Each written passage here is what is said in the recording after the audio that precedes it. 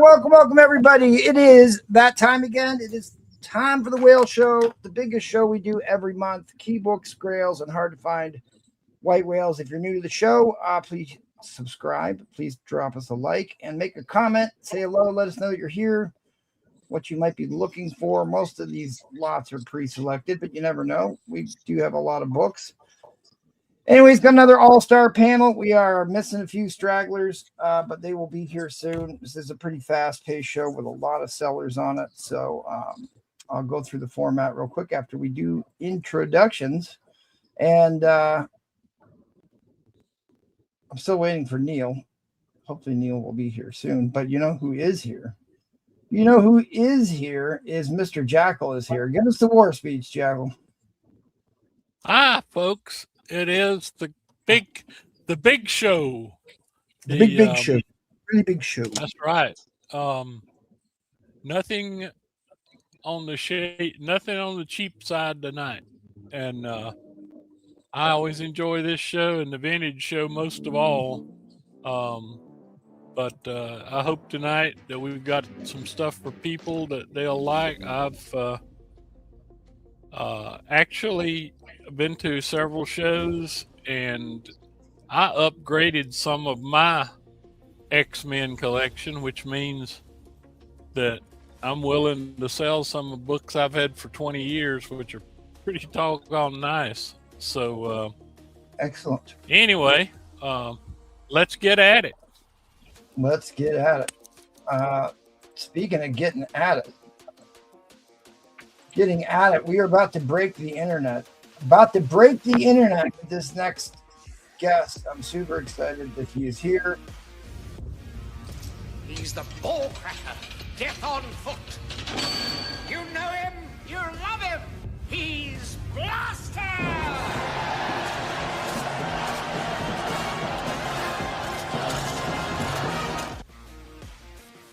That's right. Your eyes do not deceive you. The international man of mystery, best forearms in the business, Mr. Brewfront, is on the Whale Show. Help. I'm blinking 3 times. Yeah. So well, if I'm here, you know they really reach to the bottom of the pool. So I told him Kardashian's not going to have anything on him when he actually puts up an auction lot tonight. So I can't wait to see what Trollfire has to say about this one. Yep, we'll see. We shall see. And I also have Mr. Hoodad here, which he has a video too, which I do actually like. Not too bad. You'll never catch me, gang. There's the bid sniper! Get him before he wins any more auctions! Hello. What is up, good buddy? Good to have you on. Happy Saturday. Yes, sir. Happy Saturday. Good luck to the people who are watching hockey. Canadians are beating Buffalo at the moment.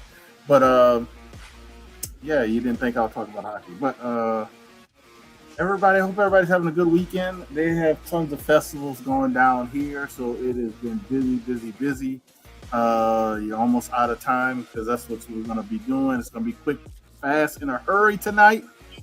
Big books, great books, whale books, even some consider white whales when you have a run of the last 5 issues of Transformers in high grade. So it's going to be a good time. Not a long time, but yeah, and every round I'll try to show a couple of buy it nows because it's not a buy it now type of thing. But I'm gonna be, you got to be quick with them because we price to go. Like I got one up here, price to go. So yeah, absolutely. Oh, and Tucson was actually a horror, so I got some Mark Jewell horror we're gonna drop on them. Yeah, DC horror has been super hot recently, so that'd be a great lot for sure. Yeah, even with a Mark Jewell. Absolutely. Well, I appreciate everybody. Everybody have a good time. Be safe if you're out and about. Let's have some fun, man. Absolutely. We're gonna have some fun tonight. We're gonna have some fun. All right. Speaking about having fun, Mr. Noah has taken pity on me. Oh my God, what have you done? The best Silver Age book ever printed is already on. He's gone. We go. Best man ever, Mr. Noah Comics took pity on me, came on the show. So thanks, buddy. Appreciate you being here. Always good to see you. I want that separated. What is going on, my friends? I was here for the first whale auction. I helped break the champagne over the bow of this here boat, and I am happy to be back to do another one. And I have comic books, so yay! Indeed. So yes. Well, there it is. Everybody's jumping ship. Speaking of jumping ship, Slab Addict. I don't know where the heck Slab Addict is, but he's supposed to be on this show. So is Neil. Yahweh is coming later, so brace yourself for the $15,000 start bid, man. He'll be here. Well, I'm out when Yahweh gets here. That's right. Bree Play says he'll be on later too. So Yeah. I'm out when he gets here. That's right. Yeah, so there's 3 or 4 people be filtered in here soon. Let's call out the chat. I'll go over the format real quick and we'll get right down to business. GTD Comics, appreciate your early bird support as always, good sir. Tucson, Soapy Smith is here, and I'm glad because I asked him to change one of his names so we can find him easier. And Soapy Smith is his IG name. So thanks, buddy. I appreciate you doing that. Some guy named MTT Comics says, please like and subscribe. I appreciate that. HL, Patreon member HL in his magic crowbar has pried his way into the chat. Wreckers be wrecking. Always good to see you, good sir. Ryan Ritt, Patreon member, Ryan Ritt posted a fire book on his Instagram today. I didn't know you collected that title, but yeah, if you follow him on the IG, you should. Patreon member Jets Metz is here. Always appreciate seeing you, good sir. Don P213, hello. Hello, that's a new name for me. Thanks for being here. Please sub up the channel.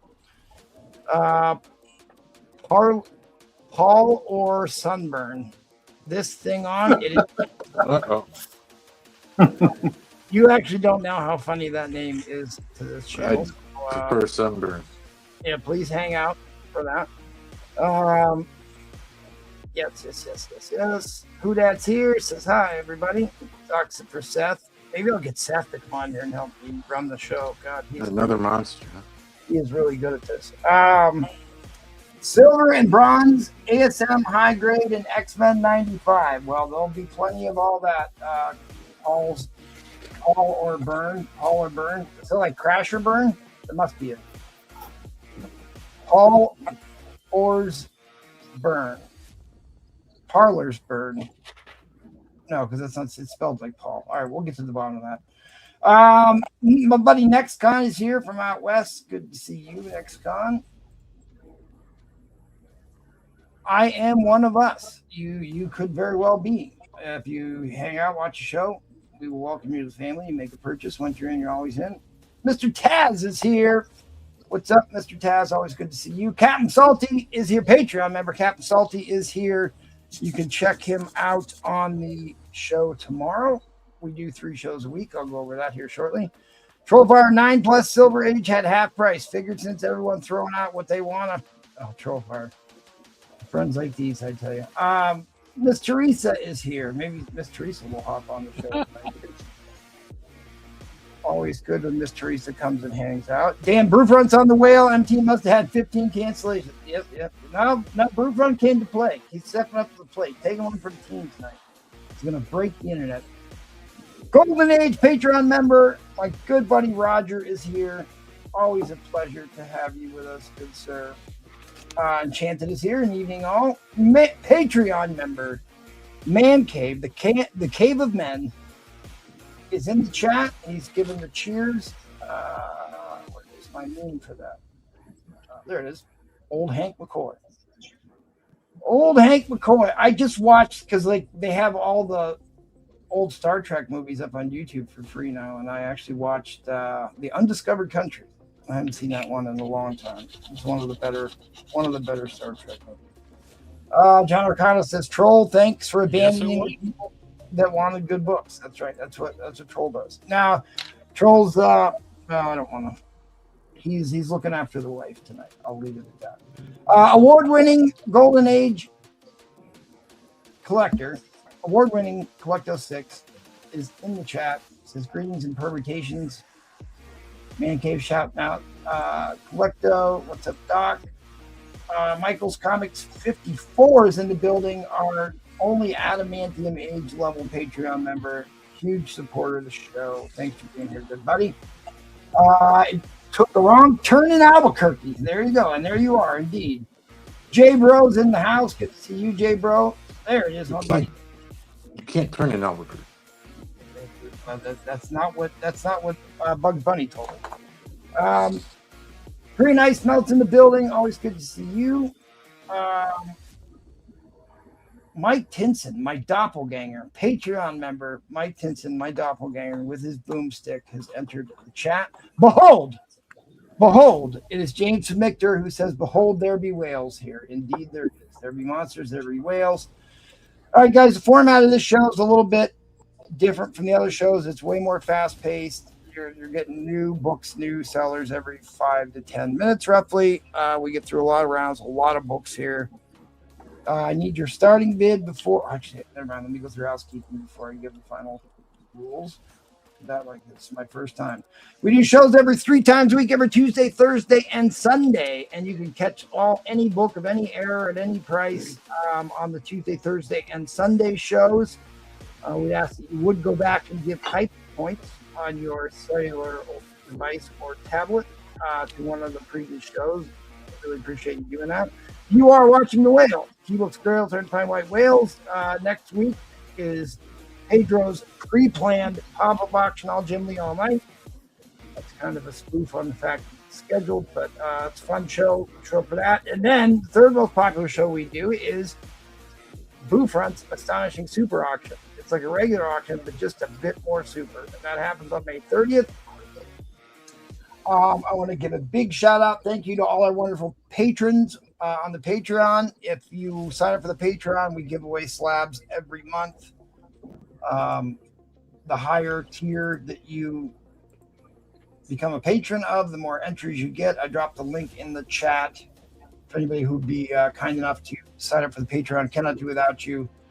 Help them to keep the lights on. Not cheap to run this channel. And that is the giveaway. This month's Patreon giveaway is a 9.2 Wolverine slab, one of the all-time great limited series, black cover, white pages. And we've got some more great Patreon. We've got some Patreon stuff lined up here for the next couple months that look fantastic. Jackal's got one. They'll be thrown in the mix. So does Trollfire. And so I got giveaways that'll happen tonight as well. But if you do want to subject yourself to this abuse, hit me up on the Instagram or the email. I'll get you vetted. You can come on and sling some books with our little community, our little comic book family. And June 6th is going to be the next vintage auction, which is only gold, silver, and bronze age books. It's only vintage books on that show. So anyways, back to the format.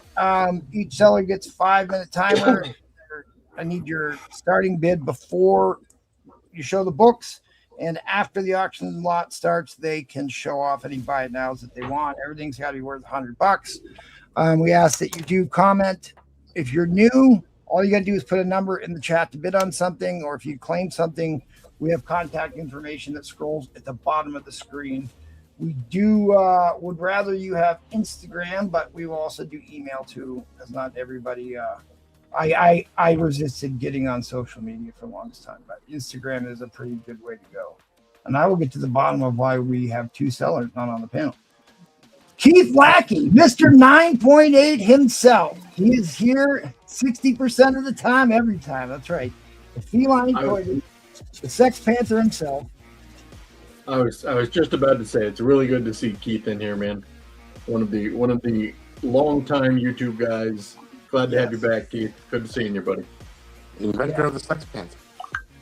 He is the prolific 9.8 collector. That's why he's called Mr. 9.8. Keith Lackey, good to see you, buddy.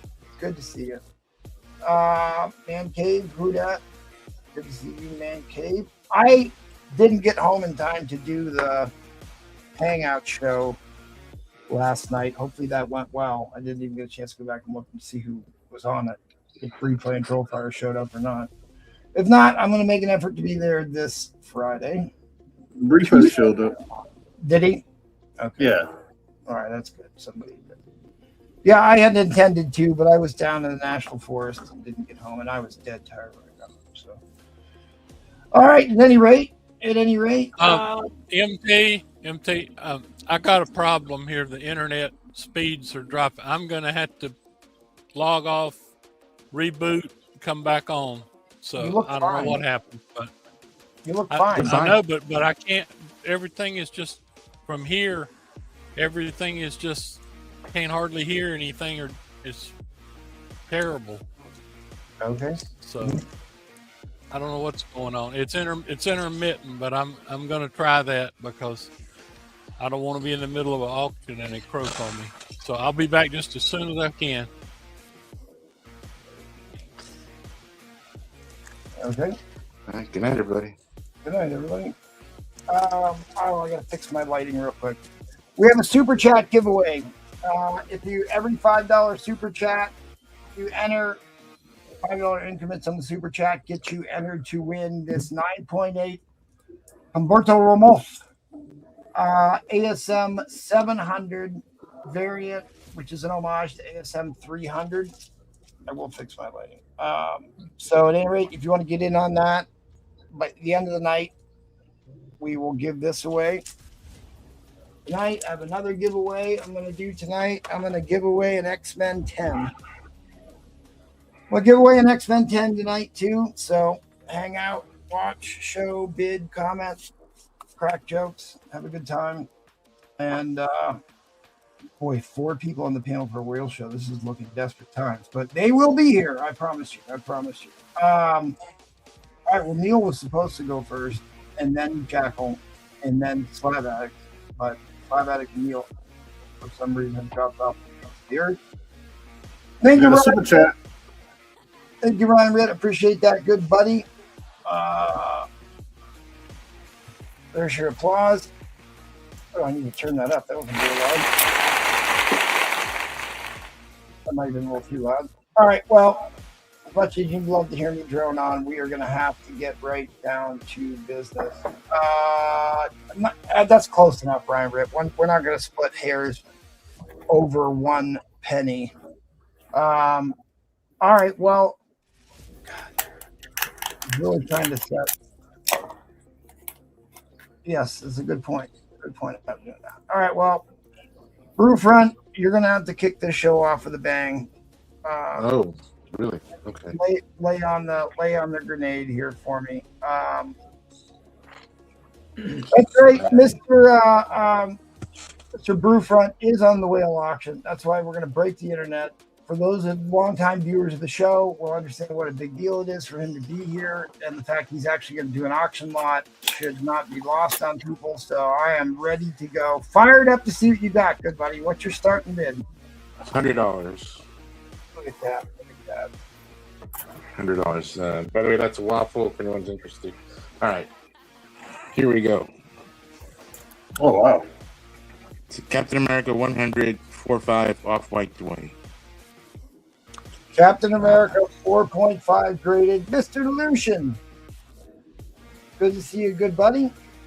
Mr. Lucian is here, one of my oldest YouTube buddies. All right, so this is a 4.5 Captain America 100, first ongoing self-titled Captain America in the Silver Age. It is a very famous, very, very famous Durango cover, and I've got some additional. It's not Steranko, it's Kirby. You're right. I'm sorry. False. Yeah, you can always tell by the phalanges, the fingers.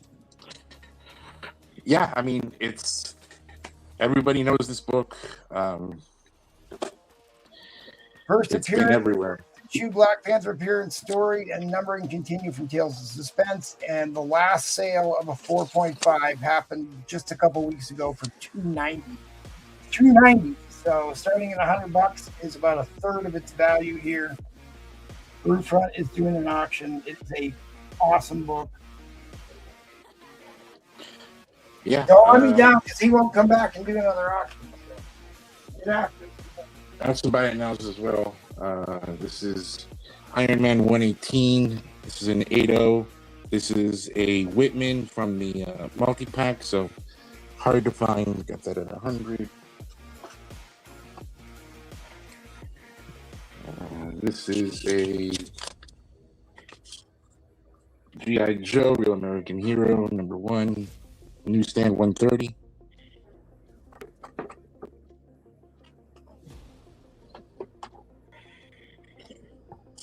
Another cap. This is cap 180. First, Steve Rogers as Nomad. 160. Very underrated book. 85. Then I have. This is an Invincible 1. This is a foil.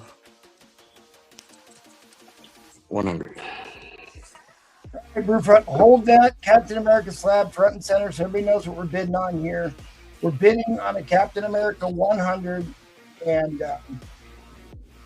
this is a Hobby Lobby book. In fact, I've got a big wall placard of this book up in the corner of my room. It's an all-time favorite book of mine. Last sale of a 4.5 was $290. So we're about. It started it at a third of its value. Because it presents really nice too for a 4.5.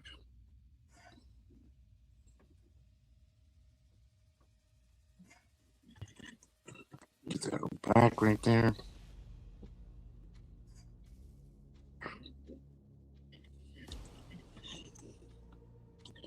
Yeah, it's a nice book. Yeah, I mean, it's an iconic cover. You see that thing everywhere. Absolutely.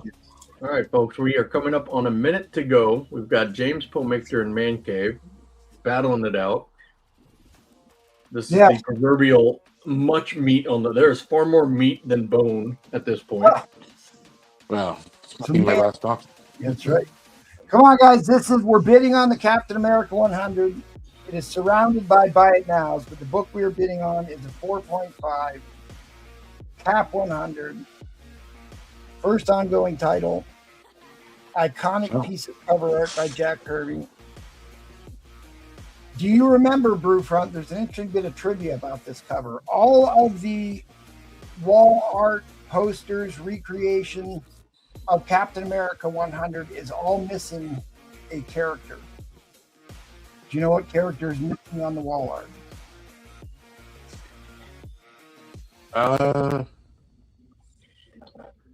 This one here, right? Hold it up so we can all get it. It's Iron Man. Iron Man, they didn't have the rights to when they did all the. We will go into overtime here, my people. Overtime, 160-second shot clock, and then we go to 30-second shot clocks after that. Man Cave is in at 1:30. Trollfire's in the mix. Behold, Mictor's in on this. This might be my last auction, guys. No, don't. They won't let me down on this one. Brewfront has come to auction. I just gave Replay shit for not watching this.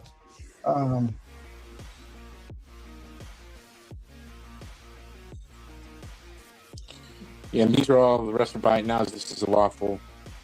Sorry,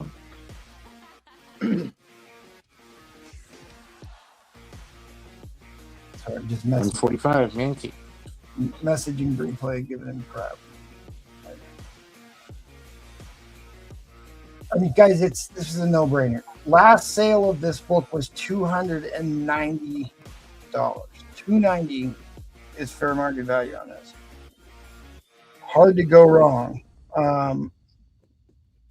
It's the only copy of this that is sold in over a year, and it just sold 4 weeks ago for $290.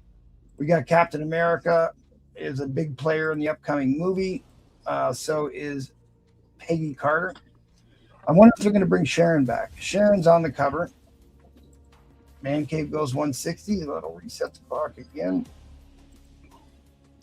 But thanks everybody for being here. I forgot to plead for likes.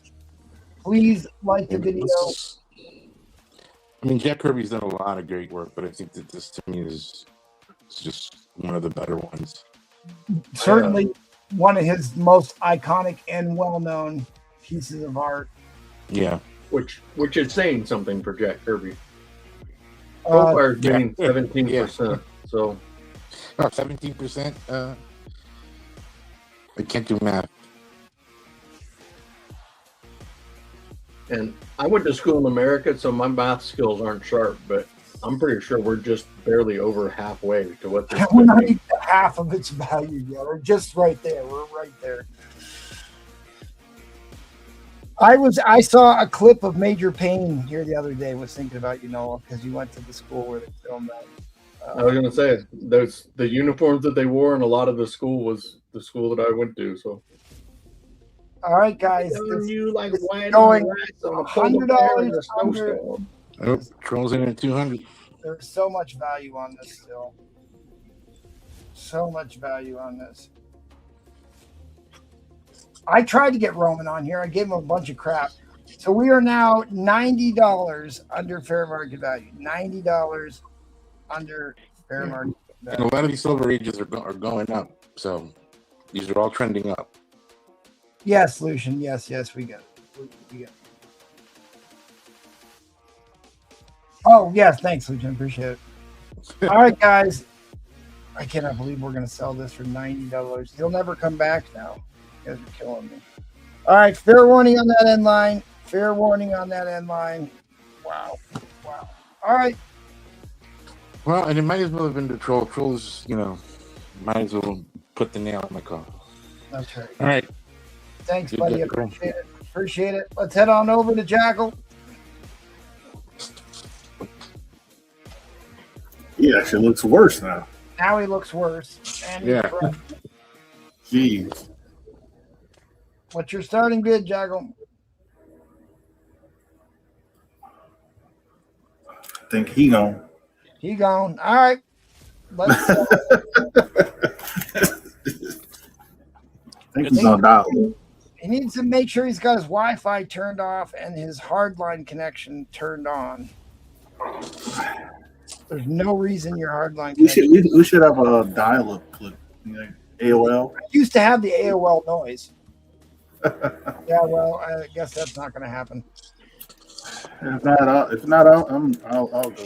Try again, Jackal. All right, let's go to Mr. Houdan. Take it away, brother.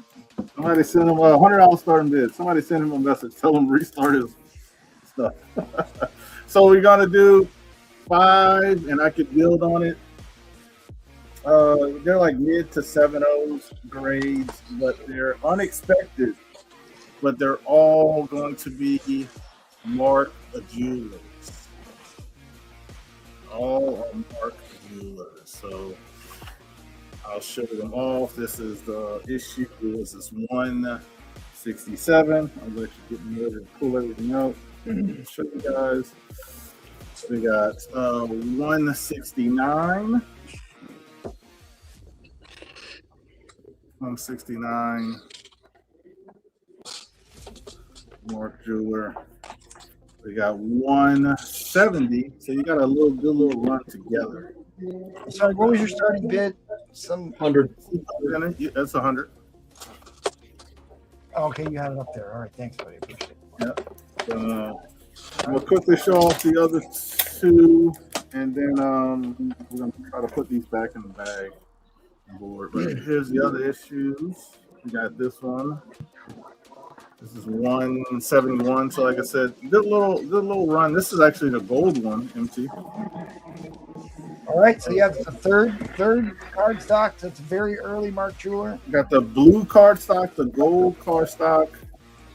And I think we got the shiny black is the last issue. This is issue 173. This one definitely needs a pressing thing, but they're all, I'll say, like mid grades to like best copy. I'll show you the best copy, but that's another gold. So there you go. This is issue 170. They think they're safe, but they're on a planet with already dead people. Like those people been dead. So I don't know how good of an island, I should say, not playing, like how good of an island that is with the people already dead. So we got 5 unexpected Mark Jewelers DC. And if we get some more action, I'm going to just continue to add some more DC Mark Jeweler horror. We'll just keep the party going. I have some more to add. They're not the unexpected run, but yeah, they're still really good, really good. So, and like I said, none of these have been pressed or cleaned. A lot of them have a little dirt on the back. Really, really nice book. Bronze Age DC horror has been super hot, always been super hot. Great artists, some really big name artists worked on that. Really like this one. And they're all Mark Jewelers. What is the book count here? Oh, that's the second. 5 books. 5 books. This is 5 books. 5 books. 5 books, all Mark Jewelers. 2 of them have the blue insert, or I think 3 of them have the blue insert, and 2 have the gold. Who's Mark Jeweler? He's a guy. This one is probably I would say the worst condition. This one's probably like a 5. Great cover. Well, actually, no, I would say this. They got 2 of them that are about 5. This one's like a 5 too. But yeah, but nice little lot of Mark the Jeweler. So there is going to be a clash of the titans between Man Cave and Collecto. Collecto's already trying to shame Man Cave out of bidding. Don't let him get to you, Man Cave. Don't let him get to you. Oh, man. Stay in the fight. We get up to 125. I'm gonna just start pulling. I have 3 more Mark Jewelers I can add. I'll be start pulling them. So this is what we got so far. All right, here's my buy now deal of the night. This is a combo pack signed. The last time a combo pack signed in the 9.6 was $400. I got it for $225. This one's signed by Jason Pabak. Jason Pabak, he signed it right there. This is the first appearance of Grails.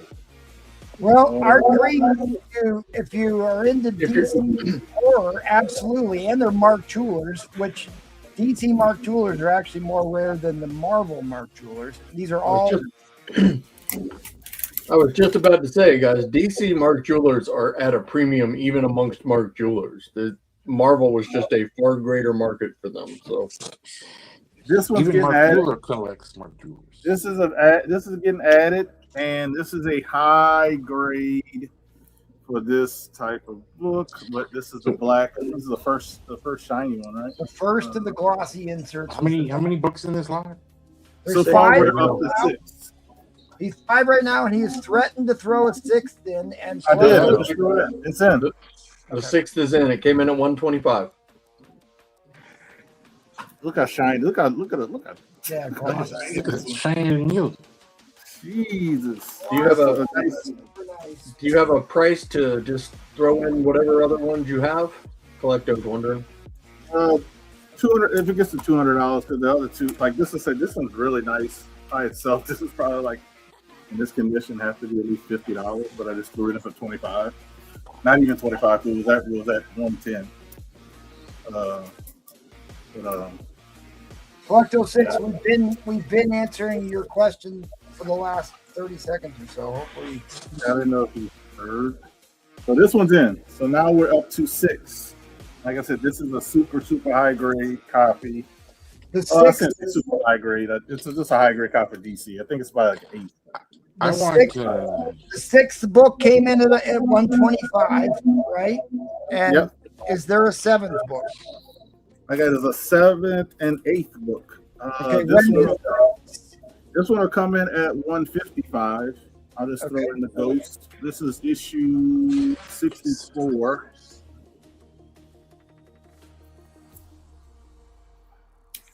I don't understand what he's talking about.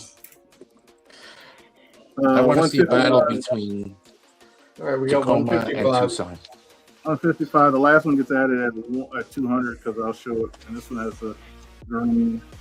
All right, This $200. one, looks like a mid-grade copy, but this one has a Mark Jewels.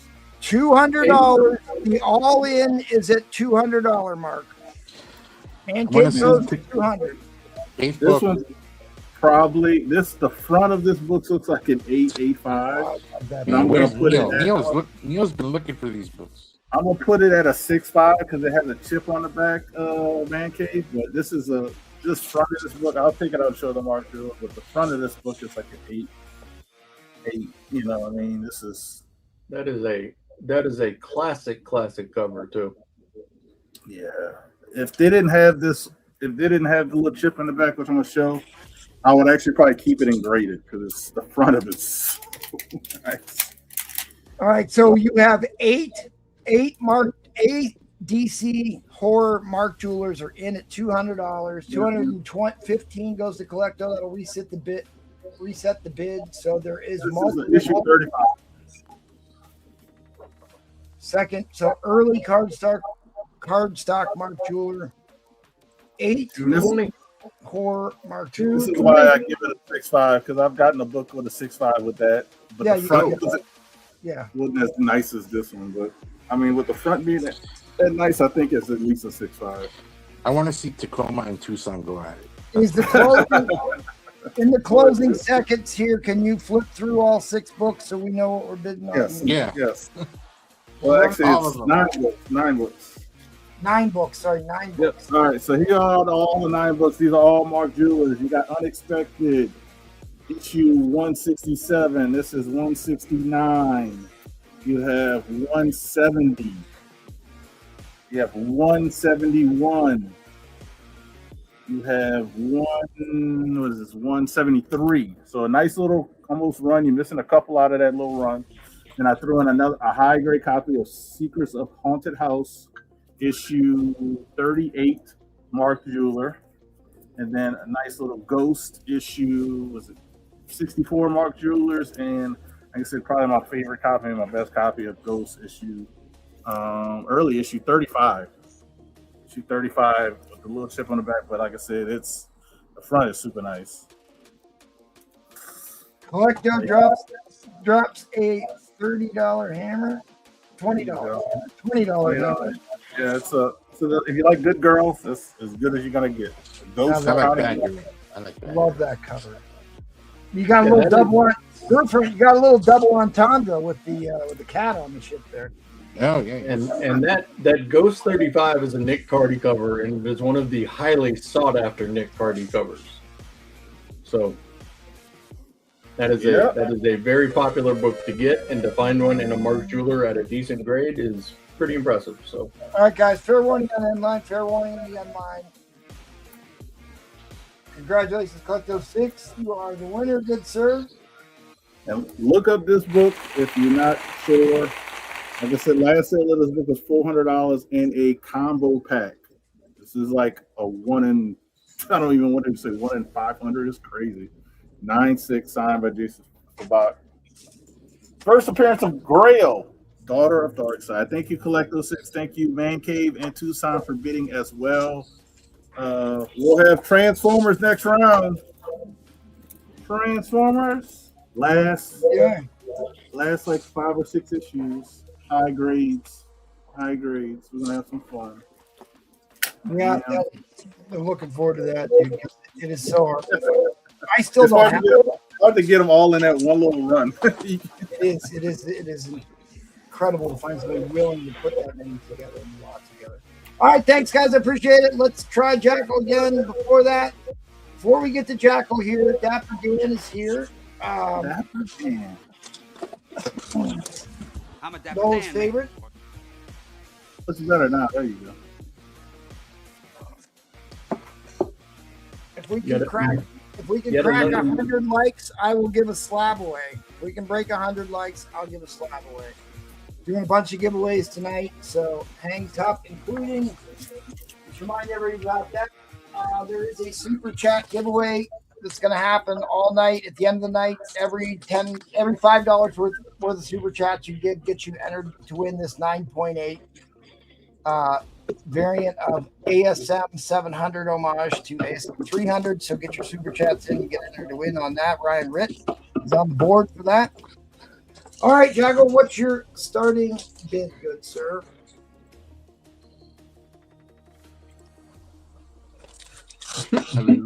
Starting bid, Jackal. Hello. We can see you. Your eyes are moving. You're not frozen. Hello. Hello? What's your starting bid, buddy? Anybody there? All I can hear is crackling and broken up. Crackle, crackle. Ah, I heard that. I've definitely got some kind of internet problem here. My workstation's wired directly in, and it's giving me hell. I'm looking at my phone. It's on Wi-Fi and it's doing good. So I apologize. You're fine. But I can't hear. I mean, MT sounded like what? You were fine before it's on my end or whatever. Like I said, you sound like you're talking through a pipe, and it's breaking up all the time, and I keep spooling on Your this. I don't know what's going on. Maybe one of my neighbors is transmitting signals to aliens or something. But your feed, your video looks fine. Just sell the book. Am I visible, and can you hear me now? Yes. Yes. Okay. Yes. Sell the book. Starting bid. Right. I apologize. I don't know what's going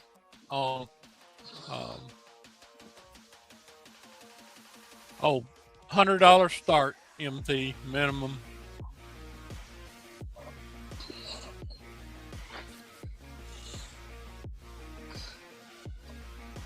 Well, luckily, It's I a very saw nice, this book. nice copy. I've been fortunate. This is the third and probably final one.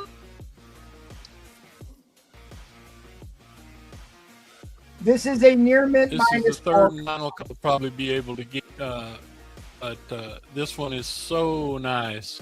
And I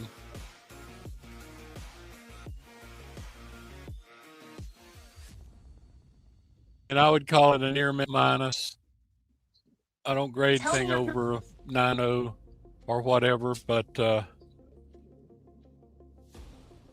pretty nice pages. Definitely first print. I don't know if I'd press it or not. Yeah, the pages are kind of so white, it's hard to read the letter stuff. But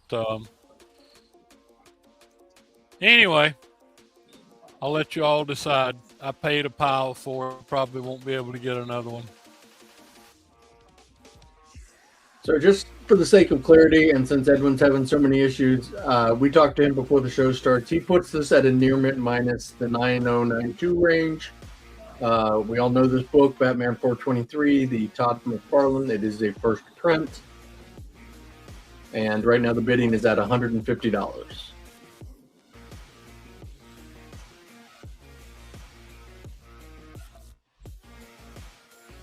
And now everybody's gone silent. Well, I didn't want to talk over you. No, I know. I'm just joking. Yeah, I'm breaking up and having a hard time. But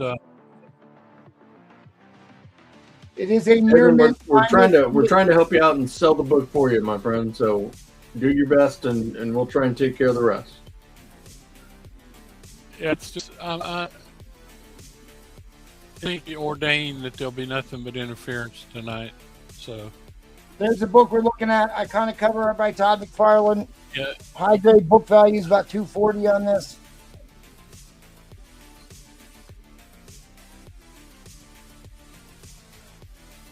Thank you, Man Cave, for the super chat. Appreciate that. You are on the list for the giveaway. Thank you, good sir.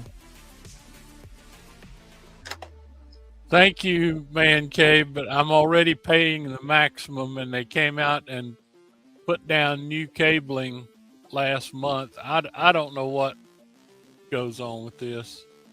And Hey, like I said, Patreon I've got it members, wired directly into the computer.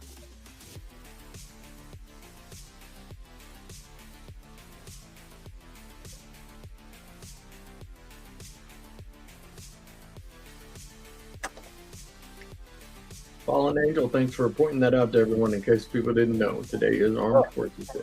Armed Forces Day. Even though Pedro has abandoned his post and isn't on here to help me tonight.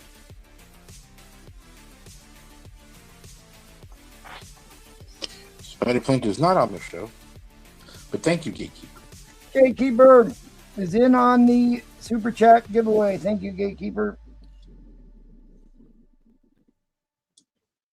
So again, guys, we've got about a minute and a half left. We've got Enchanted Comics at 150. Batman 423, graded in a near mint minus condition. For those that don't use the old terminology, that's a 9092 range in all likelihood. He's not even sure if it will benefit from a cleaner press. But as it is, this is a one of Todd McFarlane's most popular covers. Even though it got miscolored on all of them and part of the moon is missing. So Yeah, that's right. You're exactly right. Look at that. Yeah. On his shoulder blade there, you see where the moon Rick is white. 155. He actually. Well, I tell you, he's talked about it before. That just irks the shit out of him. Right. 175. It's a beautiful book. I mean, it is a classic Batman cover. yeah, at the Lucian also making a $10 donation to I Jackal picked Internet. this up from one of my dealer buddies at the last show I was at. People were asking absolutely ridiculous prices for them. But if you look at eBay, though, they are too. I mean, people that are listing them for buy it now are listing them at $400. You know. Thank you for the super chat, Lucian. Thank you for the super chat. I got you on the list for the giveaway, the super chat giveaway.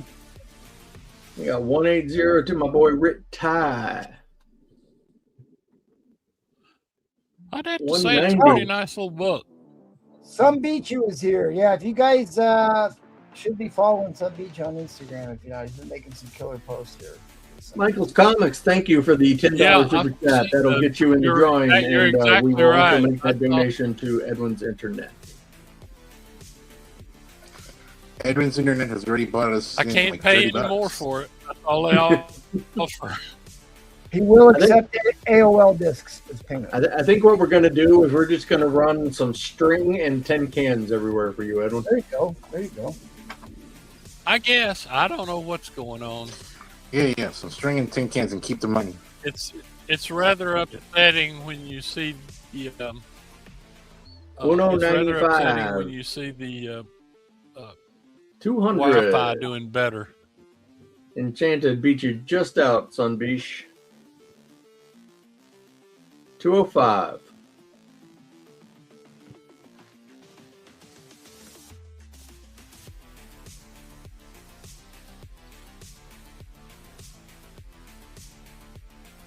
I don't know if anybody else has got any of these tonight or not, but This is Todd McFarlane before he became so obsessed with himself that he liked to homage himself. So Oh, dude, always remember, no one homages McFarlane quite like McFarlane. this is your last shot to get one from me because I'm sure I can't get another one.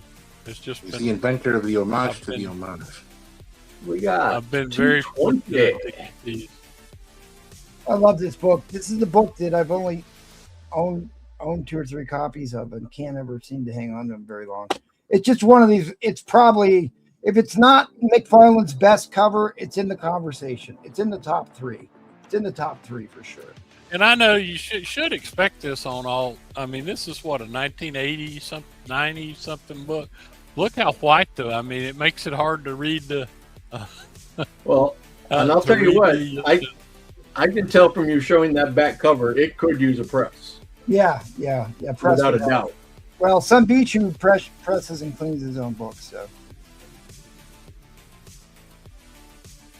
Rick Ty, thank you for all the bids, my friend. Appreciate you.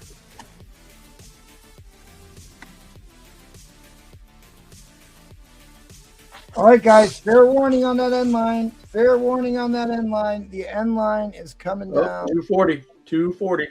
End line is not coming down. Okay. Once more unto the breach, says Tucson. Once more unto the breach.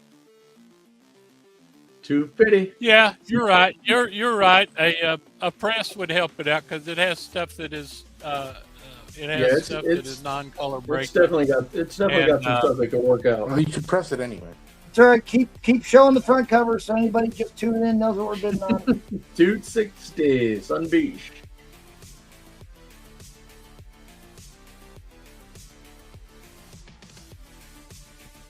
Well, I mean, it's like I said, if you like it, bid on it. If you get it and don't like it, send it back.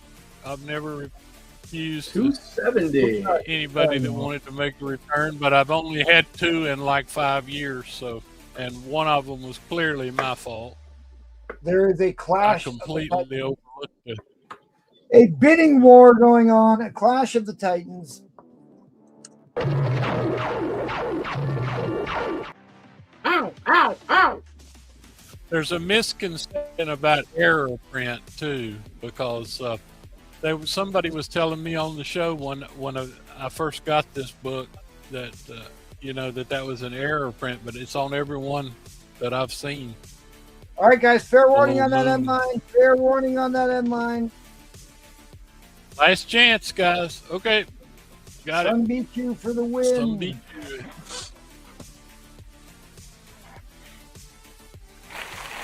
Jackal, if you're with us, can you just show the ASM 52 real quick?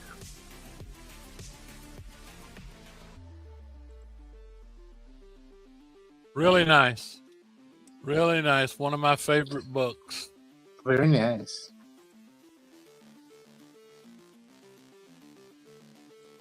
Okay, well, plus. This is the one with third Kingpin and 2, except he was one of the major characters.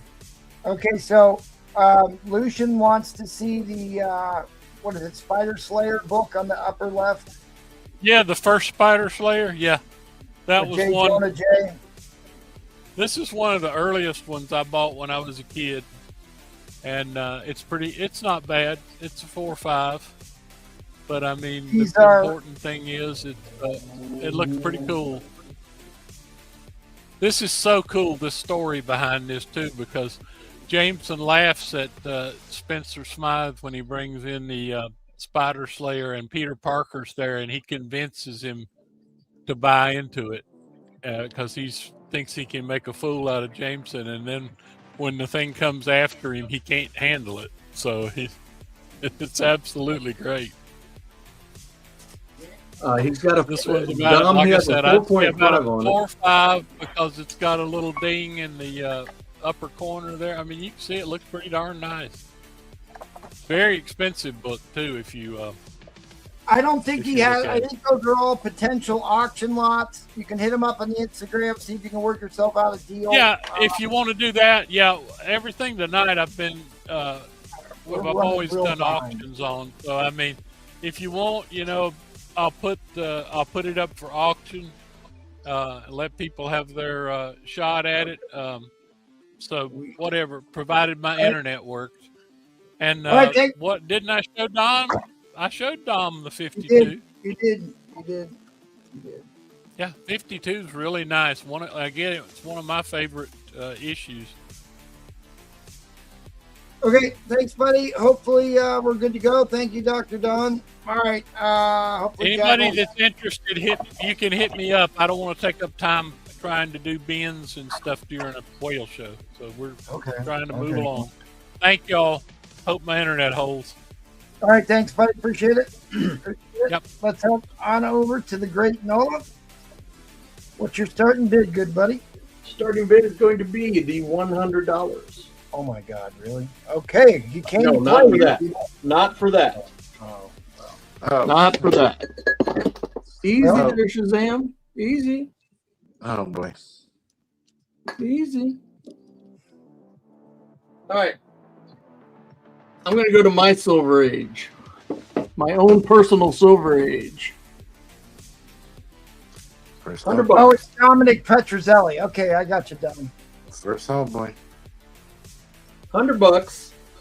So people like to complain about the whole Hulk 180, 181 foolishness about Wolverine and his first appearance and all that. Guys, until you've tried to figure out Hellboy's first appearance, you don't even know the problems that this argument comes up with. Right. So he was originally in a Salt Lake Comic-Con convention pamphlet. And then there was a Next Men before this one where he was on a poster in the background. There's a couple other books. There's a San Diego Comic-Con book that has a little 4-page story. This is the first Hellboy in color. This is widely regarded as his true first appearance. Exactly, Trollfire. Thank you. Thank you for just completely cutting through my story and ruining everything. Thanks. Yeah, there it is. Appreciate you.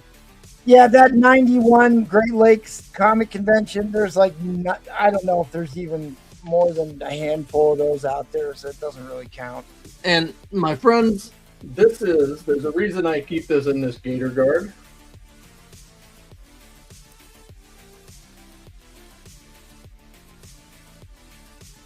It is his first full color appearance for sure. And his first cover too. So this book is spotless. Very high grade copy here, people. Crispy copy. First full color appearance of Hellboy. Ha! Troll, you know I'm just messing with you, dude. Troll bar backpedaling. So, very high grade copy. Next Men 21. Mike Mignola, John Byrne.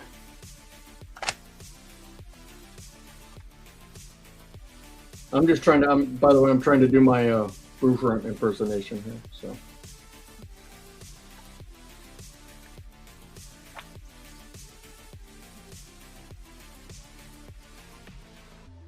you got Rit tie-in at $100 for an absolute stunner of a copy of the first full color appearance of Hellboy, generally regarded as his first appearance in comics.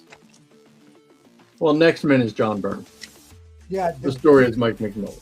Yeah, the one his appearance in the San Diego Comic-Con slab, which I can show you here in mere moments, was written by John Byrne. Yep. Co-written by John. And again, this is a very, very high grade copy. The reason I didn't update his ticker is because because I'm the one that's been updating the ticker and I forgot to update it for me. So, thank you, Captain Salty. And so, anyways, I did show this. For now, I'm going to do a buy it now on this for $7.50. I'll do that as a shipped price, so $7.50 shipped. If anybody wants a 5.5 Silver Surfer number 4, quite possibly the greatest cover in the history of comic books. Yeah, it's in the conversation for sure. Certainly in the Silver Age, it's number 1, as voted on by our viewers, by the way. So coming up, I kind of got a theme going tonight. I'm sort of going all 80s indie stuff for the most part. This is primer number 5. This is the first Sam Keith's prototype of the Max. This is also a very high grade copy. Eddie Fist of Fury approves, that's right. Although you will be seeing a Silver Surfer 4 put up for auction tonight. That is going to happen at some point. This is one of the most difficult books to find. This is primer number 2. The first appearance of Grendel. And I'm going to let MT talk about this a little bit when I put it up. Good tease for upcoming attractions. Chad Cave is in the lead. Chad Cave. Guys, right now, we are still working on this. Again, a very, very lovely copy. The first full color appearance of Hellboy. So this means this is the first time we knew he was red. Very true. Until then, he could have been any color. And now we know. Inquiring minds want to know. Rittai's in the lead. Got 26 seconds left. We're gonna let the Smith Corona do some work here and hold the book up for me. Troll loves my Smith Corona. I have no idea why these two sellers still are gone. And Robin Curtis is here, by the way. All right. But Yahweh will be showing up. Hopefully, Replay will be here at some point. Still looking for Sabbath and Neil. Who begged me to be on the show and then didn't show up. I have held on to this book for a very long time. It is the fact that I am getting rid of this book will let anyone who knows me pretty well know that I am seriously trying to get rid of almost everything, because these are like some of my real Grail books. So we're gonna put that back up here. You guys know what we're looking at. Missed that reset. Sorry, guys. I'm gonna try not to knock down Shazam again. I'm gonna get this light out of the way because it's making me crazy. All right, Mr. Rittai's in the lead at 160. Keith Lackey says pink would have been a bold choice. It would have indeed. So there's a couple other interesting ones that this is one a lot of people probably don't know unless you're a big fan of underground comics. This is done by a gentleman by the name of Vincent Moscasco, who is mostly known for doing all of the cool psychedelic rock posters. All right, guys, fair warning on the end line, guys. Fair warning on the end line. Thanks, Troll. I'm a fan. Down. So you teased the Grendel book coming up later tonight. Ooh, my favorite. First appearance of the White Queen. I actually had trivia questions if we could keep things moving quickly. And Mr. Nola, what two royal figures headed the Hellfire Club when the X-Men first encountered the Secret Society? Say that. Sorry, you're soft on my volume. Say that again, MT. What two royal figures headed up the Hellfire Club when the X-Men first encountered the Secret Society? Talking about Sebastian and Emma? Indeed I am. Indeed okay. I am. The Black King, Sebastian, and the White Queen, Emma Frost. All right, guys. Thank you. I appreciate that. I really appreciate that. Thanks, Noah. Thanks, everybody who did, especially that new name. Red Tie, thank you. Chad, thank you for bidding, man. I appreciate you guys. Again, this is the Super Chat giveaway. Every $5 worth of Super Chats. I didn't even finish spelling out the word giveaway. Give away. For every $5 you put on a Super Chat, you get an entry to win this. We're going to run this at the end of the night. We're going to run this again. Thanks, everybody who got in on that already. All right. Well, I'm going to start at the minimum here, and hopefully it won't make you wait for the big books. Come out early. If I didn't get all my buy nows up there, but I will get to them. $100 start bid, please, sir. I got you, brother. I also have a waffle going. $10 entries for the Secret Wars 8 newsstand. There's 10 spots left on that. All right. This little minor key. Second appearance of Daredevil. Second appearance of Electro. Daredevil issue number 2. Literally, as Noah likes to say, literally one of the first 2 issues of Daredevil ever printed. Hi, Neil. Neil, where the heck are you? Here's your price guide. Second appearance of Daredevil. Second appearance of Electro. First crossover of Matt Murdock and the Fantastic Four. They hire him as the lawyer. Lawyers be lawyering.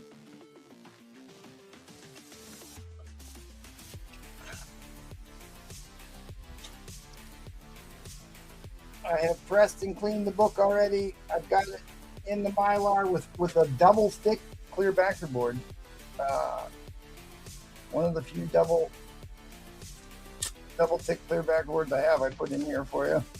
So it'll come with micro chamber paper in it, all ready to go for storage. The book is going to be a 6.0. I'd really like to put a 6.5 on it, but it's got a small marble chip at the top, which is why I'm going to leave it at the 6. It's real small. Otherwise, it would have been a much nicer book. So, Lucian just jumping the gun, going to 150. and Roger says, "I'll see your 150 and raise you 50." Well, that's a super cool Daredevil book there, because Electro. I mean, that's an early appearance of Electro, and he had only fought second Spider-Man. appearance of Electro. Right, he had only fought Spider-Man to that point, and we know that even Spidey's super strength or whatever, it was tough with Electro. He accidentally touched Electro and it knocked him out, so you can imagine what it would do to Daredevil. Jets mess. This is number 2. This is literally one of the first 2 Daredevils ever printed.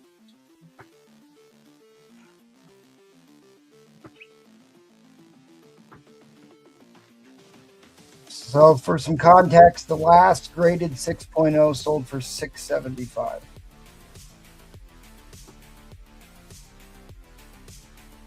$275.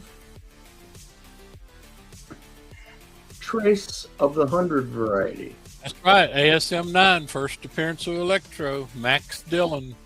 Neil, I think you're going to need to reset, go to live chat, or do something, because you're way behind, my friend. You must not have fed the hamsters. Neil and I have the same type internet. There must be a common thread there. Spectrum. Again, this is a book that it's like I don't needs to be stored with microchip. All these single digit Daredevils and X-Men and ASM need proper storage, and I've already set all that up for you. It's all done for you.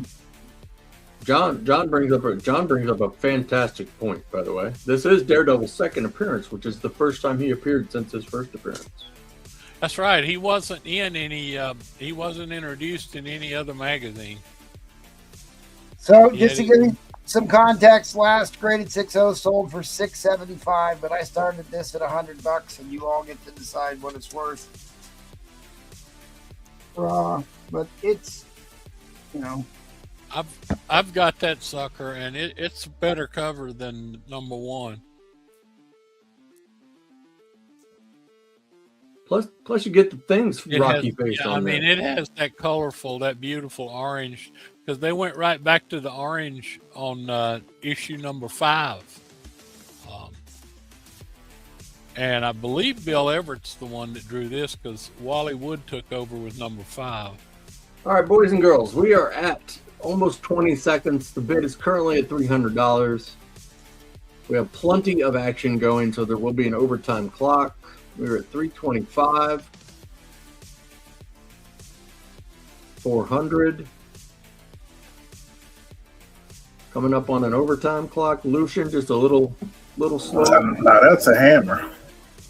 A little slow on the D-Raw. All right, starting a new clock. all right. Since Eddie Fist of Fury did drop a hammer, he gets the dive bomber video for that.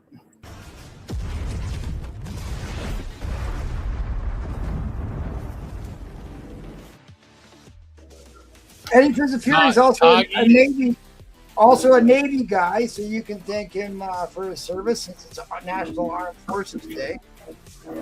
Eddie Fist of Fury was a Seabee for the Navy. We're at 450, guys. Once we get bids under 30 seconds, it will reset the clock to 30 seconds whenever you bid.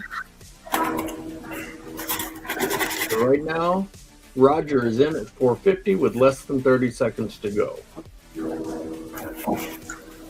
Second appearance of Daredevil, second appearance of Electro, and there's an Electro cover like one of the last couple Silver Age Daredevils, cover, and it was my favorite Daredevil cover. Lucian's in at 460.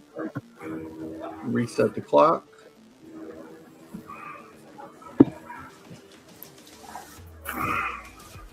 Roman Curtis.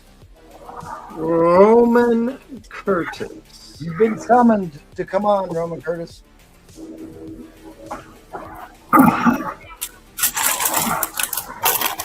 $465. Roger back in it. Resetting the clock again. Nobody's getting hurt on this book, guys.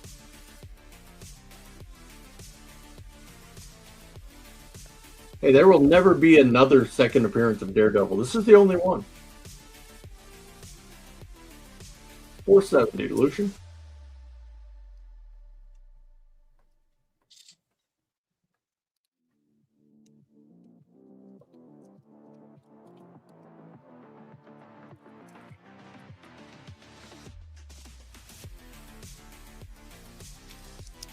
Second appearance of Daredevil, second appearance of Elektra. 475.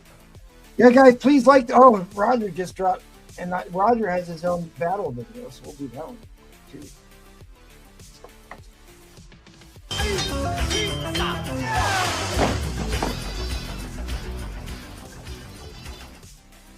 Mortal.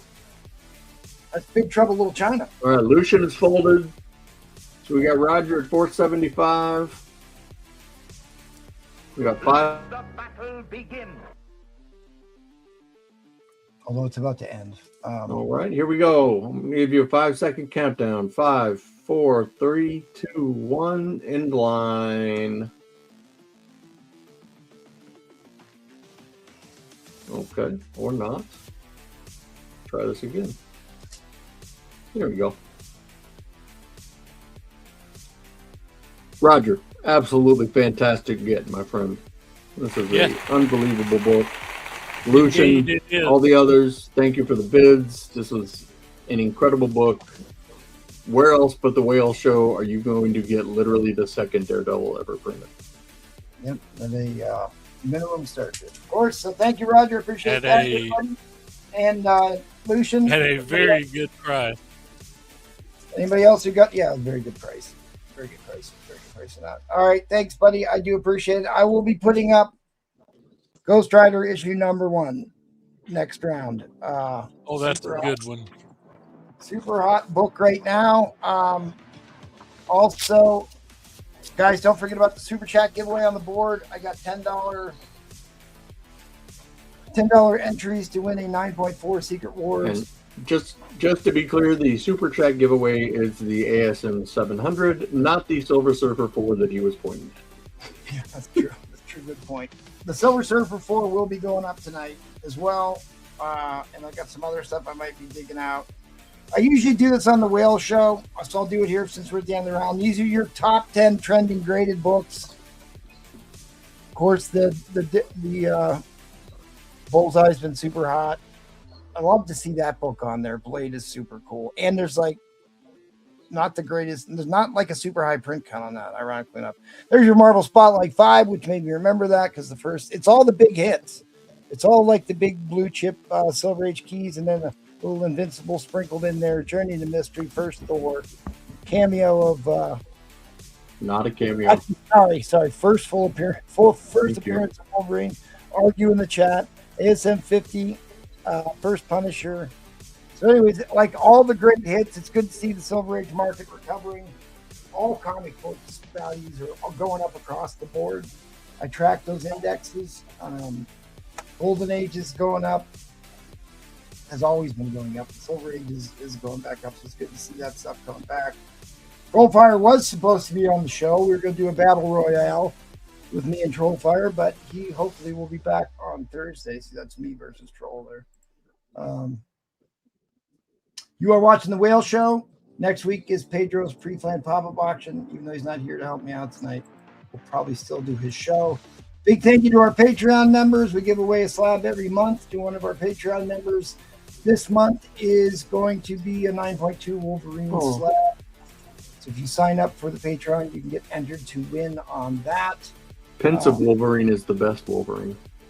Indeed. You don't know whether he's going to spring or not. Let me see here. Patreon member Nate Comics Planet's in the house. Faust is here. All right, guys. Well, I know how much you'd love to hear me drone on in between rounds, but we're going to keep slinging books because that's why you're all here. All right, Brewfront. Save the ship from sinking, brother. Give me $100, sir. You got it, MT? You want me to do it? Well, would you do it so I can answer some Yes, sir. Got it. here? All right. Here we have an FF50. 4.0 off white to white.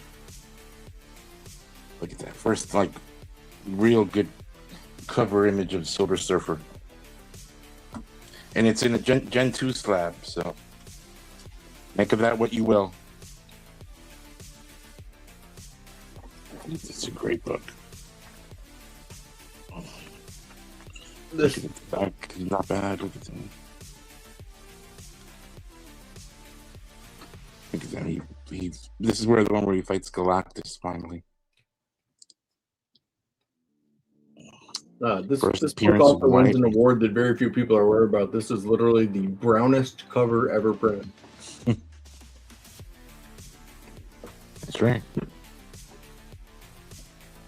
And then I also have a Silver Surfer 1 in a 7.5. Off-white pages, 1250. Have a Silver Surfer 3, First Mephisto, 6.5. Creamed off-white, 350. Iron Man 1, 6.5. Off-white to white, 650. That's my waffle. Then I have an Iron Man 2, 7.5. White pages for 140.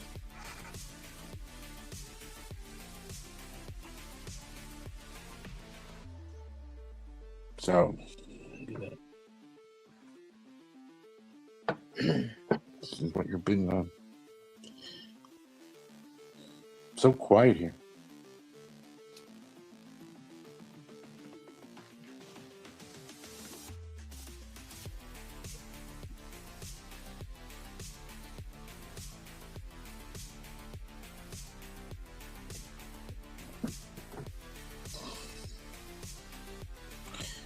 I'm trying, right there. Trying. This may not have been the day. Technical difficulties. It's just so quiet here. Yeah. Ladies and gentlemen, the last 4.0 of this book that sold was less than a week ago, and it was a $300 book. So once again, our buddy Brewfront, who I haven't been on with for a while, but is apparently adverse to doing auctions anyway, from what I can pick up, is putting up books at 1/3 of their starting value. I can only imagine that this is a huge step for him. So let's support this man and help him get over his fear of the auctions. But right now we are at $100 for a book that sold for $300 less than a week ago. We got almost a minute and a half to go. John Tess is in at $100. I mean, come on. I mean, even if you get this at 200, it's like a steal. So yeah, you gotta remember this book is a Gen 2 label. Yeah. So odds are it's never been pressing clean. That's for sure. So is it a 4? We're at It 105. doesn't look like it. It might be a 5.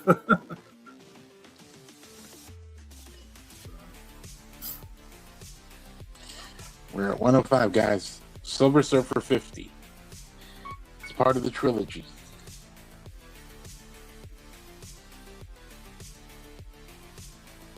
Yeah. Riptide will buy your X-Men 2 slab at 1/3 of its value, by the way. All right. So you have a Gen 2 4.0, one of the early appearances of Silver Surfer. You might want to hold it a little close to the camera so we know what we're you're bidding on. You know what I mean? For the cell phone people, might be. This is what issue here, buddy? 125. This is issue 50. So a landmark issue of Fantastic Four. Look at that. In a Nice cover, Jack Kirby again. So this is a Gen 2. You think it's got potential CPR potential? We were not pressing and cleaning books when Gen 2 was around. Yeah, I mean, if you take out this, pen mark there, probably get it to like a 4 or 5, which probably give you a couple $100. So You probably get a 4 or 5 just regrading it. Yeah, probably just regrading it, right? Probably regrading it. Yeah, so the last sale of a graded 4.0, my people. Wow. We're at half price because the last sale was $250 of a 4.0, and it had a huge subscription increase through the center of the book. And it went for $250. Was the last sale May 12th. So that was 4 days ago. This slab sold for $250. So a lot of room on this, guys. Will make me buy this. All right. Okay, there's so much room on this. We're at half price. Where's Trollfire? So Don't let it down, Trollfire. Well, this may be my. I'm probably going to call it.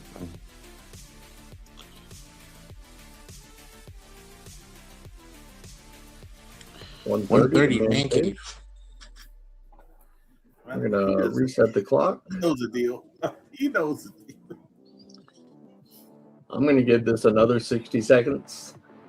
All right, there hasn't been a sale under $200 on this book in 5 years. 150. This would be considered a very stable purchase as far as the Silver Age investment. Gen 2 could probably CPR it. People are asking $400 on the eBays for this grade. Yeah. And if you want anything else on my buy it now, just message me as well. Like I said, look at all these over $200 sales on this book, and the last one was $250 4 days ago with a subscription increase. All right, my friends, we are coming up on 10 seconds. Right now, John Tess is in the lead. Is there another bid out there? Neil, Troll, Neil at 160. Resetting the clock to 30 seconds.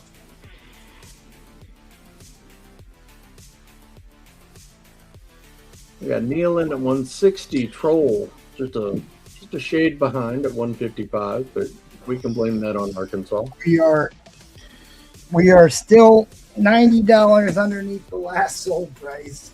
$90 under the last sold price of this book. It's an iconic Silver Surfer cover. Jack Kirby. Trollfire, that is still an option, my friend. Still an option if you want to try and steal this. Guys, we were at 0. Oh, guys, don't let it sell for this. 165. 165.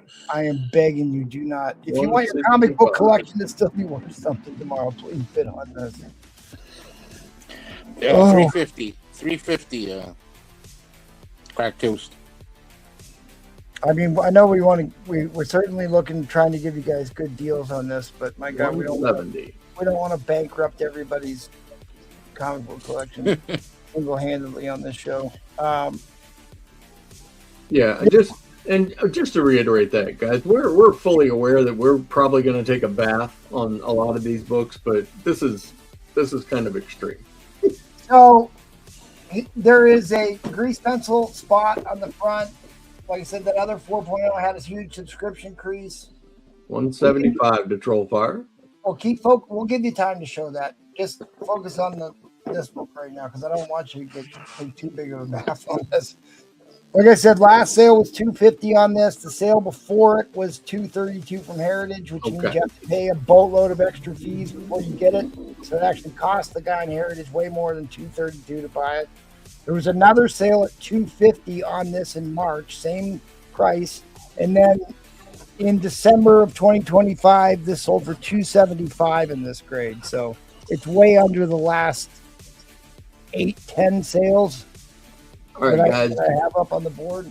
The clock has come to 0 again. If anybody would like to outbid Neil, now is your opportunity. I'm going to do an inline countdown. 205, 205, 205. I'm sorry, John, I missed that. I'm sorry, my friend.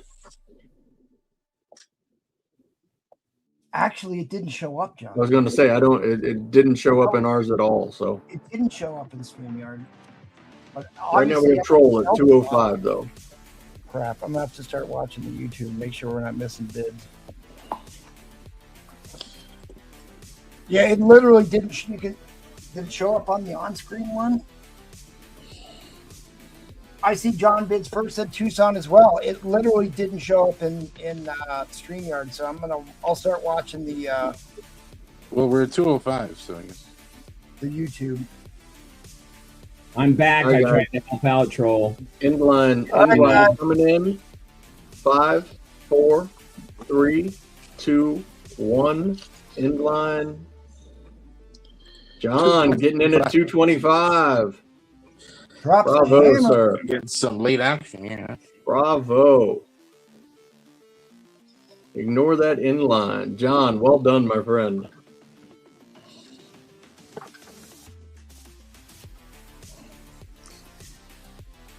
And again, this is the second iconic Kirby cover that Brewfront has put up. These are just two super recognizable. Yeah, I don't live too far from the new Jack Kirby way. Yep. All right, my friends, inline. Troll coming in. Yeah, John T, I went back and looked, and yeah, it does show up in YouTube. It just didn't show up in StreamYard for some reason. 5, 4, 3, 2, right, 1, Jeff. inline. John, congratulations, buddy. So, JT, there you go. Beautiful somebody book. was asking about the Mistopheles book there. Yeah. This is a Silver Surfer 3 in a 6.5, creamed off white. Beautiful cover. A little bit of a sick boy. What constitutes an unstable purchase? A modern ratio variant that just came out in the last 2 months. That would be an unstable. If anyone's interested, I bought this down to $12.50, despite there being a last sale of $13 and change. There you go, Tacoma. I'm telling you, I want Tacoma and Tucson to go at it. An immovable object versus a unstable force. There you go. Yeah, that was a great price on that. Great price on that. Thanks, buddy. It's iconic Jack Kirby. I mean, it's one of those blue chip key books that have always held value. And this Early is Gene Silver Cope. It's Gene Cope. That is. And the Borat's involved in that somehow, I hear. Yeah, that's right. All right. Well, Jackal JT. has forgotten he's actually selling tonight. So we're going to go over to Neil instead. Yeah, man. Let's see what you got, Neil. Hopefully you're ready, Neil. What's your starting bid? $100 starting bid. Sorry, everybody, I fell asleep. All right, you're here now. That's the best reason. I had just gotten a new cat the other night. I rescued a female cat. She's pregnant. She's about ready to pop. She was loving on me in the bed after I took a shower, and I just zoned. Is that why she's pregnant? Yeah. Mm-hmm. Yeah. $100 start, please. Oh boy, what's that?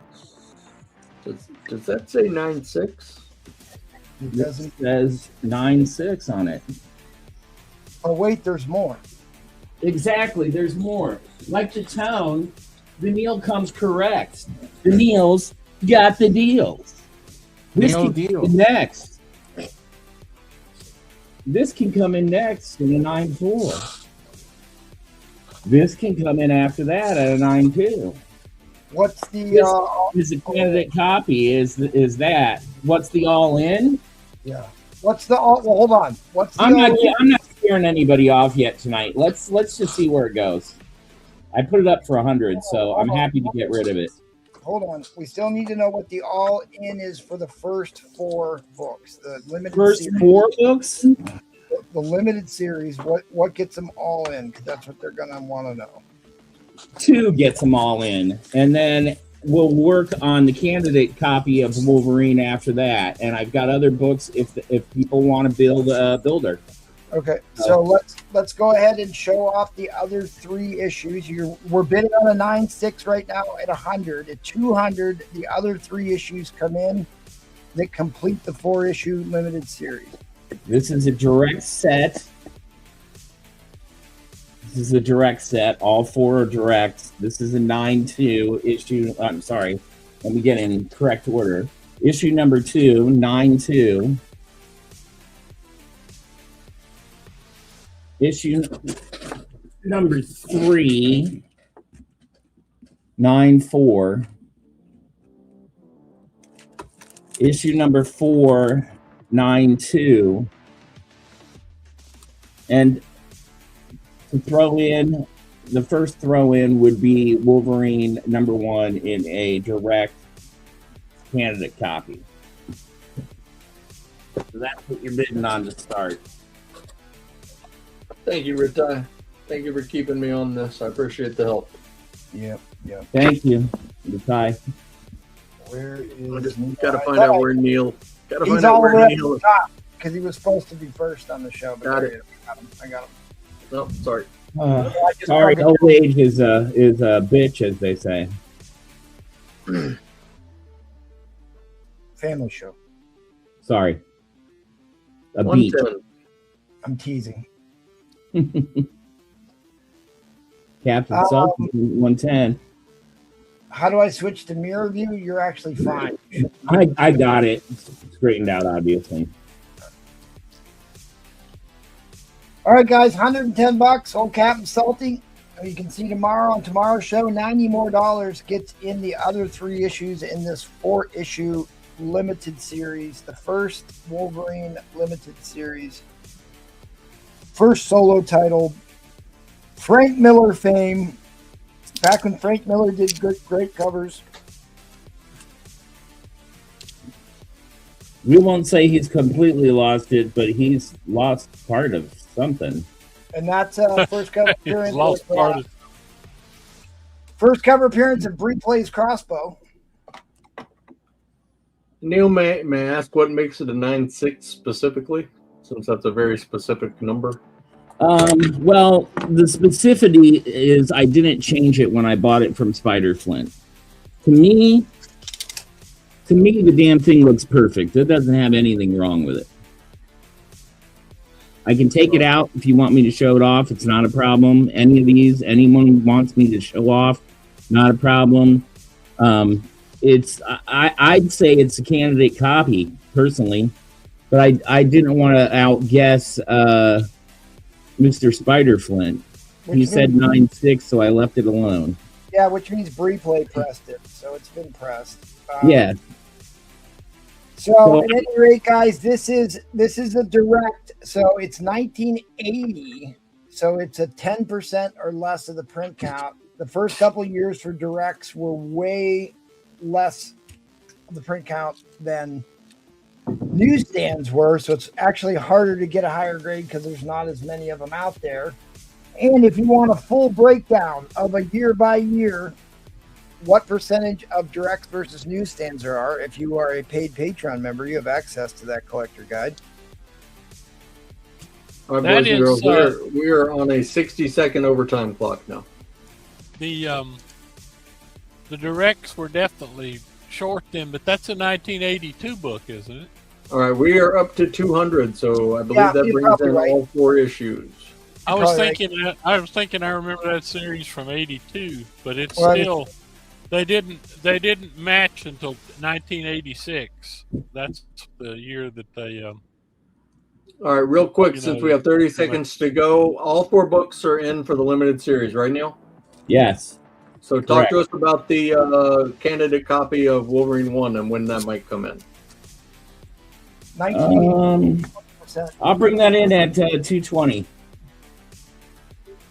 So $10 more. For 10 more bucks, you can get a candidate copy of Wolverine 1, his first solo ongoing series. Are you sure? That seems ridiculous, good sir. 220. Yeah, well, it's the Astonishing auction. There you go. We're at So 225. he just threw a $100 book in for $10. So we're Yes, at he did. 225. Fight, people. Neil's having a small aneurysm tonight. I'm waking up like I missed the school bus. I'm late for school. Let's get this done. I want an A on the test. Quick question. Is that Wolverine 8 on the shelf a newsstand? Wolverine 8 on the shelf, a newsstand. Joe fix it. It would be on the back, correct? I was going to say it's on the back. Well, we'll give you time to go over that. Archangel comes back. I'll reset the clock. It's a direct. There you go. For anyone With a Liefeld cover directly where it belongs. Right TC Dave, if you don't put some cracks soon, I'm going to pass.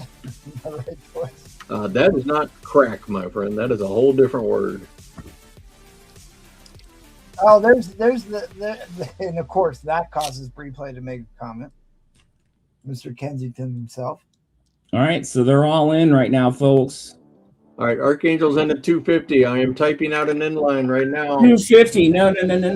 Wait. Don is just reset to 260. If we get to 275, I'll throw in that. Great.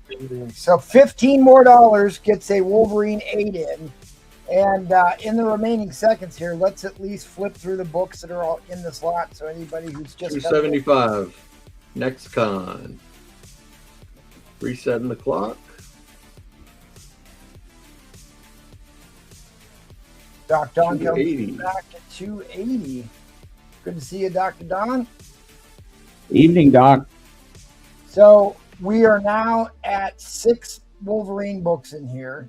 Issue 1 through 4 of the mini-series. Yeah, you will not be unhappy with these. These are really, really super clean and nice copies. Number 1 and number 8 of the ongoing. So the big keys, Wolverine 8, the Twins homage, and Wolverine. And this is in now, too. First appearance of the patch. I'm with Captain Salty on that. This is a heck of a lot here. 295 to Dr. Don. Thank you all for bidding. I appreciate it.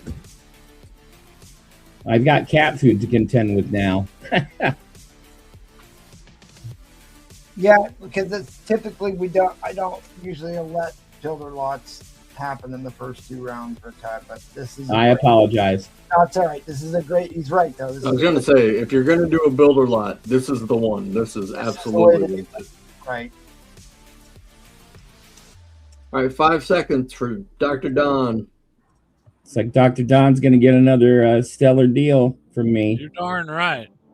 I mean, really, all right, guys.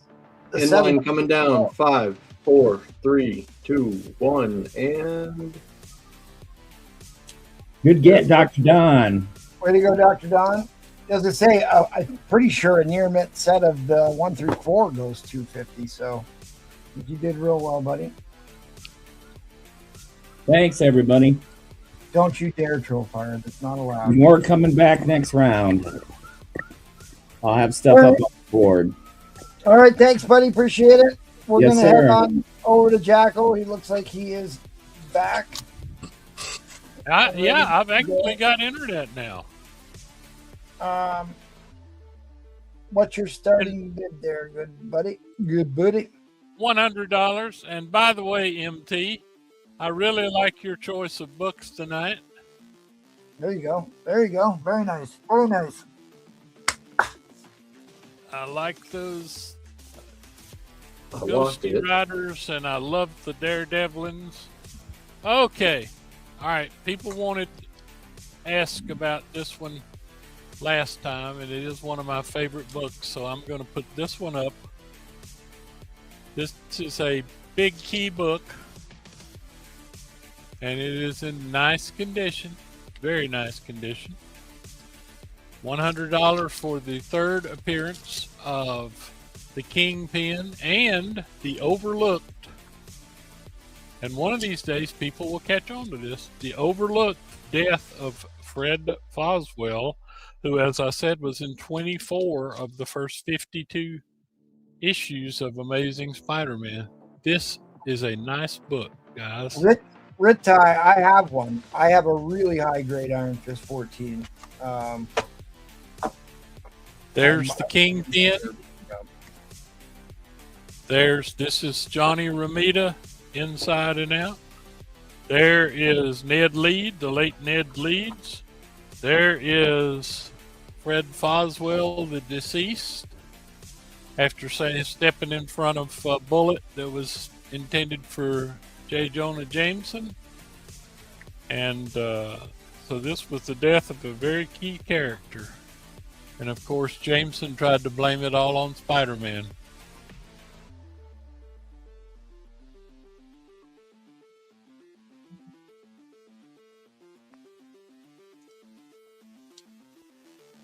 Good to see Dr. Dom in the house. Ritai, I cracked that Iron Fist. Solid centerfold. Oh, and Mary Jane and Gwen. Flash when he was in Vietnam. Back home visiting. This book has everybody. Kingpin and Spidey fighting it out.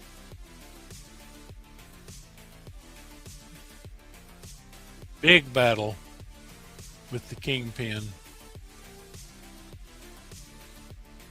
This is what issue is this again? I don't remember. 52. 52. It's right after the other As water cover. I guess don't know. Foswell started out in issue number 10 as the leader of the Enforcers, the Big Man. He was a criminal, and then he appeared in I think issue 23 or 24 as he'd been released from jail, and Jameson gave him a job. Dominic and he became Jameson's top reporter. Sorry. And he was also, if you've never read the early Ditkos and Romitas, you won't know, but I mean, he was also the underworld spy called Patch. He had a mask with a eye patch and stuff that he wore, and went to all these back street places and bars and docks and wharves and places to learn what was going on with the underworld. And he came within a gnat's tail of exposing Peter Parker as Spider-Man. He was actually tailing Peter Parker when he changed into Spider-Man, and that's a great story too. So, what appearance of Kingpin is this? This is third appearance. He was in 50, 51, 52. This concludes the story that started in 50. This is the trilogy story, and it's really cool. See, they're in this big tank. Spider-Man's unconscious. They're trying to drown him and Jameson, and so they fill it up with water, and they, after a while they think, okay, they're dead, so they drain it out, and boom, Spider-Man comes out pounding. He had surrounded him in his web, and made him an air pocket, and then he got out and whacked the Kingpin and the guys, and in the melee, they tried to kill Jameson, and Foswell stepped in the front of the bullet and took it for Jameson. All right, guys, we've only got Dom in at 100. The clock has ended, so I am going to put an inline down. 5. I tried to tell you guys. 3. I give you a hint on another book, but 1. nobody pays any attention. Oh yeah, those are great books. I got those memorized too, Lucian. Okay, Dom, congratulations. And Edwin, if you don't mind, Trollfire was asking about the tiger shirt. If you could just give some info on that. I just fell into this one. It's a pretty high grade. It may even meet Trollfire's minimum Yeah, well, he expectation. wants PF for higher books, so that would qualify. Right. For gold. But it was I hadn't been able to get any Submariners lately because Trollfire gets them all. But this is a dandy. Submariner is such an underrated, undervalued. The artwork is so fantastic in the Silver Age. Submariners, love those books. All right, Jago, plead for likes. Yes, please, folks. We put a lot of effort into this show, and please reward us with a few likes. And we need some more subscribers too. We're working on 1,000, which will help boost our channel with YouTube. So, anything, if you can sub up, give us a like, even if you want to be a Patreon, like moi. All right, Jackal. What was the name of the original Human Torch sidekick? It was a member of the Invaders? All right, Toro. El Toro. And the original Human Torch, not to be confused with Johnny Storm of the Fantastic Four, James Hammond, was in the original Marvel comic book that one guy watching the show actually owns a copy. So the way they worked that stuff back then, everything was tied in. The Human Torch revived the Submariner because he found him in a shelter where he'd lost his memory. The Submariner goes out and finds Captain America. And they had a great way of bringing back the old heroes. And then they kind of did a similar thing when they had Submariner find the frozen Captain America. Okay, we've all changed. I've got Dom. Okay, I think I know which Dom that is. I've got several Doms. It's Dominic Petrozelli. Yeah, that's right. I know Okay. we've got several Doms. So thank you. He said he's already sent you the payment and the shipping. Well, that's great. Thank you. You're going to love this book. I'm telling you. All right, we're going to go. My hint for books. I told you all too. You probably didn't notice an obscure book this week showed up on the top 10. Batman 127. Guess which one that is? The one with the first Thor. Yep. Thor. The DC Thor from 1958 or whatever. That showed up on the top 10. So 20. Yeah. Okay, awesome. Thanks, buddy. I appreciate it. Yeah, we all know who you are, Dominic Petrozelli. Yeah. Yep, we do. Thank you very much. Let's head on over to Mr. Hudat. Hello. I'm gonna do a $100 start bid for this lot. I got it in to control that off. Oh, you dirty dog. So we're gonna start off with 7 Transformers Run. These are all the raw issues are all 9.2s to 9.4s. So we got to start off with issue 75. We got too bad Paul's not here, so we could educate him about Transformers. 76. We got 77. And this one is Galvatron battles Megatron. Pretty big issue. So these are all some high grade copies. Like I said, 9.2, 9.4s on them. All right, so for those of you who don't know, this actually qualifies as white whale material. The last couple of issues, the end of the run of Transformers was extremely low print counts. They're not easy books to find, and usually no one's willing to sell you more than one at once. I still don't have all of these, and I've been trying to fill a Transformers run for 15 years probably. And the last couple issues are ones I still need. So it is not only that rare to find these, it's rare to find someone willing to sell them all at once. Because I believe the potential to have all 74 through 90? 75. 75? Okay, 75 through 90. I stopped at issue 80. Oh, 80. I'm sorry. What did I say? 90? Yeah, sorry. So the last 5 issues of the run. 6. Just trying to put them back in order. All right, here we go. 75. 76. So very low circulation on these. 77. And 78. Galvatron. $20 a book for these are insane. They're near mint copies. All right, yeah, you're gonna have to highlight bids for sure because I'm getting in on this. I got you, bro.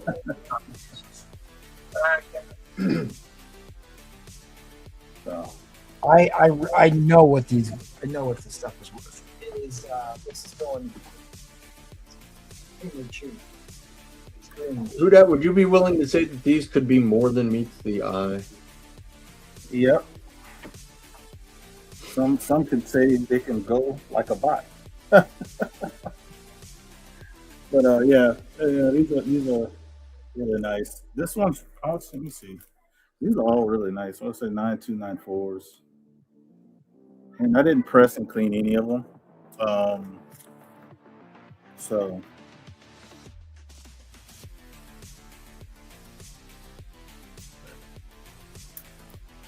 these are very low census, low. Thank you, Collecto. Appreciate the next round. Next round, I'll do a Silver Age book with 2 Silver Age first appearances. So next round, I'll do that. So that's how people know. And since we got a couple people battling, I'm going to add the pricey, because this is a pricey book by itself, 78. I'm just going to add 79. This one's a 9.4 or better. I'll say 9.4, maybe 9.6. So we're gonna add that one in. But I'm gonna say 9.4, possible 9.6 if you press and clean it. This book alone is probably in this grade, probably $35 to $40 book. So there you go. Add that one for you. All right, what gets them all in? This is $100 book by itself. So if somebody wants to go $235, we can get there. I didn't want to start it at $200. So that's why I didn't just throw it in there.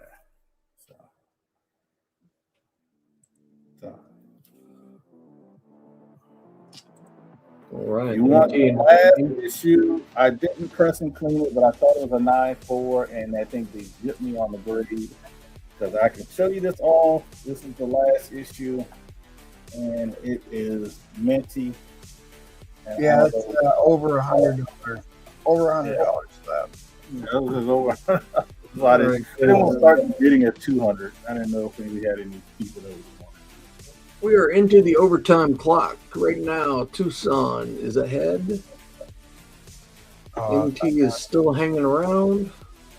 I'm sorry. What did you say that the grade on the 78 is? Because it's the other really big book in this.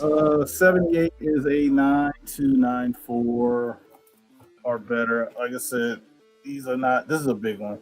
75, 78. But it's probably looks like it's better than that. Oh, dude, I Probably can't. 9.2, 9.2, maybe 9.4. So what's the book? What's the book down again? You said 5 books? You got 5 books so far.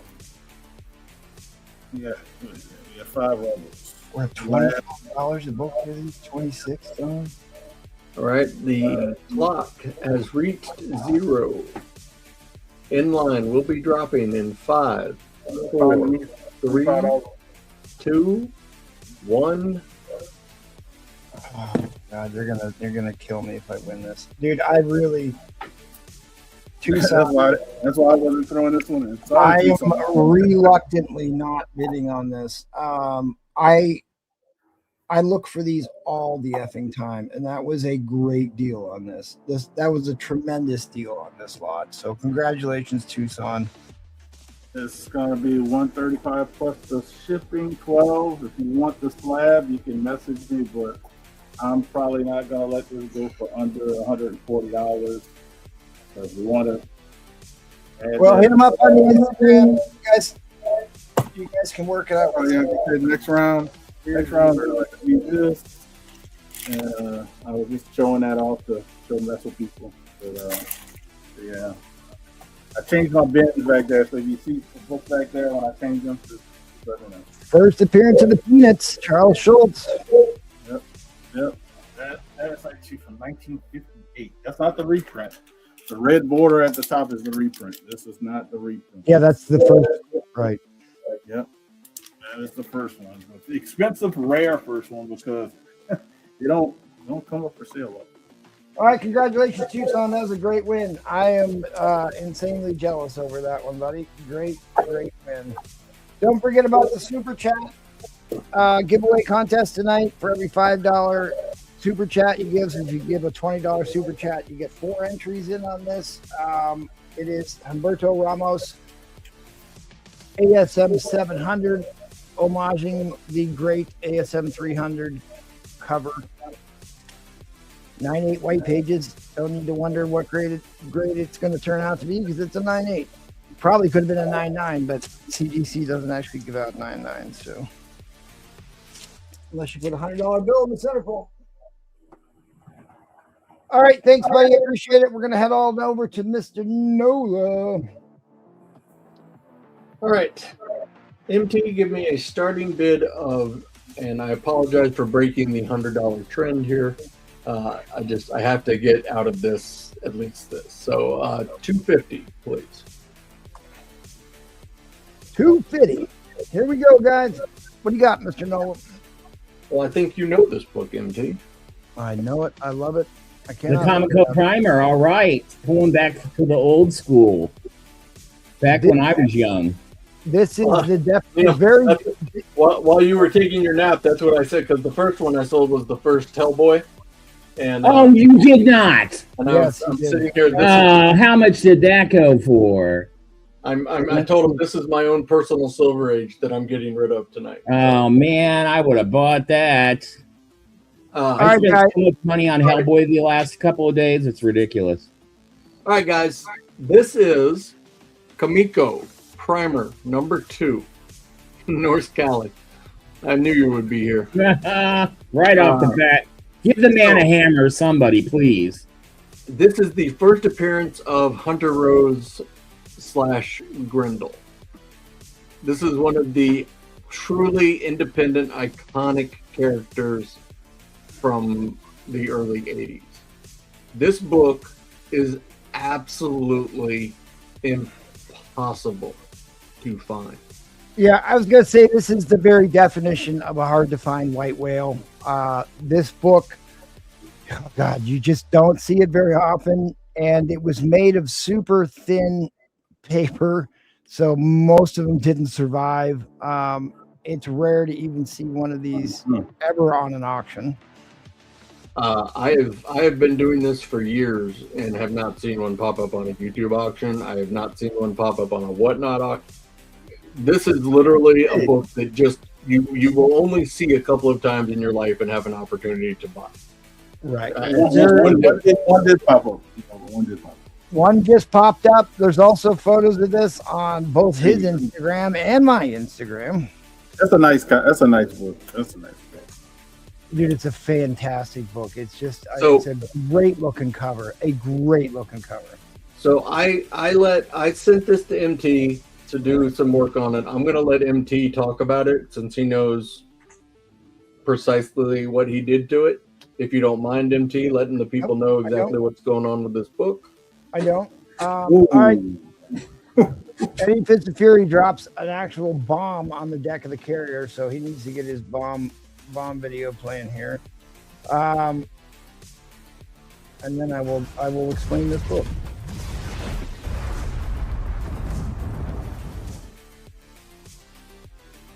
So this book, if you want to, can you just like hold it back so we can see the entire front cover at once while I explain this real quick? So what happened with this book is it was stapled poorly at the factory, which put stress on the spine of the super thin cover. So there was a spine split in between the staples that I mended with archival mending tissue, which is approved by CGC for usage. I still think that this book will get you, if you're going to send it in, which, you know, I know we're not sending much into CGC anymore, but this book would still get a blue label. Or it might possibly get a much higher grade with a conserved banner at the top of a blue label. Still would be a blue label. The front cover looks like VF Plus, like a really, really high grade. Front cover is unbelievable. It presents phenomenally well. The back cover does have a chip out of it and a tear, which I press and clean this book.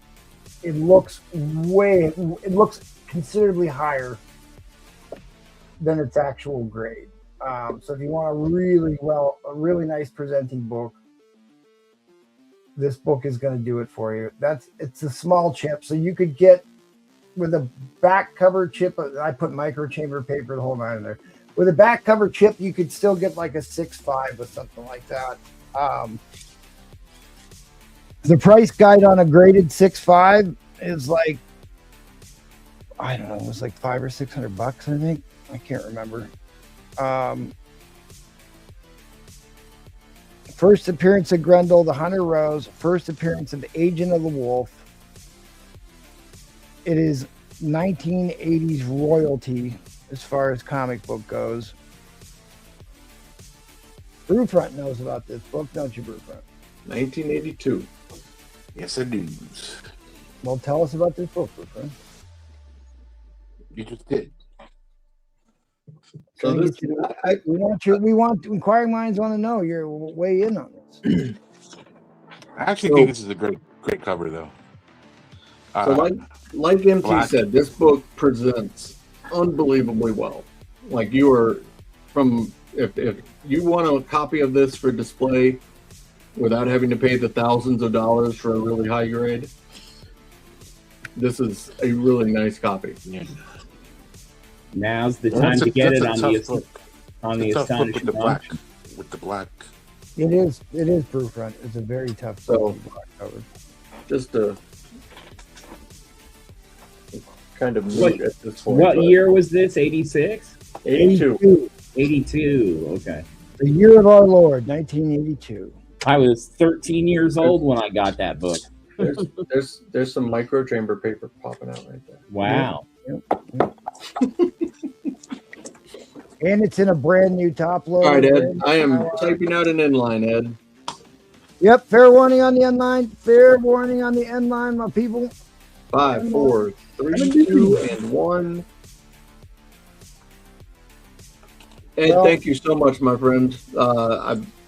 Information's on the screen. I can't remember if we've done business. I know we've talked before, so just hit me up afterwards, and we'll get this all figured out and get her shipped off to you. And congratulations, my friend.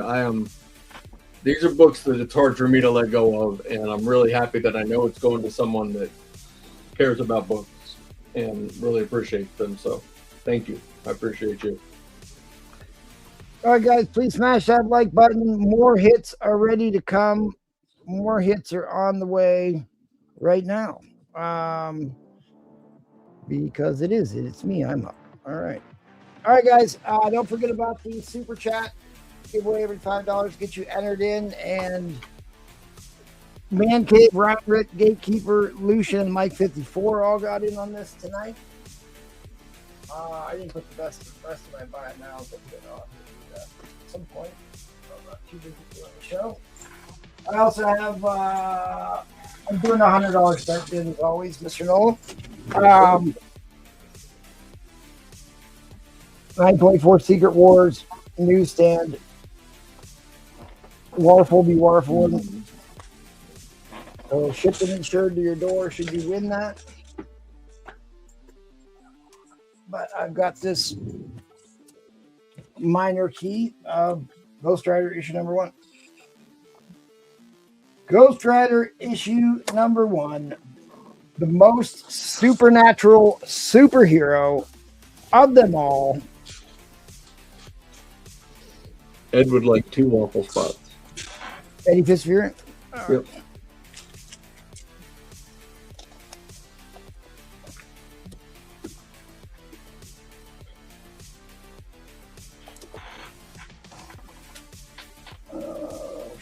Starting to get on the screen. There we go. Wanted Dead or Alive. And let's see. Oh, I did. I clicked away. I had this. Wanted Dead and Alive, my friend. Oh, well, there you go. To project and sever.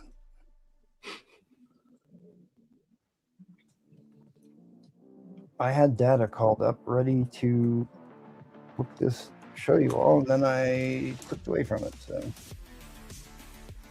1973 goodness, first solo titled series featuring Ghost Rider, first cameo appearance of Damon Hellstrom, son of Satan. He's in multiple panels. He's back in the shadows, so you don't get to see his wonderful hairdo.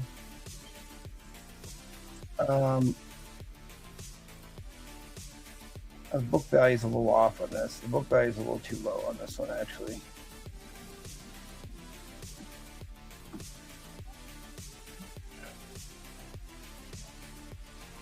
And I'm starting out at $100. You can all decide what it's worth. Son is asking for your opinion on condition and such. The book looks like it's way higher grade than it actually is. Okay, the book looks way higher than it. The problem with this book is it's got a very thin line. You see it there at the bottom. So I've got to put this into the fine range, which is a crying shame, because if it wasn't for that little thin line break, this would be... I pressed and cleaned this book already, by the way. I pressed and cleaned this book already. That's no problem on that book. That's a must-have book. Clean it again. Because if it wasn't for that thin line, this would have been a VF book all day. This would have been a VF book all day long. I mean, look at the spine on this rascal. Captain Salty doing some salty things, coming in at 125. And again, I got my per chamber paper, clear backer board. It's already been cleaned and pressed. It's already ready to go. I mean, I guess maybe I did give this a 24-hour press. So yeah. Troll would like to bracket 150. I don't know what that means, but I mean, really, it's a shame because this book's looks like it could have been really high grade copy. Archangel with the comment of the night. There we go. I look much higher grade than I actually am. There you go. Me too, brother. Me too. So there's been an ongoing debate about what a frontline. I'm a 7.5. Because it's not like technically a subscription crease, even though it's the similar type top to bottom. Like, what's the highest grade you can get? Some people say 7.5. According to most of the CGC info, 6.5 would be where you would tap, like the highest you could possibly get if the rest of the book looks as nice as it can possibly be, which I'd have to say this one looks pretty goddamn nice. I believe this deserves your bomber, my friend. Oh, yes. Mr. Sun Bishu has gone to $250. Yep, hopefully. Heavy hitters in the house tonight. Yes. Hopefully it continues to get bids because, here's my comic book shop, one of the most prolific sellers on the eBay, wants $870 for a 2. Oh, that's for Marvel Spotlight. Wrong book. That is the incorrect book, sir. Wrong book.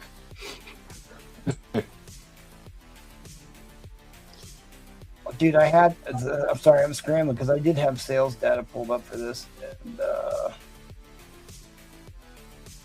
I missed the check marks on the CBCS slabs. Yeah. I mean, it presents like a much higher grade copy. It presents like a much higher grade copy. But I did all the work on it for you. Like I said, I put microchamber paper in there. It's got a clear backer board. I like doing that because I like to. Why I don't grade as much as I used to, because I don't know if they put the paper in there or not. Keeps it from tanning, and you don't have to take the book out of the bag to see what condition it's in, which I always find helpful.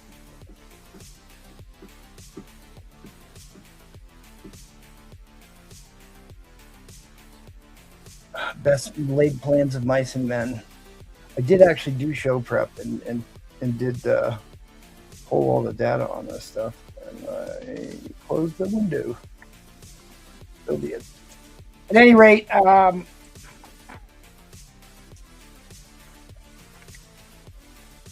obviously an iconic book. We're supposed to be getting the Legion of Monsters that he's supposed to be a member of in the MCU, so they are bringing Ghost Rider back to the MCU.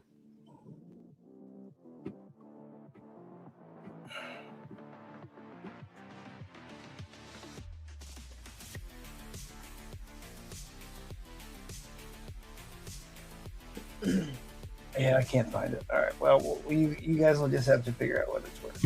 What issue number is it? It's Ghost Rider issue number 1 from 1973. Oh yeah, big book, people. First ongoing series, first appearance of Damian Hellstrong in Shadow. So you can argue whether it's a cameo or his. It's his first appearance. I have all this stuff. He's in multiple panels, but he is in Shadow. I pressed and cleaned the book already. Like I said, it's prepped, ready to go. You can get a much higher grade looking book at a lower grade price for this.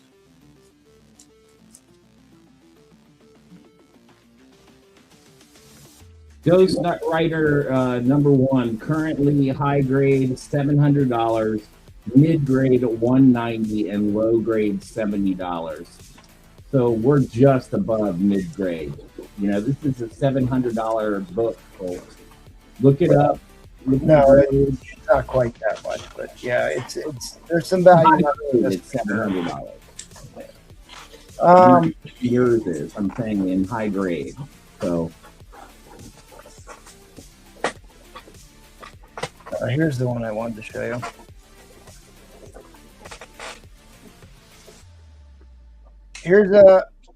Here's a copy of this book that just recently sold. This just recently sold for $250. And that's what this book looks like. It just sold for $250. So, slightly better copy up right now. So I'm going to be facetious.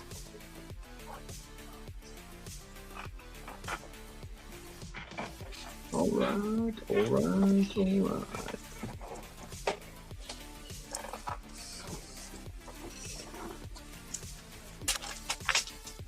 It's a sharp looking book.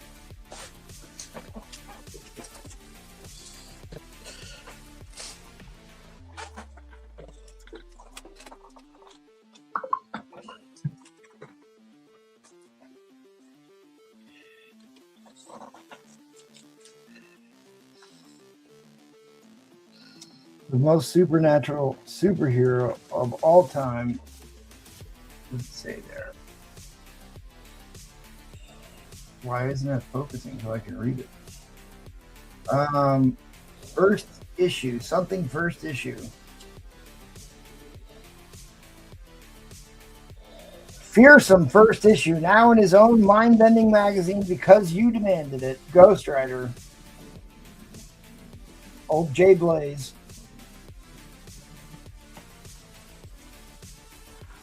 holding steady at 250. Anyone else going to jump in on this? Some Beach has been clearing the house. So if we don't, we are going to overtime because nobody folded, right? We have multiple bidders, so Monster Warrior was in on this, and Captain Salty and Trollfire were all in on this. So we will go into overtime, 6-second shot clock. Unbeat You is in the lead, dropped a hammer on Trollfire to get us to 250, which, according to recent raw copy sales, is still under what this book has been selling for. Mr. JG Fantasia, how are you this evening? Thanks for coming by. Howdy, howdy.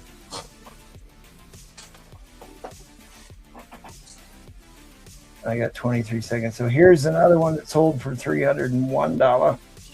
People are going to make me bid. This has got tons of damages on There it. you go, Troll. With a tape pull, this book was really rough. Had a tape pull on the front cover, and it sold for $300 raw. Considering I bought a Hulk 181 today, I really don't want to be making a major purchase this evening. All right, my friends, the clock has ended. April 2nd. In line will be dropping 5, 4, 3, 2, Good get, 1. Troll. Unbeat You got this. Son Bishu, congratulations again. Okay, I'm showing Troll at 275. Oh, sorry, all the words threw me off. You're not. Sorry, we do have you're Troll. not. We have Troll in at 275. My apologies. Oh, we got to reset the clock then. Yep, I got it. Sorry about that, Sorry. gentlemen. Am I not? Troll and his verbosity threw me for a... That's what he does. A shot rings out from the trees. Son, I'm sorry about that, my friend. I missed that. So we are at 275 to Trollfire. You got 280 to Son. Unbeat You's back, yes. Nola spent too much time in Louisiana, my friend. Nobody reads. All right. Typing out a new inline. 5, 4, 3, 2, 1.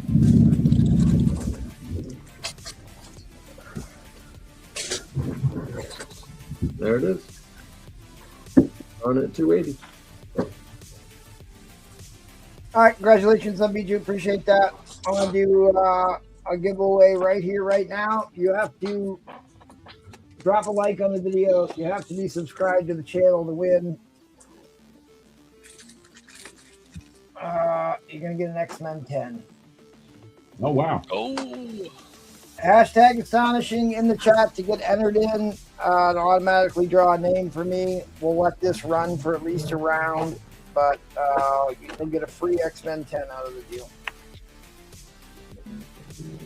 So you are watching the whale auction. Did we get everybody in that round? We did. We're still missing one Roman Curtis. Hopefully replay will come on at some point. Trollfire abandoned ship, but he's in the chat. Come back. We do shows we do regular shows 3 times a week, every Tuesday, Thursday, and Sunday. And then we do specialty shows every Saturday. Next Saturday is Pedro's pre-planned pop-up auction, all generally all night. Followed by the next Saturday is Boo Front's Astonishing Super Auction. It's like a regular auction, just a bit more super. Big thanks to all our wonderful Patreon members. Cannot do without you helping us keep the lights on. And there's a giveaway. We do giveaway. Plus, there's like exclusive collector guides. I have the most complete collector guide of National Diamond insert books on the interwebs. We also have stuff like the breakdowns between newsstands and directs. And if you're a paid member, you have access to all that stuff. And this month's Patreon giveaway is a Wolverine CGC 9.2. So one of our lucky Patreon members will win that slab here at the end of the month. So you got about 2 weeks to get in on that. All right. That's it. We'll go around the horn. Oh, wait. I keep forgetting to show this wonderful Patreon video that was made for me. Become a true Patreon member today. That definitely needs a press. Does. JG Fantasia, thank you very much for the super chat. It's got to be a $5 super chat to get in on the super chat giveaway. I really appreciate the super chat. So if you super chatted $3 more, you could possibly win yourself an ASM 700 Humberto Ramos variant of ASM 700. Crazy to think that ASM is what, already into 800? It's well over 800 now, right? Issues? Is that past 1,000? Is it past 1,000 now? I know they kind of like screwed it up for a while. I will get some buy nows on the board for next round. First 2 rounds, I like to rip through as fast as possible, and then things get a little bit more slack than the third ones. Talk about the auction lots, baby. All right, talk all about the auction lots. It's Mr. Boofront here to literally break the internet by doing auction lots, which is he normally refuses to do. It's a big deal that he's not always here, taking one for the team, but he's putting up auction books. All right, give me $100 start. Why does he look blue? He looks blue on my screen. Who? You do. That could be my thingy, though. My internet. What? My screen looks blue? Am I the only one seeing that? Oh, I am. I'm the only one seeing it, so forget me. What's your starting bid? I'm sorry? 100. I got it. I got it, M2. Awesome. Thank you, buddy. 100. All right, guys. X-Men fans. For $100 start, how about an X-Men 13 second Juggernaut? Old Jugs. There you go. 6.0 white pages.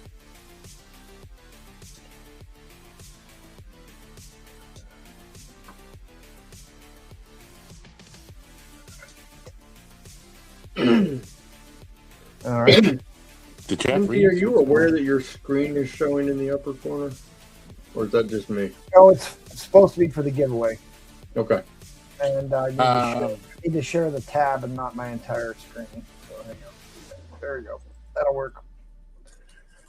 Because I'm also trying to look up the data for this book he's trying to say. So we have an X-Men 13 second Juggernaut, 6.0 white pages. Another Jack Kirby cover. 1965, right? Yes, sir. 1965.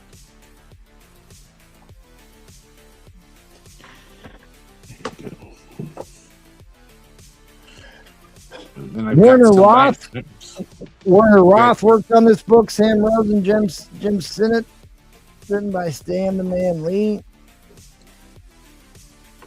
Right. Literally.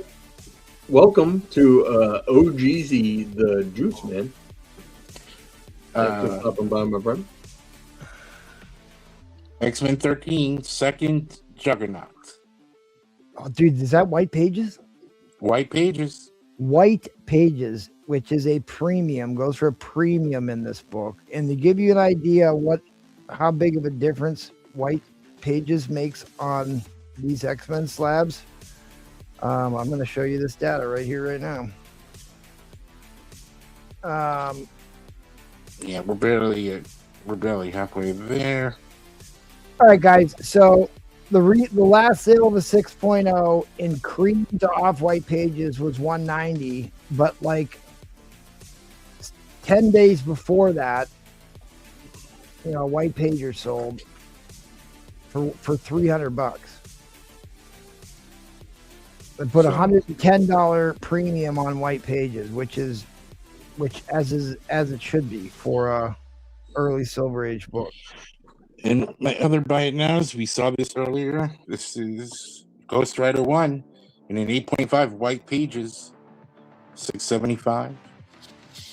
So the last sale of a white page X-Men 13 second jugs was $300.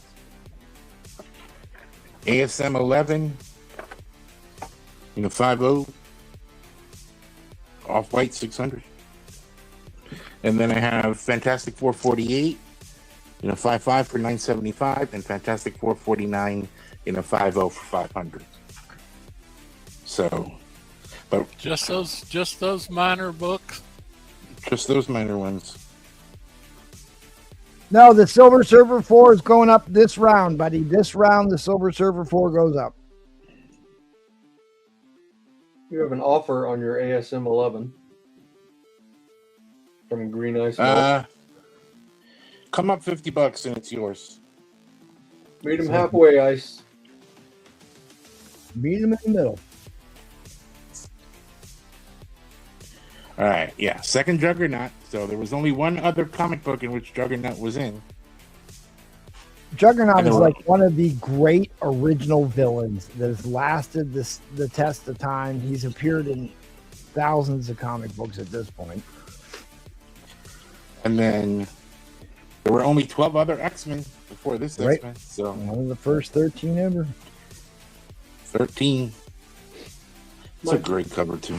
Last sale of a 6.0 white page copy. Last sale of a white page 6.0 sold for $300. $300 17 days ago. 17 days ago, this book sold for $300. 30 seconds, my friends. 30 seconds. 6.0. Oh, wait. What are we at? 135? 140? 140. We are 140 at the moment. 17 seconds. Not even We half do have price. multiple bidders, so there will be overtime. Oh, there'll be overtime. Not even half price on this. Now we're half price. And really, like, here's the unfortunate thing about books with tanning, especially heavy tanning. The more tan they get, the faster they get even more tan. It's like an exponential problem. So if you're starting out with white pages, you're so far ahead of the game that's why people will pay a premium for Silver Age white page books for sure, especially early X-Men, early ASM, early Daredevil. The paper quality was so poor that tanning is basically the rule and not the exception. I'm sorry, I thought I hit the clock, but apparently I double Oh my clicked. God, guys, we 16 cannot seconds. 1 minute overtime. let this 6 sell. white pages. Yeah. I don't care. I know what this book's worth. And then that's the second Doc Ock right there. ASM 11. 160. Oh my God, guys, we're just crossed the halfway mark. 175. Ryan Rett 175. All right, just to make sure so I can reiterate this point. Here's another white page X-Men 13 that sold March 3rd of this year, went for $400.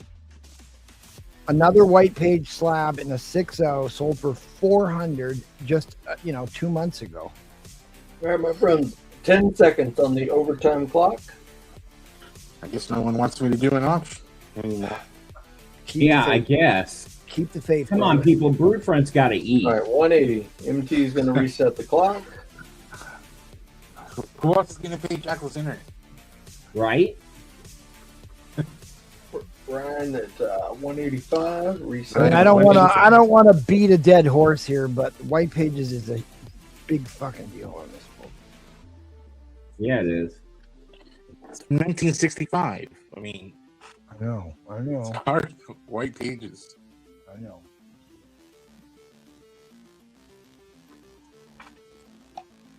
It isn't like we don't have an X-Men movie coming up here soon either. Right. It isn't like we don't have an audience that knows how to look things up. Right. Well, they know good books. They know these good books. Yeah, well. Ryan Ritt knows what this is. Oh, he does. I know. He's a happy camper right now. Yeah, and I got some books for him too that I'm holding out that I'll send with these two. So it's all good. Look at that. You don't have to pay tax. You don't have to pay shipping. We're under 10 seconds to go. Ryan's at 200. My incredibly slow hunt and peck fingers are moving towards the keyboard. Typing out an inline. 5, 4, Edwin. 205. Edwin Price. Edwin likes slabs, huh? Oh, Jackal throws his hat in the ring here. He's buying this isn't a metal dog cover slab here, Jackal. Off the top rope. This isn't a metal dog. I know, but it is white page Man. 1965. 55 X-Men. Indeed, it is. The man Right. in the black hood comes running from the stands. 210. Reset. Sorry. Okay. And Brewfront's got books to send me. I already sent them, buddy. I'll send this. You got Oh, free did you? Okay. Yeah. You got free shipping on this slab? Yep. Yep. You guys can't beat that. I mean, come on. Tax-free. Throwing in Could at least another 20 for shipping for the poor guy. They just raised it 8% in the US here. Yeah, I do, Ryan. Oh, I've got a great question, trivia question for you this round, Jackal. Because it's not one I even knew the answer to, but you might actually know the answer to this one. Only if it's very old stuff. Well, it is Silver Age ASM question, so Okay. I'm trying to Anybody else? find an X-Men question here to make it appropriate. So Ryan Ritt's in the lead at 220. Like I said, the last two sales of a white page 6.0 were $300 and $400. So this is worth $300 to $400. White pager might be nicer than my copy. So Well, plenty of value here. When you understand the chemistry of why paper turns yellow, it's absolutely amazing that this has white pages. I have an FF10 that is white pages. That's on my PC. Yeah, the early Marvel books were made with incredibly poor quality paper because the company was going bankrupt. They couldn't afford to buy better paper. The paper in DC was actually much better in the early 60s. All right, Ryan's in at 230. We're under 10 seconds. Got some other books up there. The 48 and 49. The 50 was bought on FF. All right. And 5, second 4, 3, 2, 1. All right, Ryan. Congratulations, Boom. Ryan. You got a hell of a deal, Congratulations, buddy. Mr. Ryan. Right? You got a hell of a deal. Nice. That's And a great room to book. spare. That is a fantastic book. Thank you, Bruce. Room to spare. I'd be cracking that sucker out. Don't forget to get the hashtag in, get you in on the giveaway for a X-Men. That's right, Kroll. That's right, Kroll. What did I do? I turned that off. Just when Brewfront thinks he's out, we keep pulling him back in. Hold him right back. I know. Yeah, really, that was a really good win, Ryan Ritt. Really, Yeah, for a white good paper, pickup. screaming deal, buddy. Screaming deal. Yes, it was. If I didn't right. have one, I would have gone higher. All right, we're heading over to. Oh, Micronauts. Oh, hey, look, it's They're Hellboy. coming after you. They're coming for him. Sorry, it's a hot night in the city here. And my windows are closed. This is my giveaway for the night. This is a Micronauts number 48. It's an 8.0, and it is signed by Bruce Geis. What's your starting bid here, buddy?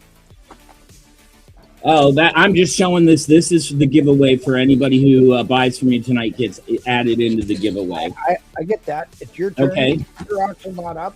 I am putting my auction up right now. $100 starting bid, please. Bernie Wrightson lot. Feel the burn, baby. Feel the burn. You know who would like that? Neil, but he's selling. He's not in chat. Yeah, Neil's a big Bernie Wright fan. Yeah. House He's of not here to buy your Secrets. stuff. House of Secrets, issue number 236. Bernie Wrightson. Yucky, Fantastic. Fantastic iconic cover. These are all in near mint plus. This just came back from Mr. Bry Plays in a stack of stuff that I'm building for CGC grades. If these don't sell tonight, they go back in the personal PC. They are too high grade, and I you can see what I had it listed at before. It was 150. This is the other book. It's House of Mystery 231. Same situation, high grade, same situation, just press. Bernie Wrightson, and that's issue number 231. Killer cover. Killer cover. So that's the start for 100, and then if we build up to a certain spot, this will come in. This is House of Secrets number 100. It's in a 6.5. Another classic Bernie Wrightson cover. Issue 100. Have at it. I also wanted to show and remind everybody that we're running a Captain America waffle. It's a 5.5 off-white to white pages, signed by the man Steranko. $10 spots. Best signature in the game. Indeed.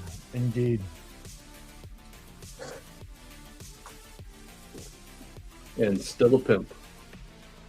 Just let me say, I just got some flashes from Neil, and those are the prettiest books I believe I have ever seen. Neil, stop flashing Jackal. Thank you there, Ed. I mean, you know what? I was like, well, I don't really collect 20 centers. I'll pass those on. Then I got to looking at them, and I said, those ain't going nowhere. Wait till you see. They look like you it was see those Thors. Do again. Wait till you see those two Thors. You'll be just as happy. Okay. Okay, so we have a $100 bid in here right now, Neil. Are both of those books in, or just the first They're one? both in, man. They should be fighting over them. You just $100 is right here. This book. That's $100 for the market value. It's not easy for people to understand that both of those books are in. Can you put them both on that stand, please? Yeah, where's Neil? He likes these books. Or just hold them on camera for another 2 minutes. Hold on. Can I say something here, MT? You're being a little bit impatient this evening, buddy. Neil, A little bit impatient. Don't crash and burn, Neil. You were doing so good, buddy. Don't do it. Let's not. You do it. Not a good direction to go, Neil. There we go. Hard to get the glare off of it when there's two, but all right, so we got two very high grade House of Mystery Bernie Wrightson covers. Right now the bid is at $100. if we get over $200, I'll put this in. So if we get this to $200, which is still $50 less than the value that he puts on these books. I didn't put it on the book. That's what fair market at Key Collector says. Fair. Spec Collector's here. What's up, Oh, Spec yeah. Collector? You may want to remove them though before an auction. I'm sorry, what? I said, I think next time it's better to remove the price sticker. You know, I appreciate you saying that. Eddie Fist of Fury. I know exactly where you were going with that joke. That was funny. Tucson's in the lead at 110. We've got another book that come in at 200. Yeah, what's up? What's up, Spec Collector? It's been a while, buddy. Good to see you. There is a third Wrightson cover available at $200.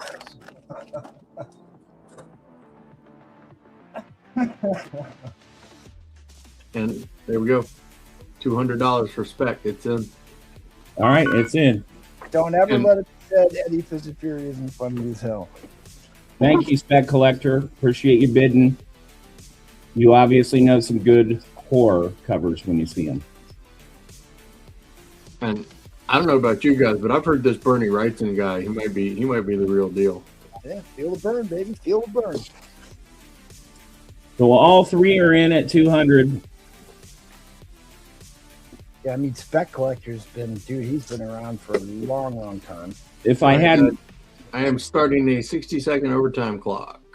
if I hadn't fallen asleep, I was planning on reorganizing my space so I could show things better. It'll be done next time. I'm trying to see if I have a Bernie Wrightson trivia question here. Does anyone have a Toxic Avenger? Someone is asking in the chat. Oh, Peter Dinklage. I got issues 1 through 9. Yeah. Check this out. This is a custom I'm working on right now. Constrictor. Yeah, it's Constrictor, but it's going to be Bullseye. I was getting a bit of a Paladin vibe off of it. Once it's painted up, you'll see when it's finished. Spec, that was me. I sold the primer. Yeah, it's come and gone, brother. I can't believe he put it. I actually am shocked that would sell that book, but he did. It happened right here on this show. That's a great book. That was like I said, I am getting rid of stuff. Obviously, at that price, you got a hell of a deal. I'm pretty sure Ed's not going to back out, but I will let you know if he does. All right, guys. Clock is at 0. Typing out an inline.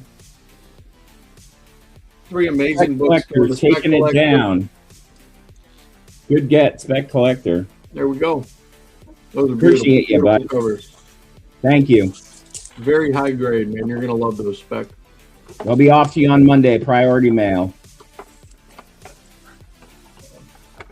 Neil, thank you, brother. Appreciate the book. Thank you. We are headed over to Mr. Houdat, right? Is that right? I think so. Jackal before me. The order of this is on you, my friend. I'm not paying attention. We are. Yeah, we're going to Jackal. We're going to Jackal. Sorry. Yeah, I thought it was. I didn't want to. Nope, we're good. All right, Mr. Jackal. You are center stage, is brother. it my turn already? It is indeed. What's your starting bid, buddy? Well, let's see. One ought to find a book here.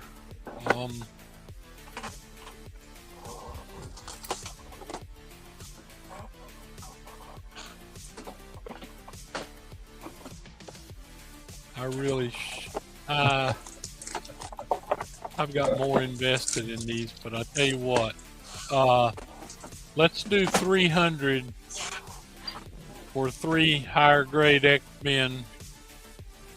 Okay, Silver Age. Spec Collector, yes, you Okay. you can email Neil. His email was on the screen there. It's still showing. I'm about to flip it off, though. Right there, suncloud1111 at outlook.com. Switching over to Edwin.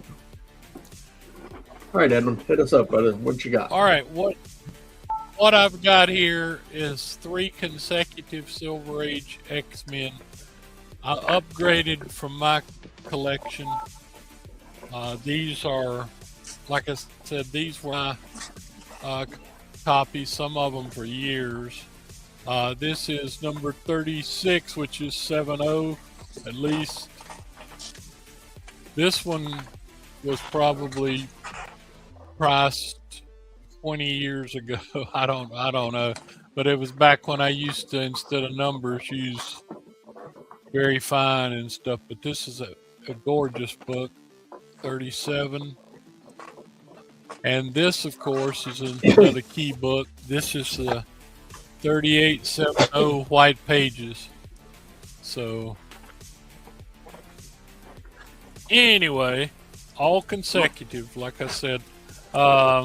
This one would even be higher, except it does have a little tanning on the interior. The pages are nice, but I mean, didn't get to the cover or anything. But these are 3 sweet books right out of my personal collection.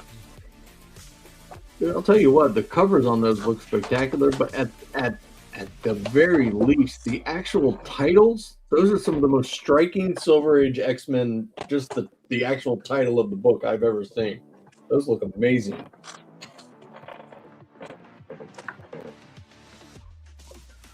Yeah, I'm quite pleased with them.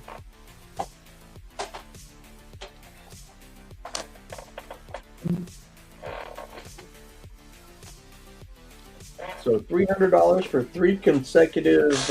If somebody's wanting some, because I was thinking about doing the same too with some other ones. Like I said, I've really been working X-Men lately, but I mean these are.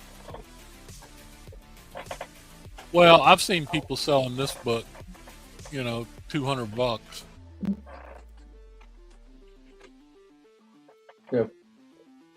If I was still buying That books, might have been one I from would snap these before. up in a heartbeat. These are absolutely gorgeous. Neil, if you're within range of your speaker, Collecto would like you to check your IG.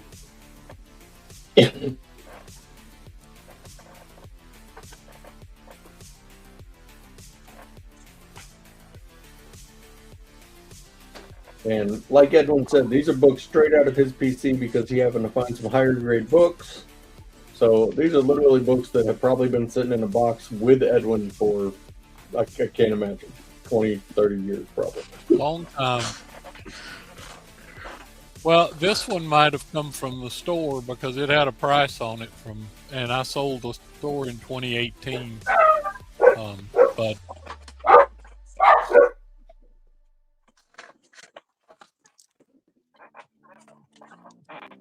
and like I said, they're consecutive 36, 37, and 38. But whatever, I think I've sold the 38 before for 150. Oh, I know what's special about the 38. I was just looking at it. Retails the origin of the X-Men, right? Yeah, that's what it was.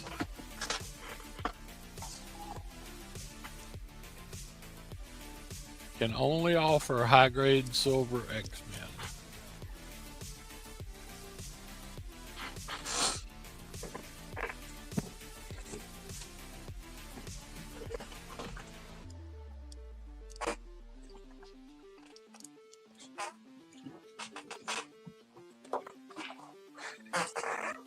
We got a minute to go for anyone that's looking for 3 beautiful Silver Age X-Men consecutive issues.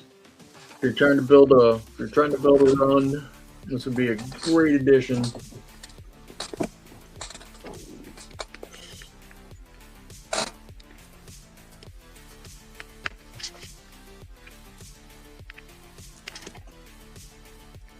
You are dead on, OGZ. White Pager.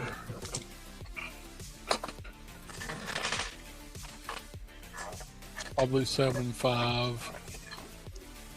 Higher, except for, like I said, some interior tanning. So anyway. All right, guys.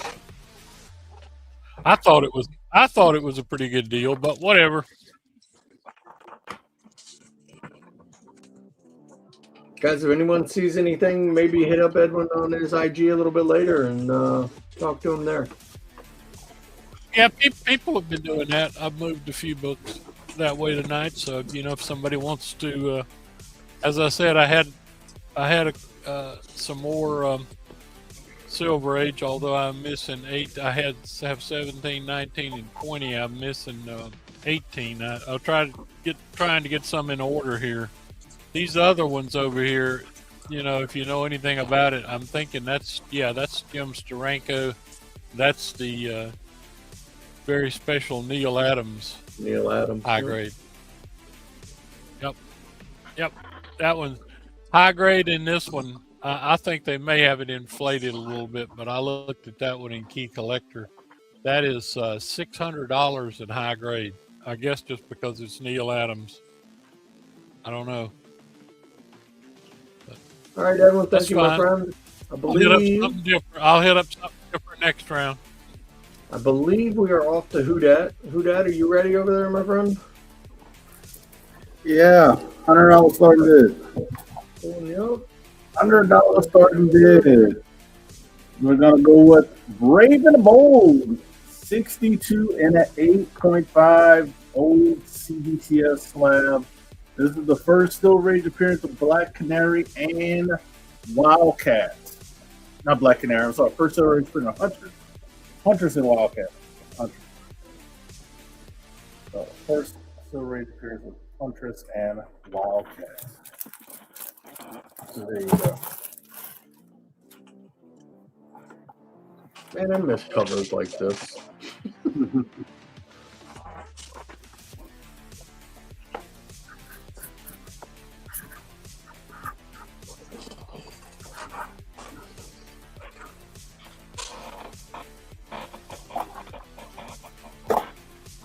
There you Nice little 8.5.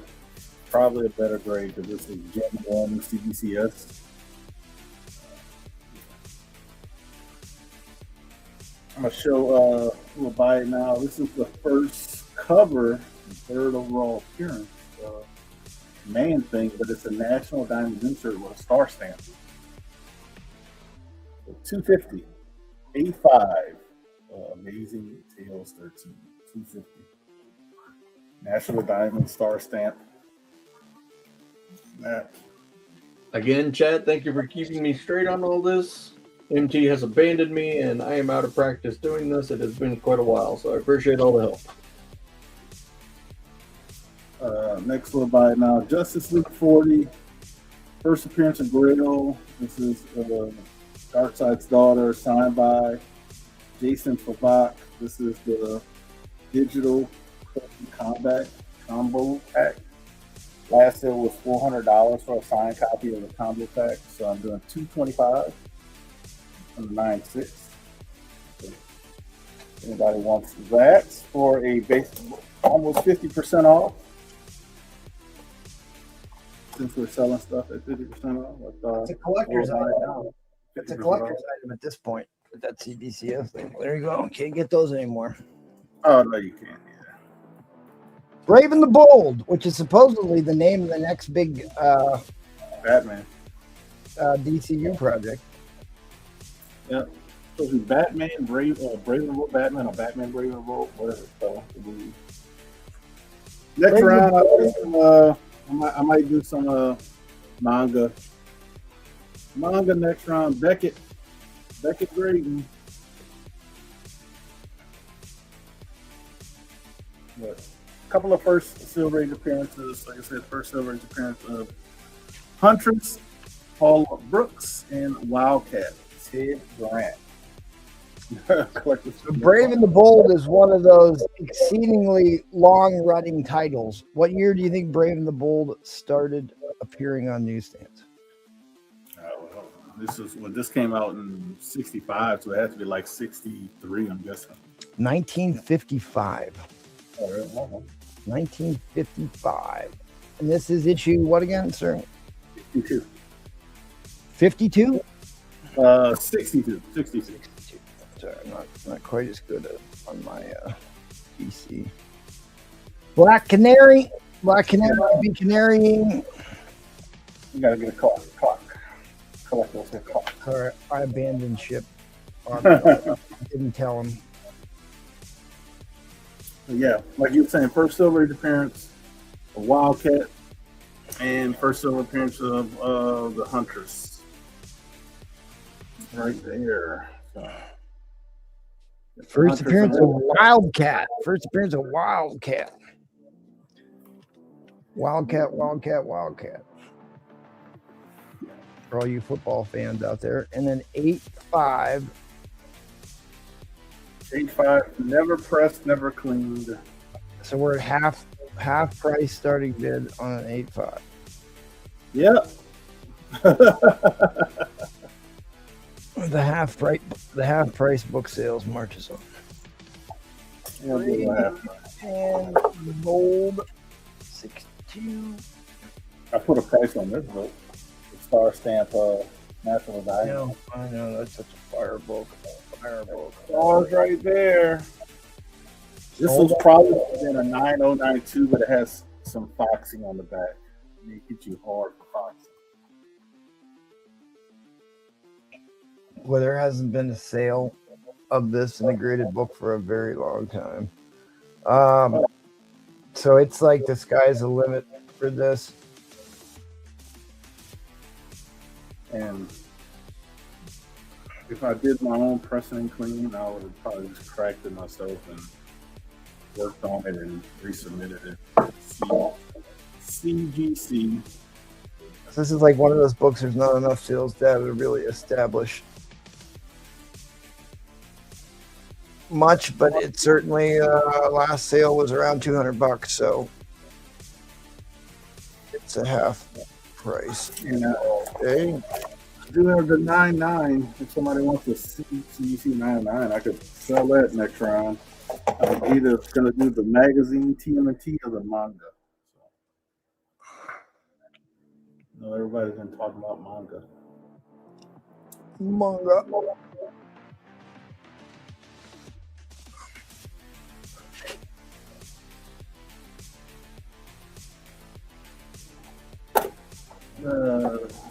Nothing going on. Got the John Burns. peanuts. Yep. He's got the peanuts haunting the background there. Yeah. Dude, like a 9.6 of that Brave and the Bold is over $1,000. That's crazy. Yeah. This peanuts was 1958. Did you yeah, there's a good chance I could get a higher grade. I'm assuming you didn't submit this, right? No, I bought it from Comic Link a long time ago, as you can see. Okay. But what drew me to it is the old CBCS slab. Like this is Gen 1. This is Gen 1 CBCS slab. So. Okay. Yeah, so and then I wanted the first appearance of Wildcat and Huntress. And then where's DC Dave when you need him? We're putting up big DC keys here, DC Dave. DC books at half price. Yeah, Jackal doesn't like DC, so he he has nothing to say about this big Silver Age Brave and the Bold key. You gonna weigh in on this Silver Age DC key here, Jackal? Oh, I'm sorry. I was doing some DM stuff. Yeah, I mean, you're right. I love DC. I've got that is Black Canary is super cool, just like Dead Man, and I mean, some of the lesser known characters. Yeah, that's a great book. And Brave and the Bold was a super good title because Brave and the Bold's where you got like the first Hawkman. Yep. And I mean, it had all it. Brave and the Bold, I think, was it. I was trying to think. It has several other.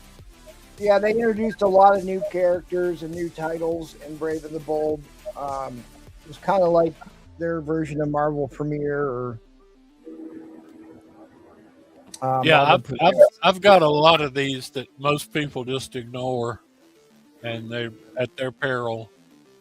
At their peril. I love DC books. If you can't afford the first Wildcat and the first Huntress, this would be the best thing because this is their first Silver Age appearance. It's an 8.5 1965 book. So there you go. All right, guys. I got it too. It's got those great models on the back. Yeah, those Aurora models. I gotta drop that those in were line, not guys. easy to build. Trollfire says DC Dave is taking the big cockroach. Let me know what you guys want next round. The 9.9 TMNT, the manga that's very hot books right now. This is like on auction for eBay. I think it was like at $600. So, well, thanks, buddy. Hit him up on the Instagram or the emails. And speaking of hot, it is Mr. Noah up next. All right. So,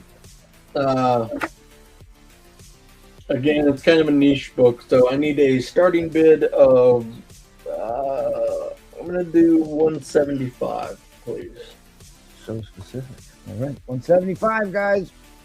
So far tonight, I have sold the first color Hellboy. I have sold the first appearance of Grendel. And just to continue my trip down memory lane to the era that got me hooked on comic books, allow me to introduce you to primer number 5, the other primer. Yeah, the other big primer key. All right, so for those who don't know, first of all, I am a huge Sam Keith fan. Sam Keith might be my favorite particular artist. This is the first ever published work of Sam Keith. This is also the prototype for the Max. This is Max the Hare.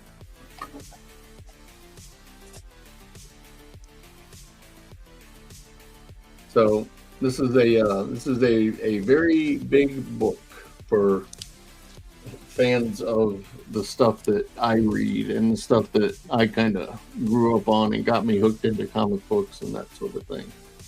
And again, as is my particular want in life, I like high grade books. This one does have a couple of ticks. I put this at a 9.6, maybe a 9.4.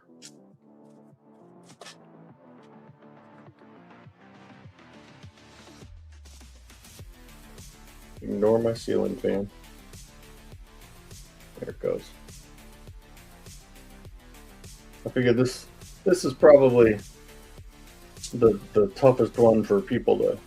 You got to be kind of a specific fan for this one, but it is a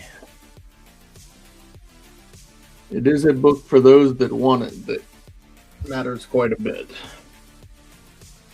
For those of a certain age.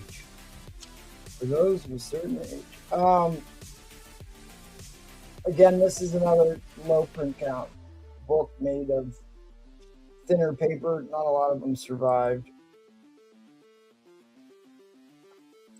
From Comico, there's only 2 years, I think Comico went, right? 82, 84. Yes, indeed, that is correct. First professionally published interior artworks by Sam Keith, who has been making quite a lot of news here recently with his Max, trying to kickstart the Max production again. This is the first appearance of Max the Hare, a prototype for Sam Keith's creator-owned character, The Max. June 1983 goodness.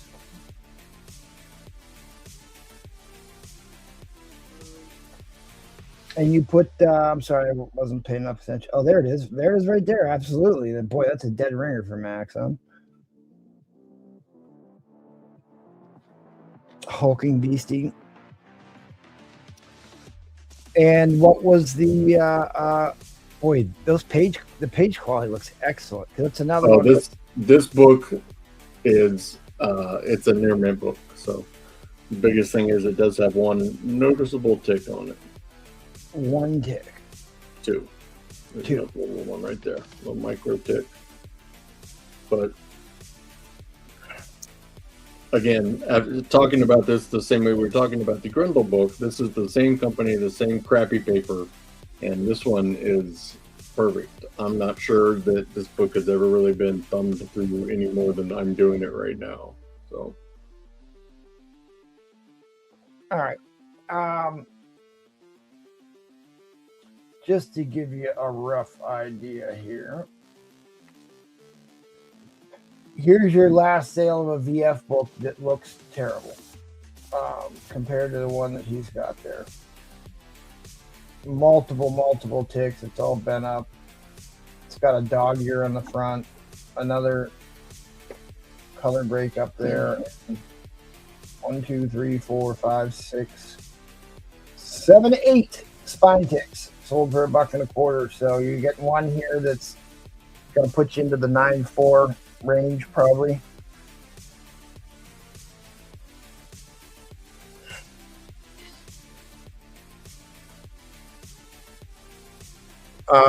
The fair market value on a graded 9.4 is $445. $445 on a graded 9.4, which is sure looks like what that book is probably. I can always count on Norse Cali to come in and take my books. All right, well, he did bid in the last 10 seconds, so that requires a 30-second runoff. Thanks for the bid, North Cali.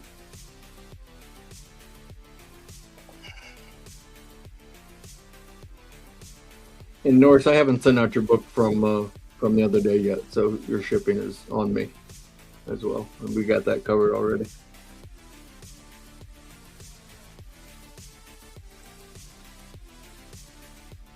So I'm gonna probably go a little more mainstream next round if anybody is interested. Fair warning on that end line, guys. Fair warning on that end line. Congratulations, North Cal. North Cal knows a good book. Knows a good book. Star stamped. Means it's a Mark Jeweler then, huh? Mm-hmm. Great googly moogly. Great googly moogly. North, thank you, brother. Always good to see you, and thank you for the bids. Indeed. Indeed. All right, well, I guess it's me then, huh? Hey, you know what we should do before you get started, though, MT? Sure. What are you going to do? Well, we've got 66 people that are still watching the show. It's coming up on midnight on the East Coast. If you have not given us some likes and that sort of thing, we would really appreciate it if you would sacrifice your digital thumbs to the altar of Astonishing Comics. We could always use the extra support, Amen. and for all of the influence that we can exert upon the gods of the algorithmic influence, we will love you for your sacrifice. Thank you very much. Well, we're only at 44 likes. I said I would give away a slab at 100 likes, so we could get there. We had 80 people watching at one point, so people in and out all the time. We could have certainly got there. So smash that like button, guys. Appreciate you. Don't forget about getting in on the hashtag giveaway. I'm going to give an X-Men 10 away to some lucky viewer tonight who is subscribed to the channel and types in the hashtag. Also, if you make a $5 super chat or more, you'd be entered in to win this Amazing Spider-Man issue number 700 Humberto Ramos variant, iconic ASM 300 homage. And I believe this is the issue where that whole series of Spectacular Spider-Man where Doc Ock possesses the body of Spider-Man, and he realizes quickly right away that Spider-Man's been pulling his punches the entire time. Way more powerful. That's what I remember about that storyline most of all. So anyway, super chat. Any $5 or more super chat gets you entered to in, and every increment of $5 will get you an extra entry in on that. There is a really good chance you could win that at this point. Not a ton of people have gotten in on that yet, but you could very well get in and win it. Get it to win it. I will do a $100 starting bid. I got you, brother. Uh-oh. Doing a little housekeeping over here.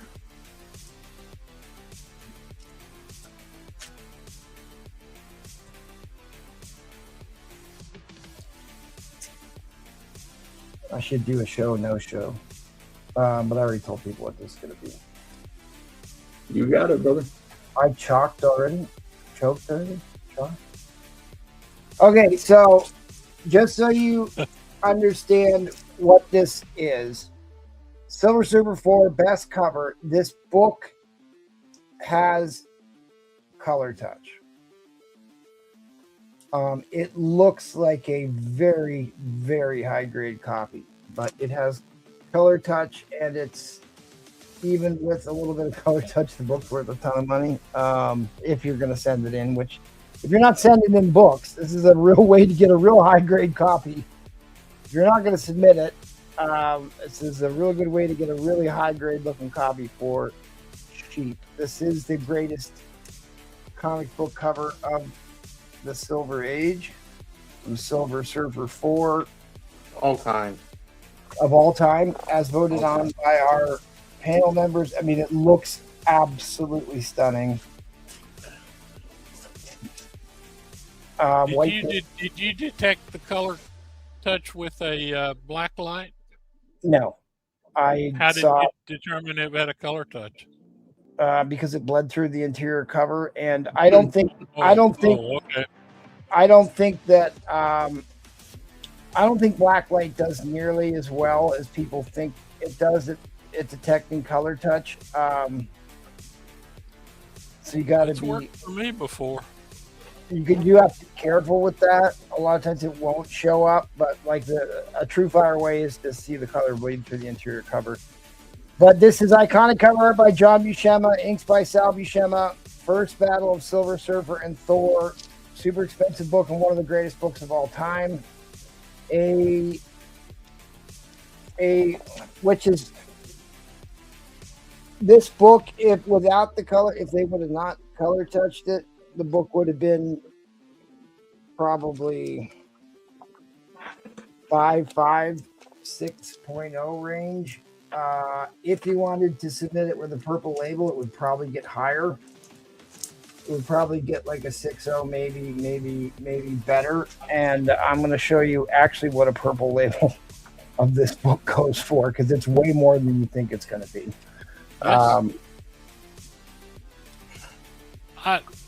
Also, Roger, thank you for your super chat, my friend. Yeah, thank you, Roger. Appreciate that. Yeah, it's way more than you think it's going to be because of how iconic the book is.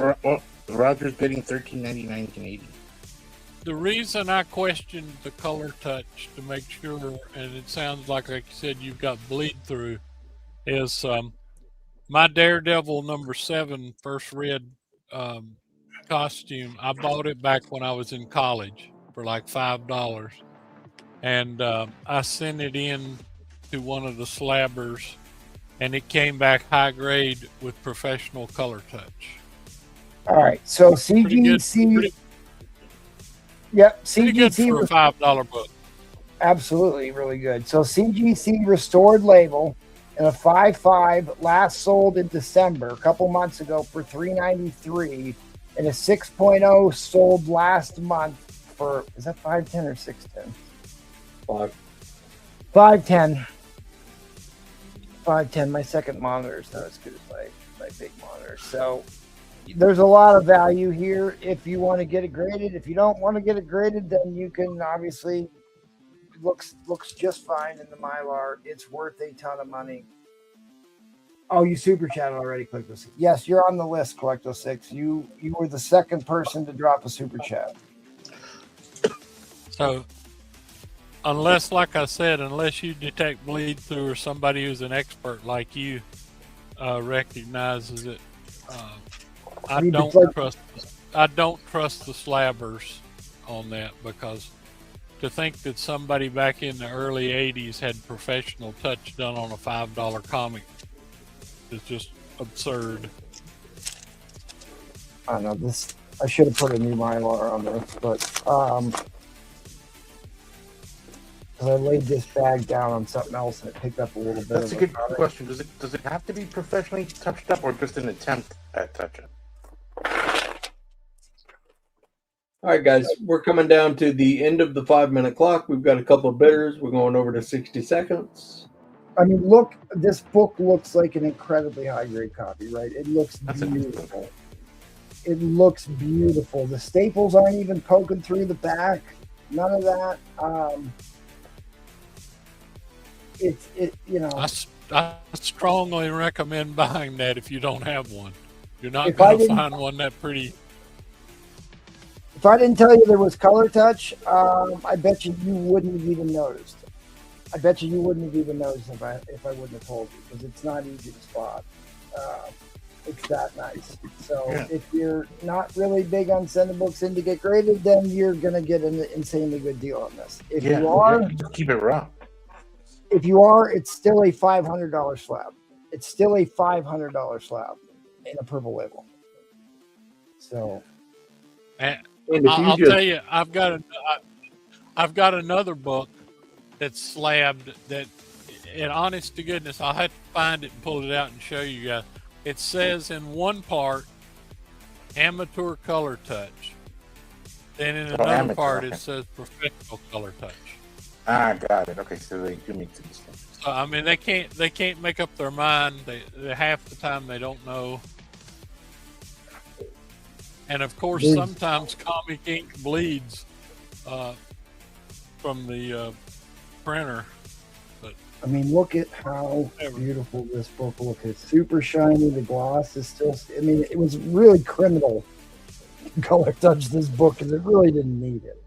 It really didn't need it. There was no Well, call for it. I will say, for the price this is at right now, to have a book that looks that good sitting on your shelf or hanging on your wall or whatever was just would be a privilege, because that is an absolutely beautiful copy. Refaustin at 260, reset the clock. So many times, all the polling on what's the best cover ever, this is won multiple times. It won on our channel poll for the best cover of all time. Spec Ink's wondering if it was black ink on the color touch. Yes. Yeah. The black and color touch. 265 OGZ. Which I don't know. I've dabbled with this, that there are ways to take a cover off a square bound book and wash it. I have yet to try that. I wasn't going to make the Silver Surfer 4 my first attempt, but apparently it can be done. All right, but hold on real quick, MT. We are under 10 seconds. We are at $265. Ooh, peroxide like that. but Guys, 275 Troll Fire. honestly, this looks so freaking good. There's no point in even risking it because the book looks like a very high grit copy. I mean, the spine on this, like these square bound spines, most of the time got squished or misaligned. OGZ, I'm going to assume that that's 280. Could you just type out 280 for me, just to be... Like the book isn't overwrapped or it's not cockeyed. A lot of these were cockeyed. The other thing with this is most Silver Surfer 4s have 4 color rub dots at the bottom. Almost all of them do. And it was from the bindery machine rubbed the ink off. So this one actually doesn't have that. So like the main body of the artwork looks spectacular.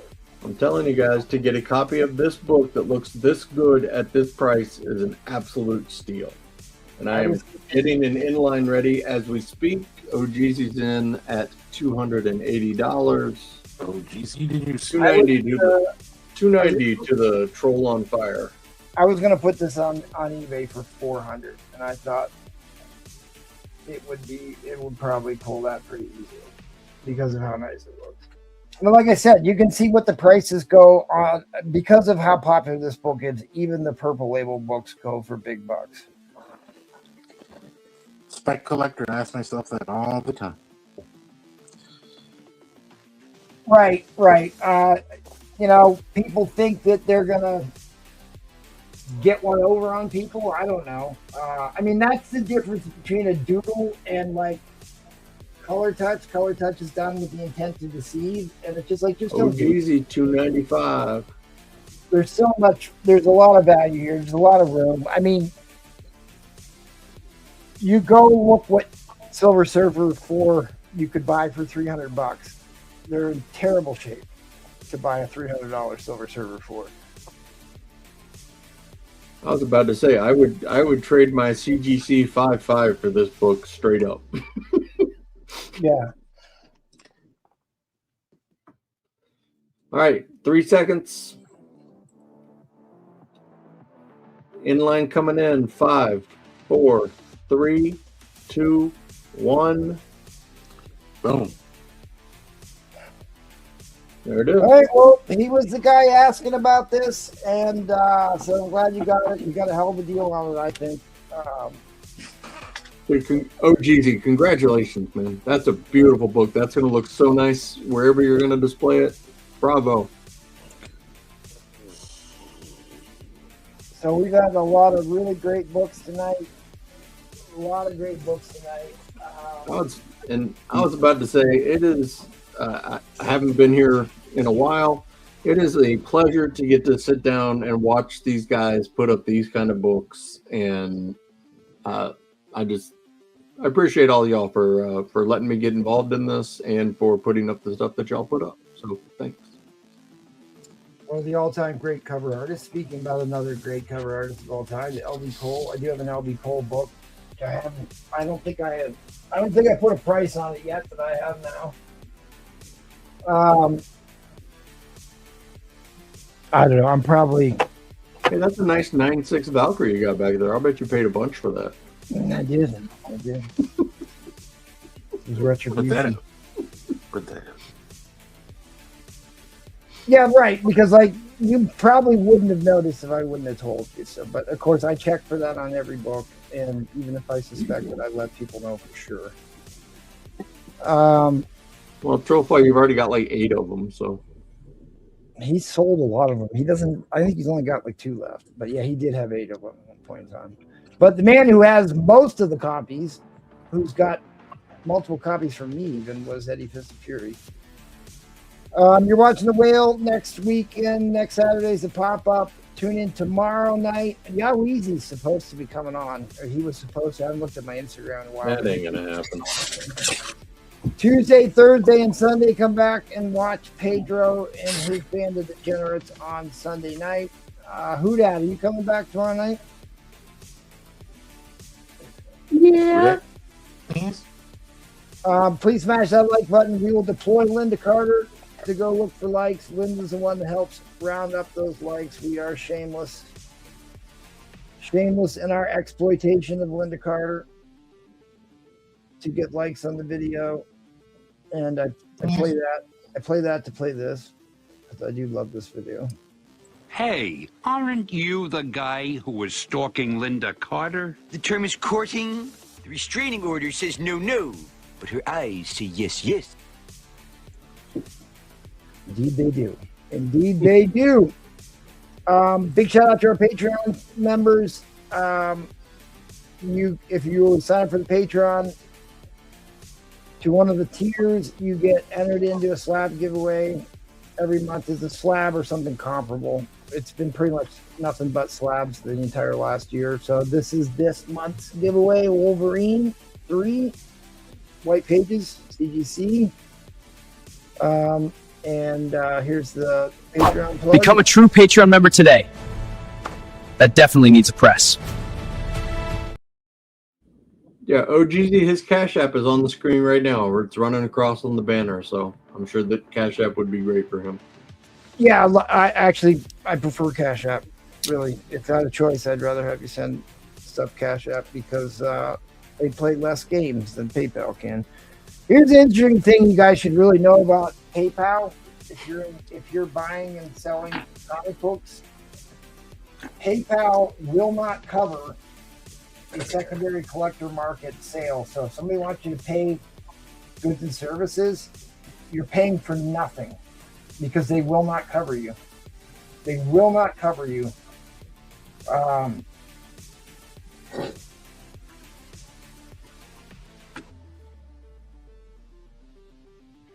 Yeah, I don't.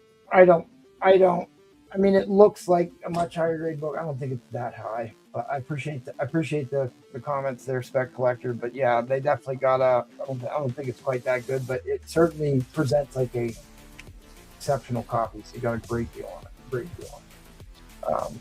Regardless, $300 for that book is a steal. So graded copies worth $510 is the last sale of a purple label, and roughly what that grade was going to be.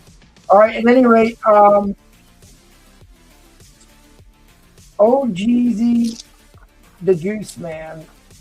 Why do I feel like you had a different name from that previously? Hit me up on Instagram. If you're not an Instagram guy, let me know so I can look for your email because I'd rather have you email the comic book channel's email instead of my email that's tied to my PayPal because that email account gets bombarded with tons of junk and I don't always see your emails there. But just let me know. Let me know. But yes, thank you, Spec Collector. Appreciate those kind words, brother. All right. Smash the like button. That's it. We're good. Let's go for another round. Brewfront has come once again to haunt the halls of Astonishing. That's right.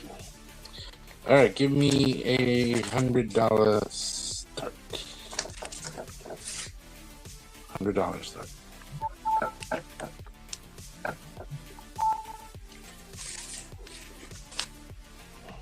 Ready?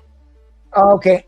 I'm gonna put the Juice Man. I'm gonna put the email in the chat for my for the channel. I'd rather have you email me over there. $100. All right. This is a Nova #1. Nova. 7.5 off-white pages, double cover. Oh, you dirty dog! Really?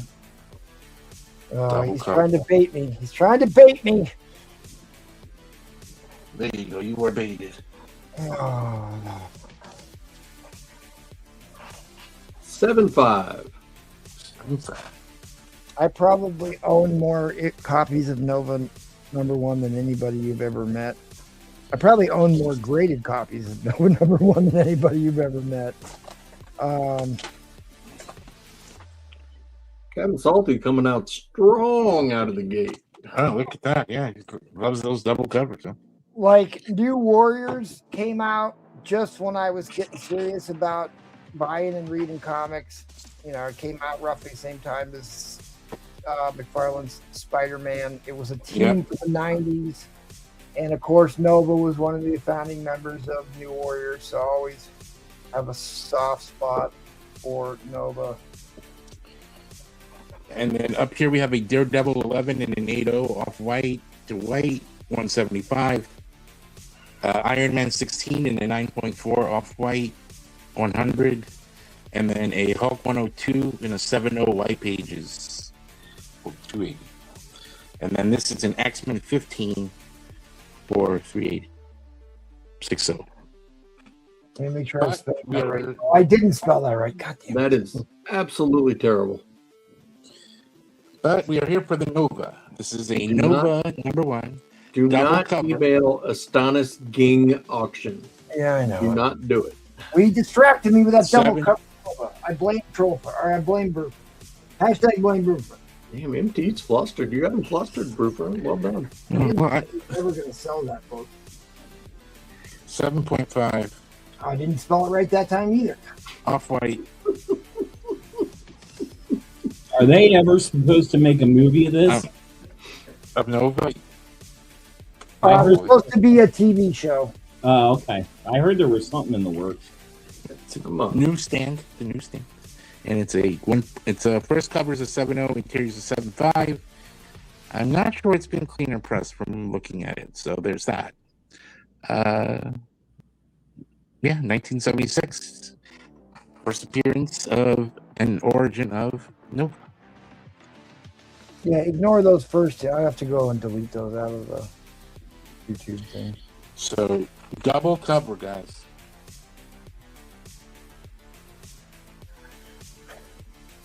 Double cover.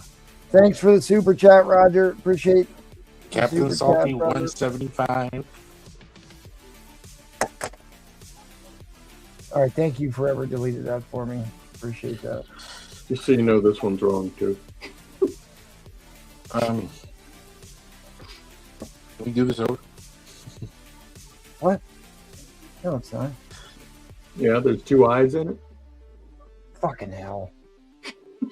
175, guys. Anybody I want to thought come Paul was the only one that had problems spelling and reading. Well, Brufront's putting up books that... Did I fluster you? Just listen to his voice. Dude. Distracting you? The Nova's distracting you? It is. Do you Just need take another the money. copy? Dude, how can I consider myself the most prolific Nova #1 collector if I don't have a double cover? Oh, yeah. I guess you're right. You better place a bid. Type 180, you've got 30 seconds. Killing me, Small. I'm buying all Brufront stuff. It's a steal right now. I can't not bid on this. I would beg to differ. You've done very well for 4 minutes and 50 seconds. You're doing great. Oh, there it goes. I'll hate myself in the morning if I don't go after this. I'll hate myself in the morning regardless, but just a little bit less. Oh, no. That's a good one. And we're going overtime. 60 seconds on the overtime clock with Captain Salty and MT showing 0 self-control. So close. So close. It's a double cover. I probably have 6 graded copies of this book. I'm pretty sure. Go, Captain. Make them sweat a little, Captain. The problem is like I was buying these back during the pandemic blow up, so I'm way underwater on almost all of them. But I don't care. I probably have a dozen raw copies of this. What did he say he needs to learn to spell with Darnell Video Collection? 175, 180. That must be. Oh my God. I got We 200. got 15 seconds left. If anybody else is interested in this, again, this is a double cover 7.5 Dick Ryder. Old Dick Ryder. Spec Collector put in a $200 bid that's in the chat. Really? I don't see it. I was going to say, well, it's gone up in mine, and I'm on StreamYard through YouTube through my Facebook. All right, hold on. I'm looking at the YouTubes, and I'm not seeing it on the YouTube. Spec Collector, if you did bid, please let us know. Spec Collector bid 200 on the previous auction lot. Okay, maybe I'm seeing an old listing. I'm sorry. Okay. All right. Inline coming? MT's got it, yeah. All right, Salty. Wow. Letting me steal that book. Another Nova you don't need, MT. No, I need them all. I need them all. And the best part is you'll never even get to notice that it is a double cover because it's in a CGC case. Right, yeah. That was going to be my one comment, but I kept that to myself. Oh, I'll crack that son of a bitch out. Right? I knew you would. All right, well, All right. it's yours. Good get, MT. Thank you, Brewfront. Appreciate you, buddy. Let's head on over to the Jackal. Oh, we're going to Neil. We're going to Neil because we switched order around. There you go. Neil, you're up. What's your starting bid? $100 start. It's going to be a builder. This right here is a Ghost, Luis Dominguez, Ghost number 22. I have it at a 6.5. It has not been cleaned or pressed. It has one color breaking crease down here on the right corner, and it has 4 minor ticks along the edge. It's in great presenting copy. It's a Mark Jewelers variant, and it is the first Mark Jewelers with the black insert. If anyone wants to see it, I will pull it out and show it. It's not a problem. There are no listings on cover price or key collector for a Mark Jewelers variant of this book. No listings at all. By the way, Neil, you missed it earlier. Hoodad put up a whole collection of Mark Jewelers from the DC horror books. Oh, yeah. Sometimes the things just take over. I've got health issues, and, I'm surprised I haven't zonked out before this. So at any rate, you're absolutely right. That doesn't work because I didn't put it in correctly the last time either. So 5th time's the charm there, Juice Man. Try that one, buddy. The ship is sinking. The ship is sinking. He's trying to spell in Canadian. That's the problem. Yeah, I'm trying to speak in Canadian. There you go.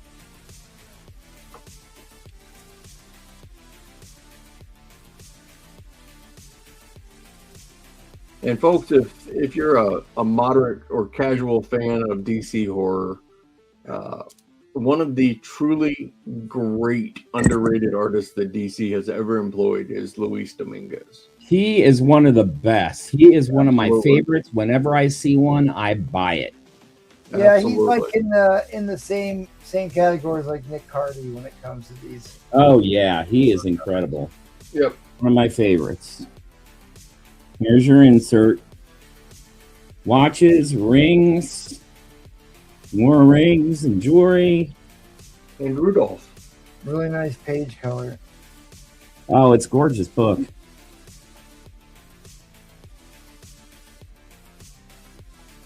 All right, so that's in the start. To get some traction, I've got more Mark Jewelers to come in.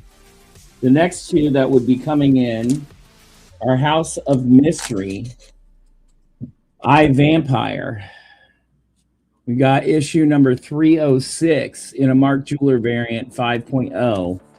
And then I have another I Vampire House of Mystery Mark Jewelers variant in a 6.0. And that is issue 307. Issue 307. Right now, we're currently looking at the Luis Dominguez Mark Jewelers, first Mark Jeweler insert, Ghost issue number 22. Yeah, this is one of his great ones, too. The Matador cover is really good. Yeah, it's a popular cover.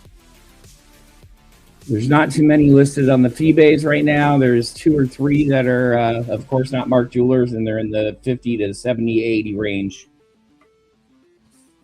So, if you want to place a bid just for it, that's fine. If anyone wants to bump it up, I've got more. I've got a stack of Mark Jewelers in my hand.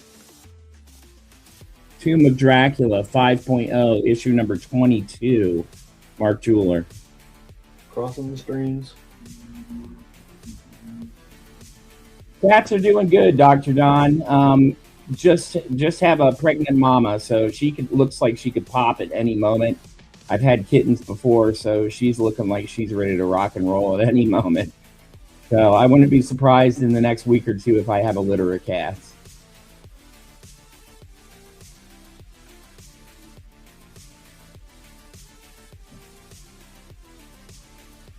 Anyone who bids tonight, currently I've only got like 1 or 2 people that have bought from me so far tonight. They're in the running for an 8.0 signed Butch Geis Micronauts. It's in an 8.0 great Biotron cover. Tucson, up for auction is this Mark Jewelers variant issue of Ghosts right here. Correct. Starting bid is $100. Artist is Luis Dominguez, one of the great horror cover artists of that era.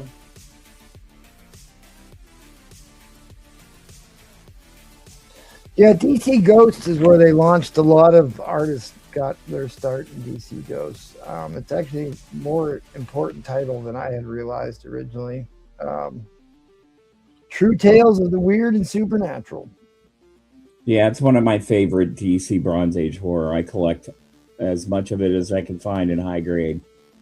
Yeah, and there's some killer Cardi covers in that run too. Yeah, I've got a bunch of them. I love Nick Cardi, Bernie Wrightson, Dominguez. There's so many good ones. In a Mark Jeweler variant. 2 songs in and 100. Said we get some bidding, I'll throw in those mysteries, and I've got a whole slew.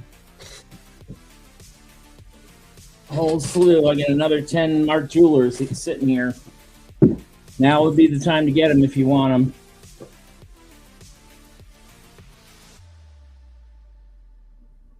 Is that the McFarlane Hellboy? I'm not sure. This is a model that I got off of an unmentionable site, and I'm gonna finish painting it. It's painted really nice, but the coat needs to be darker, and then a antique wash over all of it needs to be done. Yeah. I'm gonna add some hieroglyphics down here, some occult symbols. Nice. But I just thought it was cool. It was a cheap buy. It's a nice looking statue. Yeah.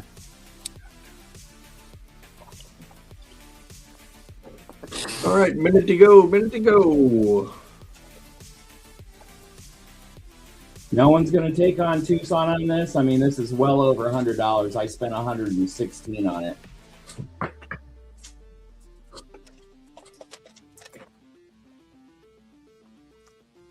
Hopefully you got my response there, Juice Man. I sent you. Yeah, I'll come help you in here in a second.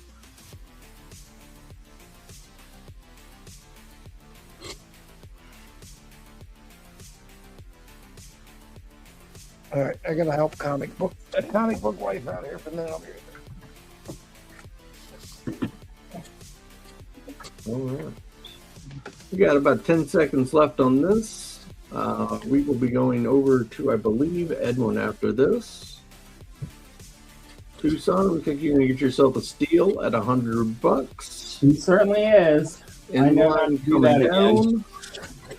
In line coming down. Good get, Tucson.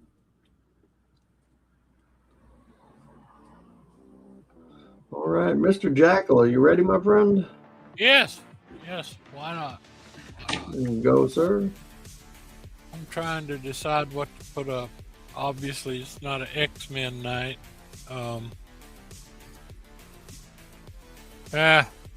me just go with something Ditko-ish. Okay, 100 start.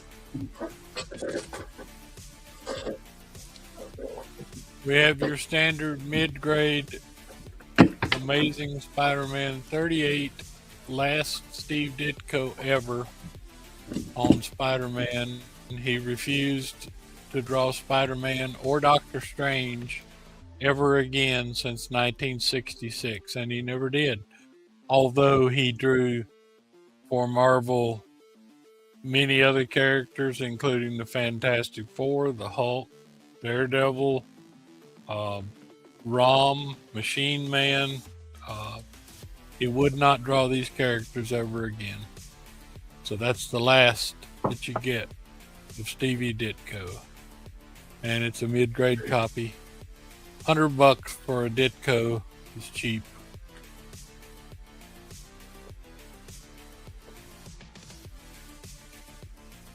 I particularly like the way he ends things up in Spider-Man. Here, I you know, since I know this book intimately, I might as well show you guys. It's perfect, Ditko. And Ditko was doing the plotting and writing and stuff by this time too. So people have surmised, if you see on this page here, Spider-Man finishes the fight, goes out is leaving, has won, and he sees a mannequin there. And he says the mannequin's grinning at him. And he thinks it looks like Ned Leeds. Is it Ned Leeds or Stan Lee? And anyway, he pops the mannequin in the face and goes out and says the shadow of Spider-Man isn't standing between you. And you go to the final melodramatic scene, and Aunt May tells him, "Sleep well, Peter. I'm glad you turned off the TV. Some of those news items can give a body nightmares." And the last ever Peter Parker with Ditko is, "Not much chance of that in my case. I only have them when I'm awake." And so ends the Ditko run in 1966 against a nobody superhero here, guy named Joe. But it's classic, so that's the offering.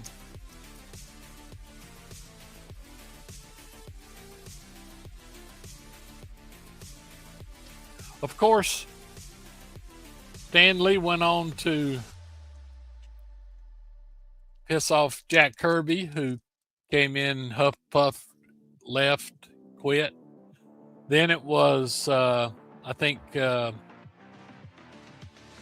George Perez before Neil Adams, or maybe I got that reversed. Anyway, he pissed Perez and Adams off. Both of them quit. Then he had an argument with Jim Steranko over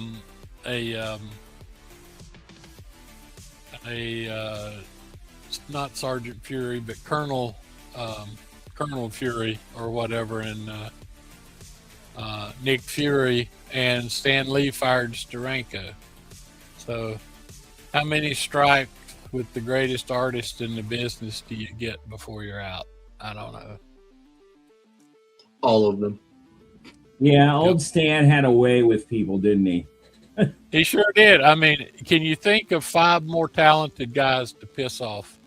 I actually like hearing the stories from the bullpen from the artists who did not get along with Stan Lee. No, absolutely not. And I even guess he his got some- brother, yeah, even his brother Larry Lieber, you know, deserted and tried to start his own company against him, and that failed. And he brought Larry back, I guess, because he had nobody else working for him at the time. Wow. They did pull over Gil Kane. You know, Gil Kane was doing a lot of the. Right, he was on early Daredevil. Yeah. Yep. Right. Yeah, they all bounce back and forth because of being unhappy. And I guess Stan got some of his negative karma thrown back to him after they were dragging him around to all those signings. That's a nice copy. It's not bad. It's a solid 6.0 second mimic. $100. All right, my friends. If no one bids that this round, I'll take it, Ed. Yeah. Yeah. Hey, you've already got one of these with me. Do I? Yes, you did. Yeah. Oh, okay. I'm sorry. I forget. I've got so much stuff floating around right now. There's one in your box. I know.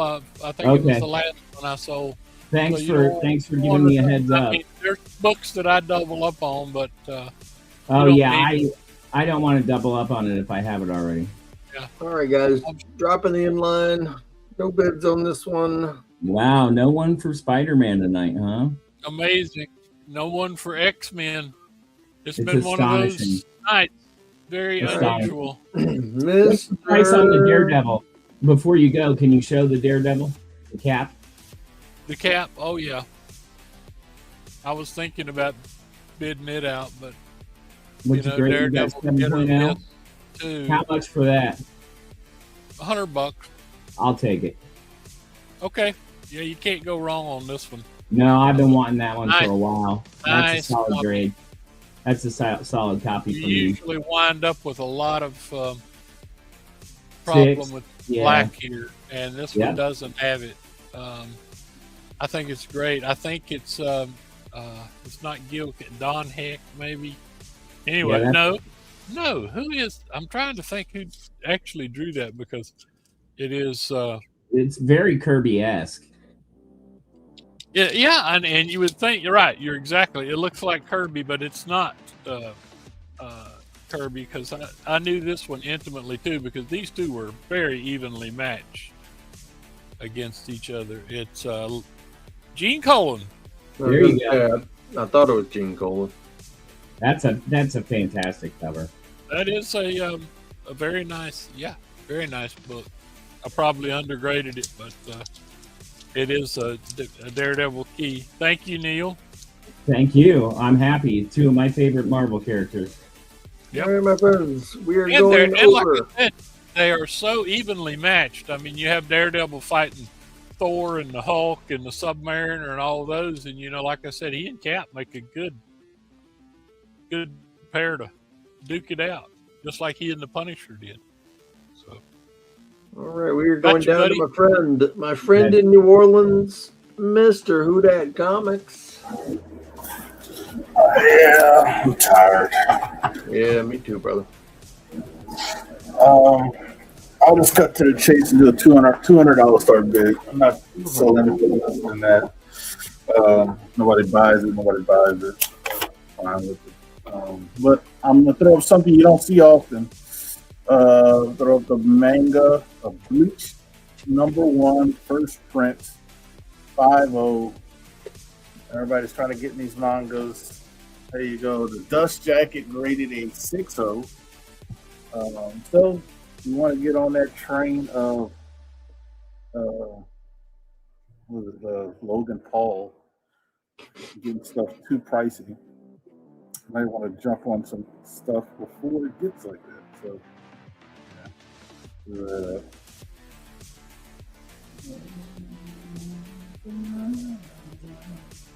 They had one that was on for auction. I'm trying to see what it sold for. I unfortunately know absolutely nothing about manga, so I know, you know, the anime shows. I watch some of the shows, so it's enjoyable. Like, you know, a lot of the shows. So this is one of those things that I think it first appeared. Yeah, it first appeared weekly in the weekly Shonen Jump. That was the first appearance of some of the characters from Bleach. But yeah, it's not a cheap little thing. Let's see, they have a 7.5 that has a day left. It's already at $405. They have a raw. You can get one raw for half the price of this one. But they got they got a date left too, so I think you're gonna pay more than $103. So, and grading these things, Noah, anybody else, it's like $100 to grade this. I mean, Jesus. Look at that. I mean, it's a great case. I like what Beckett does with it. I mean, it looks amazing. Great case, but it costs a lot. Like I said, like you reference a regular slab costing like $40 to $50. See, this is close to $100 just to grade it. But this is just a good opportunity for somebody if somebody wants to get into this space, relatively inexpensive, for because this is a 5. They got a 5 on here, but they want $448 for a 5. That's what I got. But yeah, this is a major hole in my pop culture / comic knowledge. I am not up to date on the Japanese stuff at all. Well, like I said, I follow the ones I like. Like I know, the One Pieces and the Dragon Balls and what else? My Hero. How about Academia. Berserk? How about Berserk? The Berserker. I would follow Berserk. My son loved it. I bought him several of the books. It's pretty cool looking. Yeah. And what is the other one I'm thinking about? I said My Hero Academia, Bleach, obviously, and Dragon Slayer. I think Dragon Slayer. Those are kind of ones I kind of know a little bit about. Yu-Gi-Oh as well, but everybody. I watched Solo Leveling not too long ago. That was really good. How about Ghost in the Shell? You like the classics, Ghost in the Shell, like Kira? Yeah, I like John, man. Thank you. They used to come on late. It was not Adult Swim or something. It was something. It was Toonami, wasn't it? Yeah, it was like it was coming late at night. I used to watch it on the show. Oh yeah, it was late night Toonami. My son and I used to watch it when he was growing up. He loved that. We'd stay awake on Friday night late to watch all those.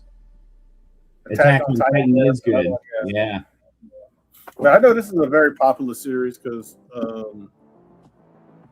lot of people have been talking about it. This originally came out, I think it originally came out in 2002, so 24 years ago.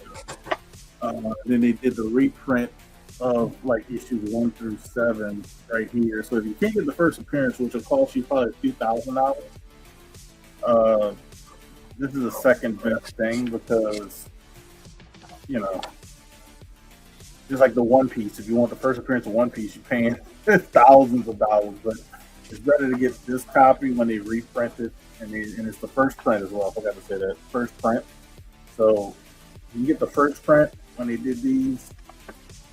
That would be a good investment because those other things, those first appearances are priced out. Everybody getting priced out. But like I showed, a raw copy is selling already over $100, and it has a day left on eBay. So try not to put it on eBay. I don't want to deal with eBay. Right. I'm really trying not to. That's why I'm putting it at $200. I'm really trying. All right, kids. I think I might have. That is going to do it for you, Mr. Whodad. No interest in the manga this evening. No love for the manga this evening either. No. Time to pull out some Archies. No, they don't want that either. No. Oh, I know. That's why I pull them out. They don't want that either. I think we're pretty much done tonight. I want to say when I saw the ASM didn't sell last round, I was like, yeah, right? Hey, what's going on? It's like, is it a full moon tonight that I don't know about or something? You know? All right. Well, thanks, Huda. Appreciate you, buddy. Hit him up on the Instagrams. We're heading over to Mr. Nola. All right. So I'm going to do, I got a starting bid of 160 on this. All right. So we've seen some Mark Jewelers and such this evening. I've got one complete with star stamp. Nice. Yes. You see a lot of Mark Jewelers. Sometimes you see a Mark Jeweler key. Star Wars Mark Jeweler. How often do you ever get excellent Mark Jewelers with a huge double key first appearance? Wow. Pride and Emma Frost. I love Emma Frost. I did have a graded copy of a Mark Jeweler of this that had heavy tanning. I sold it. I don't have another one. For you military collectors, Mark Jewelers were sold to military personnel, and it is the overwhelming consensus on the collector community is that the star stamps indicate it was sold on the military base in Germany specifically, and found its way back to the United States. So this is the biggest knock. I put this anywhere from a 5.5 to a 6.5. This is the biggest knock on it, is this crease right here. Man, I'll tell you. Still a good looking book. Really good looking book. I sold a graded 6.5 Mark Jeweler for $350 maybe. Is this one that's listed anywhere? I'm sorry, say again, Neil? Is this one listed in any of the services as far as Mark Jeweler? No, they didn't keep records of Mark Jewelers, unfortunately, until very, very recently. And I'm going to look and see if there is a listed variant Mark Jeweler of this, but I don't believe so. Last time I looked this up. It does have a little sunshade here on the back. Has not been cleaned. At a convention, they're going to probably put a $300 price tag on it. Oh yeah, the bare minimum. At least a $300, probably more, honestly. I saw I want to say 8.5 of the first Electra Mark Jewelers. It was like $600. I'm a big fan, by the way. No one ever likes to talk about the rings, actually, but come on, the Red Baron, that's the shit right there. Absolutely. How good is that? The Laredo? Come on. Really? I don't think you ordering those for your girl. That's a pinky ring if I ever saw one. Oh, absolutely. Absolutely. I mean, you got the ladies' rings and stuff, but come on. Let's talk about the real stuff that happens here, man. I want to see somebody throw up a Red Baron ring. All right. So, in this particular year, Mark Jewelers are single-digit % of the print count, and out of those, the amount of them that are actually star stamped is way less. So you've got to be talking maybe 1% of the print count has a star stamp Mark Jeweler in it. It's super rare to find a star stamped Mark Jeweler. As you can see, this book could very much benefit from some cleaning. I just haven't felt like doing it. I may have to have a fire sale so I can buy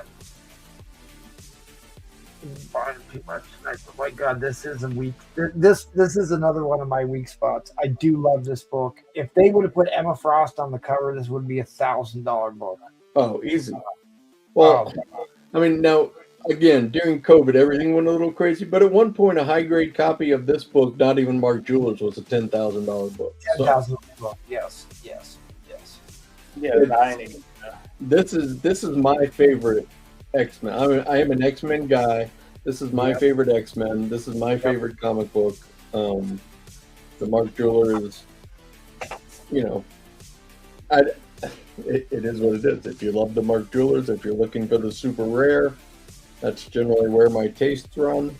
And to find a star stamped, again, double first appearance of major characters. With a military insert. Yep. So I think it's a cameo of Sebastian Shaw too. Yeah, it is. Yeah. What's the Hellfire Club cameo? Period. If I'm not mistaken, they do list this. I know. I think it says. Like first appearance of Sebastian Shaw. I'm gonna look because now I don't remember. I don't want to misquote that as being the cameo of I Hellfire. have a 9.6. Before I said that. I'm 99% sure. I'm pretty sure he's correct too. It is Sebastian Shaw. First appearance of Kitty Pryde in white, including Emma Frost and Sebastian Shaw's first appearance. There you go. Appearance, so it is considered by CGC at least to be Sebastian Shaw's first appearance. Who was the black? Much like MT's fascination with one Dick Ryder and Turok the Dinosaur Hunter, I just have way too many copies of this. Very true. I had a lot of copies of that too, and I had like 5 copies of that. The Indomitable Rit Ty is back in on this. It's a triple key, people. Triple key.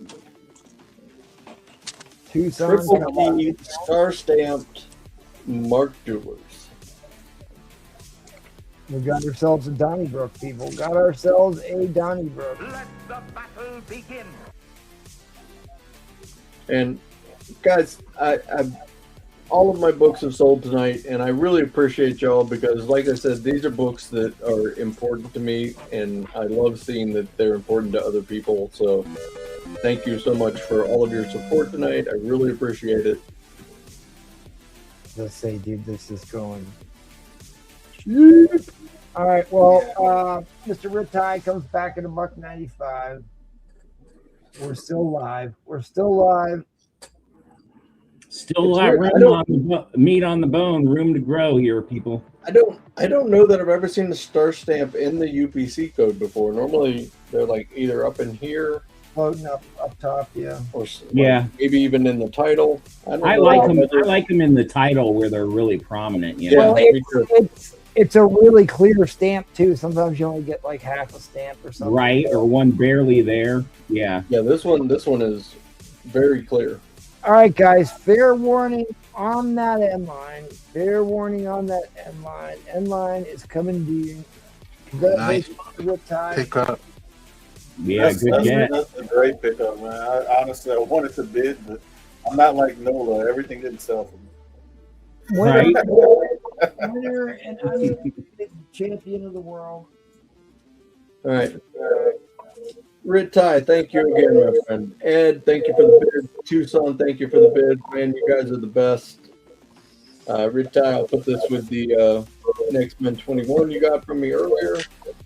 You guys are awesome, man. Thank you so much. Yeah, you can send it straight to Whodat. That'd be great. Hey, it'll be very useful. Rit Ty. I have a 10-year-old who won't stop growing. She's probably 5'6" now. You got another one? Put it up. Yeah, so Rit Ty, you know the deal, dude. Hit me up on IG. We'll get it all figured out. This is probably, I might stick around for a while, but this is probably going to be my last book of the night too, gentlemen. So yeah, I'm running out of steam. So at any rate, we had all this Hellboy talk, so I'd be remiss to at least not flex on this. There it is. San Diego. Oh wow. Collecto6 sent this to me, so thanks, buddy. I appreciate it. And you can see John Burns listed on the cover. And is that the guy from Mad who's done the artwork, Argonas? Yep. Yeah. But Byrne co-wrote the Hellboy story that's in this book. Wow. I've never seen that. Well, here's the problem with Ty. I cracked that out of a Gen 2 8.5, and that Iron Man 14 probably going to pull 9.4 at least. It might even get a 9.6. It's that nice. So because it's going to be that high of a grade, I couldn't start that at 1 a.m. for $100 because like I bought it as an 8.5 slab. Right? Come on, I just put up a Mark Jewelers star stamp. Yeah, come on, MT. Yeah, go look. Shall we look up what the value of an Iron Man 14? You just bought an open number 1 double cover. I think the endorphins are already wearing off from that note. However, I will. I love it when MT puts up these late night deals. Do something stupid. Do right, something yes. stupid. Do something stupid.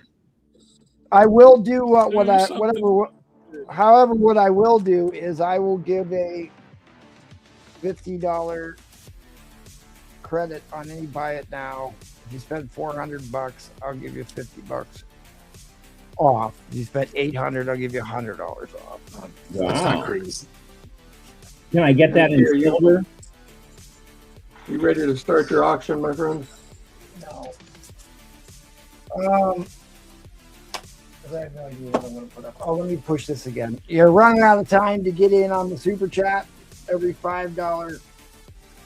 See, I even put up my first appearance of the New Warriors too. Every $5 super chat that you get for every $5, every super chat you give, every $5 will get you entered in to win this ASM 700 Humberto Ramos variant, and you're running out of time to do that. Mike, I have an Iron Man 14. Iron Fist 14. What did I say? Iron Man? Yeah, it's getting late. I'm wearing it. So, just out of sheer curiosity, I gotta ask. You moved the Valkyrie and you replaced it with the Dark Horse Presents #1. That's just a very interesting book to put back there. Why did you put that book back there? That book is the first Frank Miller Sin City. That's right. It has got which is one of the best scenes in all of cinema, is when the hitman goes to visit the girl in the red dress on the balcony. Yeah. Like, I'll cash her check in the morning. One of the most iconic scenes in all of cinema. And they made that scene as a way to market investment so they could make the movie together, because it was a wild leap to do a black and white with the one. It was either red or yellow. It was they wouldn't let you take risks like that today, unfortunately. Yeah, that movie definitely had professional color touch. It's a masterpiece. I just watched them the other day. So by the way, if I can pull a 9.6 on that Sabretooth, it's $1,000 slab. So the difference between a 9.4 and a 9.6 is $300. The difference between a 9.2 and a 9.6 is $500. So it's like I don't want to either cheat myself out of that much or misrepresent a book. But of course, I took a serious bath on that first Doctor Strange. I probably lost $1,000 on that slab. So yep. That's been the first time I made mistakes like that. Anyways, I'll still give you a credit, $50 credit if you spend $400. I will take a $100 starting bid as always. And by the way, I should get some serious extra credit. Are we calling it a night after your round? I got one more. People want to go another round, we'll go another round. We'll usually. I got one more at least. It's up to you, Jackal. If you want to stay and sell, you can stay and sell. Otherwise, okay. I thought I heard you say something about, and some of you said Well, that was me. I'm done. I'm gonna stick around for a while, but I'm done selling. So Nola's a I was notorious gonna early watch bird. it the rest of the way, but I don't think I'm gonna. But I I'm just starving to death. I think I'm I gonna go just put eat. in a 12-hour workday, so I'm See? You better go to bed. You don't want any of these comics anyways. You're getting out of it. All right, But here we go. again, I should get some serious credit for being able to recognize the Dark Horse Presents #1 on the wall. By the way, You should. Hey, you got what? You got any good Cerebus stuff? So, as far as I'm concerned, Sin City might be the greatest comic book adaptation movie ever made. I mean, Watchmen's in the conversation for sure, but like the way that they actually reproduce the imagery and the artwork in that movie Right. was unparalleled. It's one of the greatest comic book movies of all time. No, Gumby is Hands down, yeah. Gumby the Winter Special. I will say, like, the other great comic book movie that doesn't get mentioned nearly as much as it should is Constantine. Oh, I love that one too. The last scene with Lucifer is another Fantastic. one of the best scenes in any movie ever. Right? When he flips them off, going up to heaven. All right. I love it. All right, off. All right, X-Men 53. Hey, that's a cool book. X-Men versus the Avengers. We are confirmed that there will be an X-Men versus Avengers battle scene in the movie. This book has been blowing up. I can tell you that I paid well over $100 for this book myself. It has a stamp from. This is the second time I've got this stamp. It's an open air market in Canada is where this was purchased. It's a beautiful copy. Beautiful high grade copy. That should be no detraction at all. Oh no! I think stamps add something, and especially if it's a stamp. I do too. I actually do too. Especially if it's a stamp noting where it came from, I think just adds that much more to the book. So I did get It gives the book some provenance. I agree with that. So you got Magneter is in this book. Magneter be Magneter. It's a nice high grade copy. he's super attractive. Yeah. I should have pressed it, but I mean, if it sells for a decent amount, I will press it for you. But and another book I would add in because I've got one here, really sharp copy of 31. Never Bug a Giant, I believe is this one. So.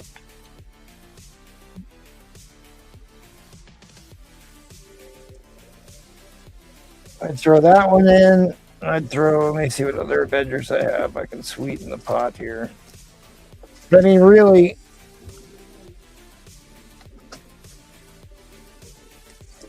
the time to be buying this book right now, as much as it's kind of blown up a little bit, it's going to further blow up. Hey, by the way, just to be clear, yeah, there's some serious mismatches on that cover. Jean Grey against the Wasp. That's not even a fair fight. Iceman against Hawkeye. Come on. It's one of the most iconic battle line covers because it's really like the first one we kind of considered Fantastic Four, even though it isn't team versus team because Spider-Man got thrown in there. It's like Spider-Man and Thor and somebody else. This is like the first team on team. The one that came out like a month before this was actually I do have that. I have that book. I can show you. So we can talk about it. This came out 2 months before this cover. Where is it? Which was the other Battle Lines cover, which was New Avengers versus Old Avengers, but this is team on team crime here. This is two different teams. So it's kind of the first team on team Battle Lines cover ever. if you come with the qualifier for that. The annual's a Kang key, right? Yeah, it's a king key. Well, I guess I can throw this in too if you want. Why not? It needs to be put in a better bag. Sun Bishu's asking for a grade. I think that this book's it's probably going to be like a near mint minus, is what I'm thinking, because it's got the shadow line that I didn't, which you might be able to get out pretty easily. I didn't wash this. I didn't photo bleach it or anything, but I mean, most of it's pretty damn white to begin with. All right, I'll throw in the annual because why not? There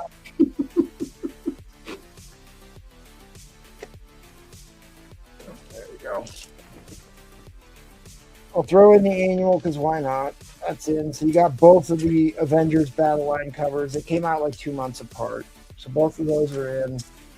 I'll throw this one in. Where are we at 105? We are at 110. We are at 150. All right, fine. I don't care. I'll put it in. Put it in. Put it in. They're all in. They're all in.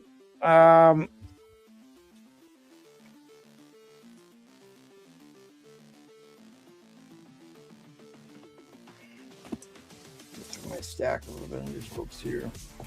That one's probably too high of a grade. How about Uno 80?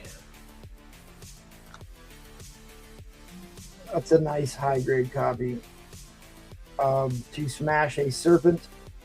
Great colors. I think Gene Colan might have done the inks on this one. 200. So that one's in.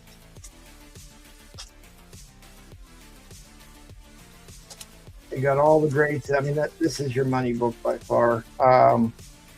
And how about I put in another? You got some people all fired up out here, MT.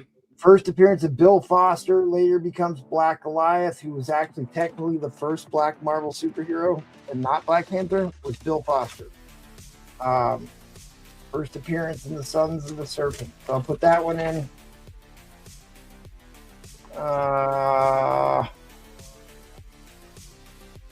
This is a pretty high grade copy, but it's kind of relevant. I almost thought about trying to sell this to James Pemmichter because I know he's looking for high grade Vision covers. This is the first appearance of Ultron 7 in a very high grade, so it's like the modern incarnation of Ultron. That they mocked up to put in the movies. I'll put that in at $290, $30. I'll put that one in. $30. Get you another book. Havoc in a Hidden Land. $20. Get you another book.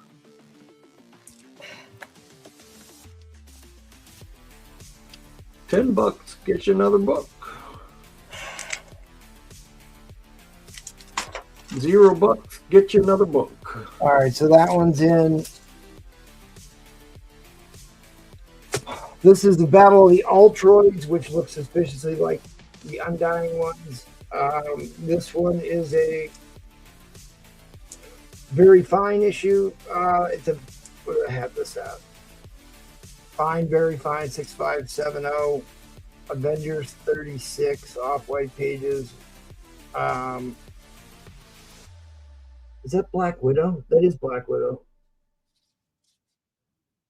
Wow, I never noticed that was Black Widow. I'll put this in for another. All right, Sun is out. I'm sorry, Michael's out. $40. $40. I'll put that one in. You don't know what else I might add here, so.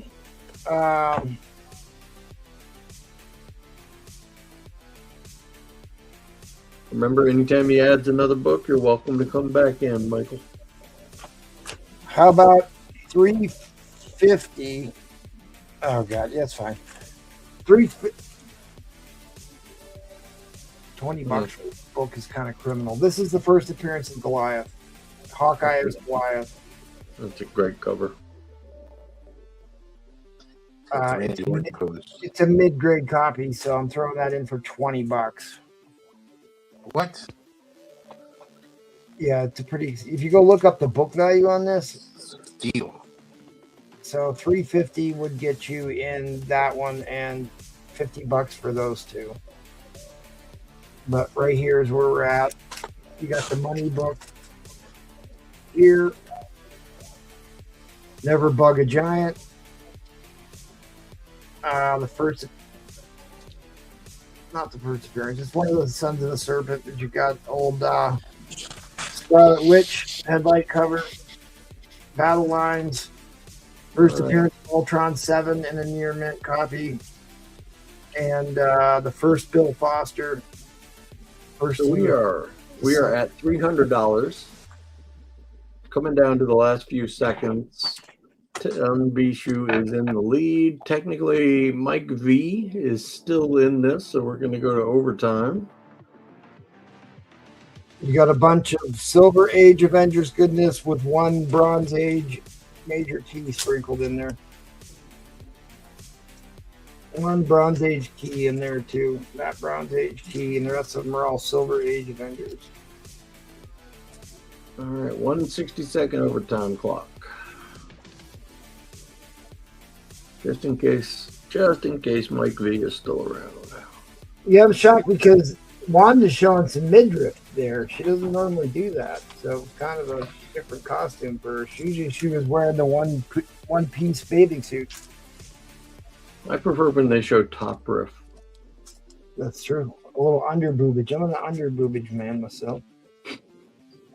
Like some who is it? The Goblin Queen did the under boobage. Madeline Pryor. Madeline Pryor.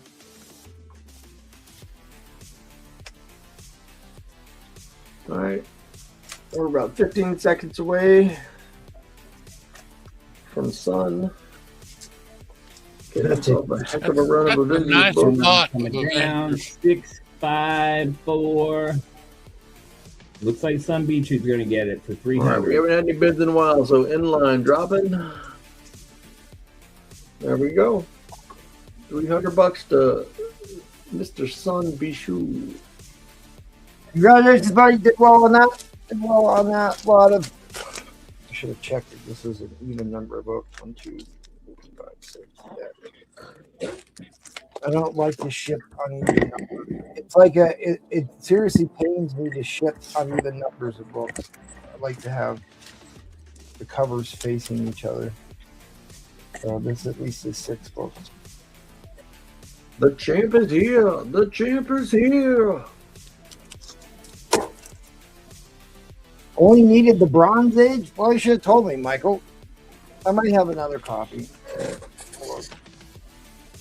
There was the other one I was going to add. It was hiding underneath the other ones. The Agony of the Anthill. That's when Hercules was doing Avengers books. But this is an homage to a pre-hero Ditko monster book. All right, let's do some housekeeping.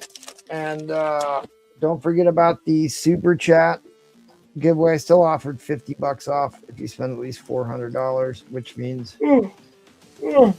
By the way, the Super Chat is none of those books you just pointed at. Just so you know. Oh, you're right.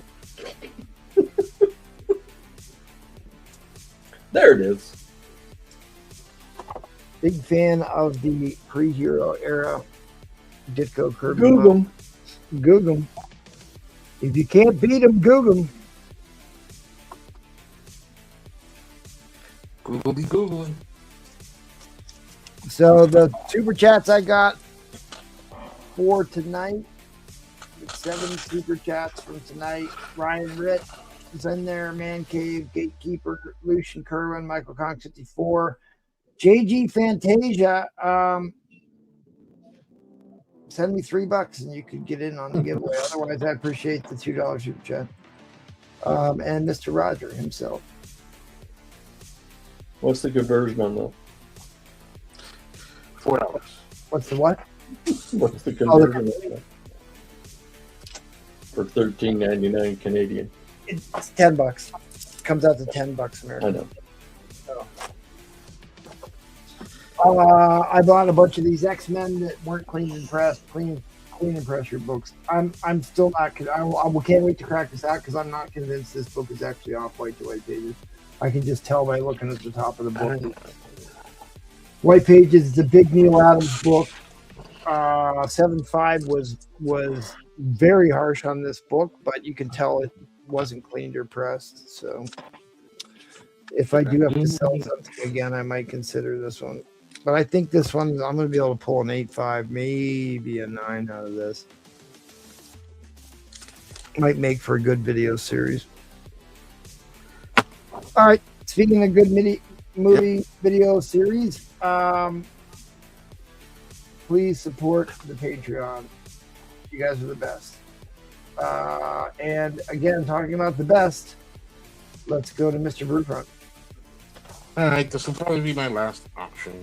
That's what they all. That's what they all. Hey, Carlos Sanchez is here. What's up, Carlos? But let me plug my waffle.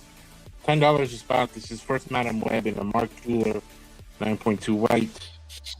$10 a spot. I've got 20 spots left. Another great Mark Jeweler key. Mark Jeweler. All right, let's do a 3-book lock here. Start with this is in ASM 76, ASM 60, and ASM 44. $100. $100. I forgot to show my other bag now. All right. Oh, there's some great, dude. I think that's the best Silver Age Kingpin cover. That I don't the like motion. the suit. I don't like the suit, but I see what you're saying. You don't like the suit? Hey, I think it's a great We've cover. got it in a green, lime green. Well, you can't have it the same color as Spider-Man. You can't have it be a dark colored suit because you have a dark colored background. So as you can see in the Lizard cover too, if it's a black dark background, they usually want the villain to be in a green color. This is 65705550. I mean, this one's the money book here. That's the second Lizard right there. Okay, so you said 655550. And that's just, me not trying to overpromise. Yeah, in the 60s, that was hot. So now you're talking $33 a book for 12-cent Spider-Mans. 12-cent Silver Age Spider-Mans going for dirt cheap. Second Lizard. You're making buy another lot from you. All right. Fine. Second Lizard. What? What? You're What right? shape's that lizard? They're all terrible and you don't want them. Yeah, they're all terrible, Jeff. 655550. MT, I'm going to need you to go. There's writing all over the back pages. You do not want these, Ed. No, don't tell me I don't believe you. Don't believe you. Go ahead, tell them the grades again. 655550. That's just me trying to be conservative. Well, I couldn't even sell a last Ditko for $100. So what could I do with them? Well, the title turned back at some point, Ed. You could cuddle them. That's because it was Ditko and not Romita Jr. And he's gonna. Dude, I know what these. Listen, this is classic Silver Age Spider-Man. These books will always be wanted by people. Well, there's the hammer. Ed's back at 150. And by the way, kudos to Brewfront for overcoming his auction fear and putting up some great lots. Very true. That's a great comment, Noah. That is a spot-on behavioral therapy. Behavioral therapy works. Don't let him down, people. Don't let him down. I mean, he has put up some incredible lots. He has great books, man. He's a super good seller. He's right on time. He's been nothing but perfect from the moment I've made my first purchase with him. I am on time. Unlike Yahweh. Yeah. Screw Yahweh. For those who don't know, Yahweh and I go way back. We are good friends. This is all in good humor.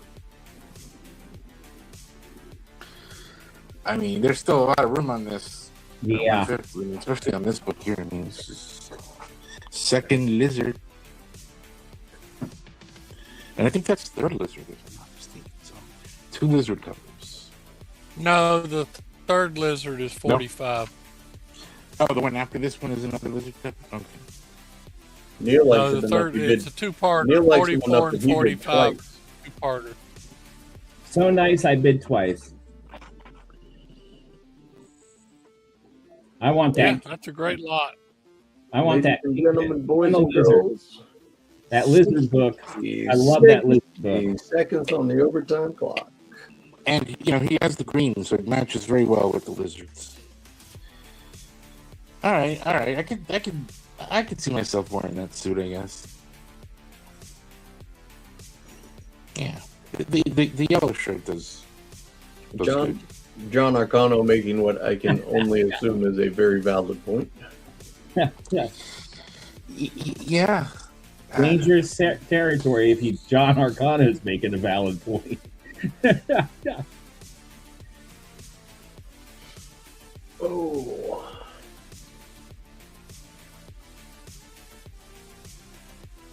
No, I'll take it. 20 seconds. Is MT there? No, MT's not there. Has management left the building? Of course. Probably letting All right, it down. guys, we got 5 seconds. 5 seconds. 170. Or Anybody? Mr. Neil walks away, please. Was not planning on buying ASM tonight, but that'd be a stupid thing to pass up. All right. 5, 4, 3, 2, 1. There it is. Ta-da. Thanks, bud. All right, Neil, you couldn't go to a better death. Well, maybe you could, but you're up there. That is a good deal, Neil. You did good. Oh, I know. Well, Especially on this book. speaking of Neil, I believe you, sir, Are up. are up. Oh, there we go. There we go. This is Jungle Comics, issue 113. This is going to be a builder. I got more Golden Age to go in. This is the time to get it because I'm cutting back prices tonight.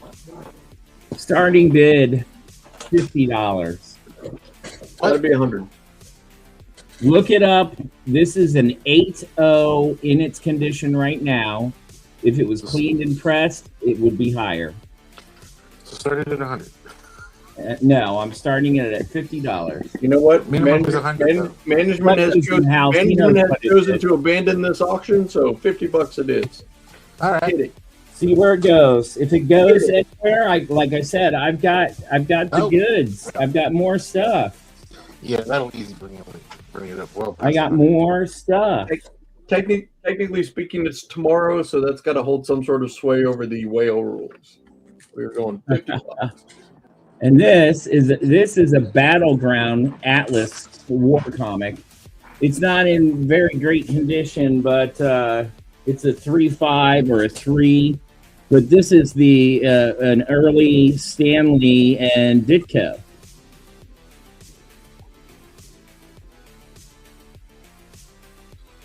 That's Ditko? Yes. As far as I know from what the information I found on it, which is not much, because there's barely any info online on it. And it's one of those ones that doesn't have the artist information inside the comic book, which is crazy to me. But I guess, might know. Yeah, he might. Well, hello, Electra. And I'm going to pull this out because you need to see how nice it is. So Electra's dating Hellboy. She's just showing off the Jungle Book. I can't afford a hand model. So, she's going to hand model it for me. But this is a gorgeous, gorgeous, gorgeous copy. Look at the gloss on that. Look at the gloss on it. That's Gold Age, 1949, and the gloss on that. Look at the back cover. Oh my God! Look at that. Wait, you see the inside cut? Look at the pages. She's a beaut, Clark. She is a beaut. You can't go wrong with that book. You're not into Jungle Comics and you haven't purchased Golden Age, now is the time to get in your first issue. Be a good one to add to your collection. Anyone who collects Jungle knows it's a steal at a $50 start. And it might be the only $50 opening bid on a whale auction you'll ever receive because I do what I want. Right, me too. I do what I want. Collector wants to know who signed it at the bottom. Who signed it at the bottom is John Solardo. John Solardo. I bet he's not around anymore. No, probably not. Yeah, probably not doing any signings. All right, quick glance away over here to the board. Top two shelves. And I kid you not, if you're an X-Men fan, this has been the place to be tonight. Right. Ask for any price. You got them all priced. I can easily let you know what they are. We got S Drift in at 50. Good call, S Drift. Our buddy is putting up $50. Neil's got the crazy deals. When is the next one coming? Well, we need to get at least one or two other bidders in, and okay. What comes in next is dependent on where we're at with the next couple of bids. Because I can either throw this in, which I would stick in. Let me see, we're at 50 right now. I would stick that in at 80. Put the Ditko in there. That'll probably get some traction. I would put the Ditko in there at 100. Jackal, is that a Ditko book? I'm sorry, which one's the Ditko? This is supposed to be, from what I could research on it. There's not a lot of information. Charlton? It's an Atlas. No, that's an Atlas. Yeah, Battlegrounds is an Atlas title. And it's supposed to be early Stan Lee Ditko. All right, we got S Drift in at $80. The clock has come to an end. I actually have a couple of those. Well, MT should know then if he's got a couple. I honestly don't know on that one. Well, currently you got the two Jungle books in, and S Drift is in the lead.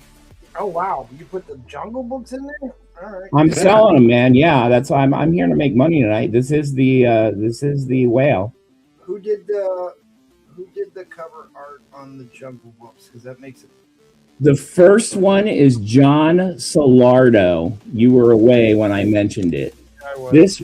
This one you'd have to look up. I do not know. It's issue 96. It has the initials ANC right here. Collector would know if he was watching. Okay. What he is watching. And then there's this one. And this is by...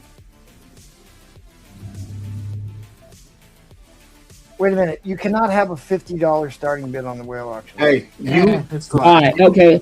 You bailed. I do what I want. I forgot. I forgot that. I don't care. You're right. Nola came in to help me. I don't care. Fine. I'm not going to. I apologize. I wasn't up to it. No, I will never hear the end of it. Honestly. All right. What? All right. I found it. Jungle 66 is a. Jack Byrne. Jack Byrne was the editor. Must be John Byrne's father or something. All right, so the other ones are issue 96 and issue 134. Those are good. They're in good shape. And that's the online S Drift. If you want that, other book, make it even $100, and I'll throw in the Battleground book. Yeah, make it an even 100 there, S Drift. Yeah, so he can fulfill the requirement. Yeah, so I'm not on the cracker list again. It's called double secret probation. Yeah, I can't seem to get off it. All right, well, issue 96. Issue 96 is a Nick Cardy book. Oh, well. It is. He is listed as the artist on the book. So wow, you've got a steal there, buddy, because I would have kept it if I knew it was Nick Cardy. There is 1, 2, 3, 4, 5, 6 artists listed, and Nick Cardy's one of them. Nobody is specifically credited for the cover, but Nick yeah, Cardy. I think that's probably some interior work. All right. Well, I don't know. They never say who did the cover, so. I got you, Estrif. Thank you for purchasing. Appreciate you. There was an end line, though, Spec Collector. There was an end line. Yeah. Roman Curtis, are you going to come on and save the show? Who signed the bottom of the cover, Neil? Did you see Collecto's comment there? Hopefully you saw Collecto's comment and got answered. Yeah, we got it. Your art? Okay, yeah. I mean, like here is that 96, which was one of the more interesting color strikes. This is everybody who's listed on the book, but there's no cover artist listed. Maybe if there's a graded copy here we could look at, but there hasn't been a sale of this book in years. 1 year ago there was a 7.0. Let me see if we can see what that is. Pretty sure one just sold like 37 seconds ago. Yeah, it did. They don't. Do they credit? Oh, look at the image has to be piss poor, so we can't actually read who the cover artist was. Oh, we might be able to read that one though.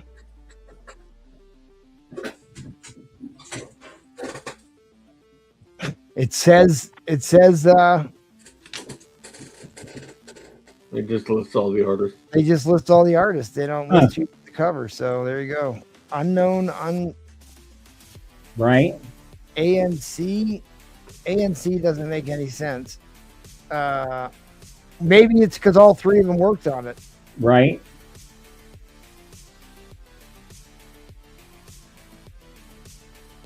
I don't know. Interesting. Boy, that book got a 7.0 with a piece of tape on the back. Right. It's a small miracle. Well, it is a golden age. Baby root. Well, it's acidic tape, which is usually a big deduction because it stains. ANC was the distributor. Somebody there you was go. feeling generous today. ANC was the distributor. So saith Collecto. So let it be written. So let it be said. Well, let it be done. So let it be done, right? Dude, it's a Nick Cardy. It's Golden Age Nick Cardy book that Nick Cardy worked on. It's no slouch. All right. Well, speaking of no slouch, let's head on over to the Jackal. Aha. Slouching. I don't know what to say. I tell you what, I was gonna. Oh. If it wasn't for people buying stuff in DMs tonight, I would have flopped miserably. I've got. I tell you what. What would the chat prefer? I've got a really nice Iron Fist one. I've got the nicest copy I've ever seen of the first Gamora. Oh, I'm gonna go get that. And I've got a very high grade copy of Tiger Shark. Anybody have a preference? We'll start them at 100. We'll start it at any of these books at 100. I don't think anybody's watching.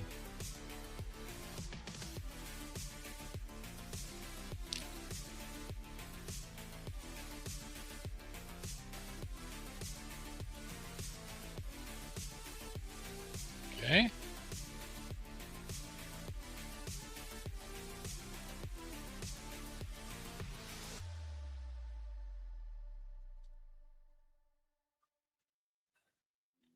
That right, Tiger Shark cover is a great cover. Let's see what we should do here then. All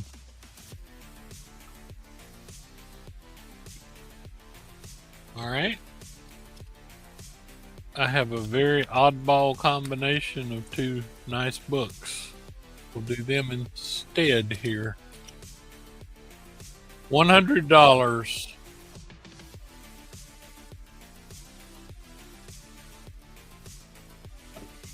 $100. Here's the auction.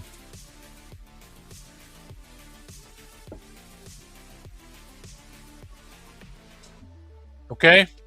Show the Daredevil again.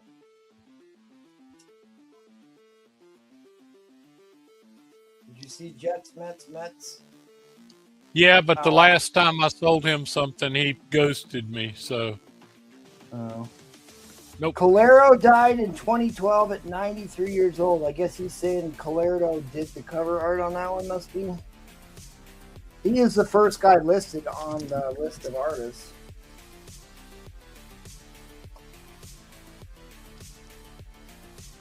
So here are the two books, $100. First Man Thing and Near Mint Rom, both issue number 1 from the 70s.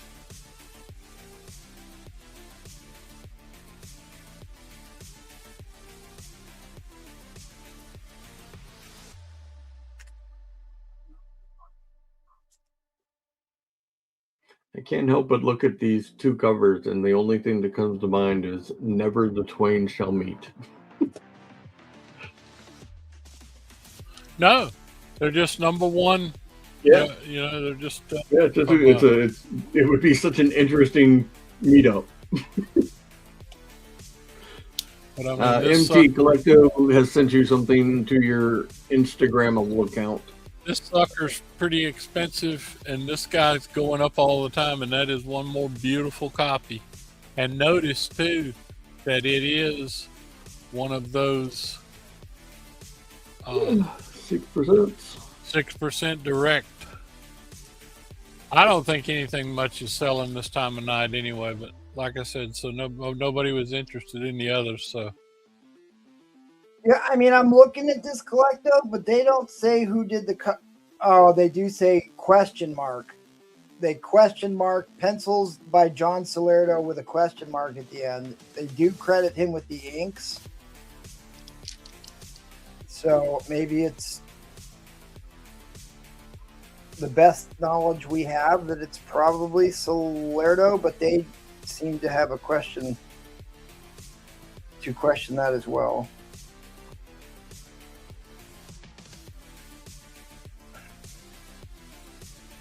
That's interesting, though. Interesting. The Fiction House had some great books. A lot of headlight covers. A lot of headlight covers from Fiction House. All right. Last chance, Time's guys. up. Time is up. Time is up. Boy, we had some great books, though, tonight. If you see anything on the board, if you see anything on the board, Jared, you want to try and work out a deal with Jackal, I'll put his banner up because we didn't do that yet. There you go. There's his banner. You can hit him up on Instagram, see if you can work yourself out a deal. Clarito did inks. The question mark is best guess. Yeah, I mean, certainly. Well, it's curious why CGC wouldn't have listed him if somebody knows, but yeah. I'm going to bail out and get something to eat. I've had a good time. Why don't you play the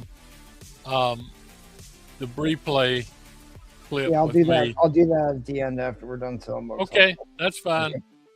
Thank you, guys. I've enjoyed it tonight, and it's good hanging out with you. I appreciate the people that have bought stuff and looked at stuff and made comments and everything. Hopefully we'll be back Tuesday. And thanks very much. Awesome. Thanks, y'all buddy. Y'all have a good rest of your weekend. Now I'm starving to death. I'm going to go grab something and watch Voyage to the Bottom of the Sea. Well, you gotta watch the rest of the show because I'm playing your videos. You'll have to hang out at least. Oh, I will. I mean, I keep my phone on all the time. Even when my computer doesn't work, the phone works. So I will be watching the rest of the show. No doubt about that. Thanks, Awesome. guys. Thanks, buddy. All right, Noah, I got a request for you to show the psychedelic pop art book that you flashed earlier tonight. Sure. I can do that. Again, this is by Vincent Moscasco. He is he did a ton of the psychedelic rock posters in the San Francisco area. This is Color. This is, again, a ray gun-headed robot monster. This is not a book for children. No. He's got eyeballs on his feet. But yeah, if you're not familiar with Moscasco, look him up. Pretty cool. Done a lot of really neat stuff. Would you put a price on it? Or would you just straight flex? I would put a price on anything. That's what I figured. Careful, because I remember what's Yep. I'm just going through quick. It has very much the heavy metal vibes of the red-haired girl that the robot has to fling with in the later half of the movie. That's what it reminded me of. Yeah, we're still live, Who Dat? We're still live. No, we're trying to get the channel taken down. Give me just a couple seconds. I haven't looked at that book in a while. Ed, I'm already talking to you. I assume that we're all on the same page, so I'll just get back with you directly about that. But it's a super cool book. Like, the interior artwork is super vibrant on that. It is a killer issue. But we still have giveaways to do. I keep forgetting to show the hashtag giveaway. So while he's looking that up, don't forget to get your hashtag Astonishing in. I'm giving away a X-Men 10. An X-Men 10 to one of our loyal viewers who are subscribed to the channel. You must be subscribed to the channel. Nobody else put a hashtag in. So while he's figuring that out, I am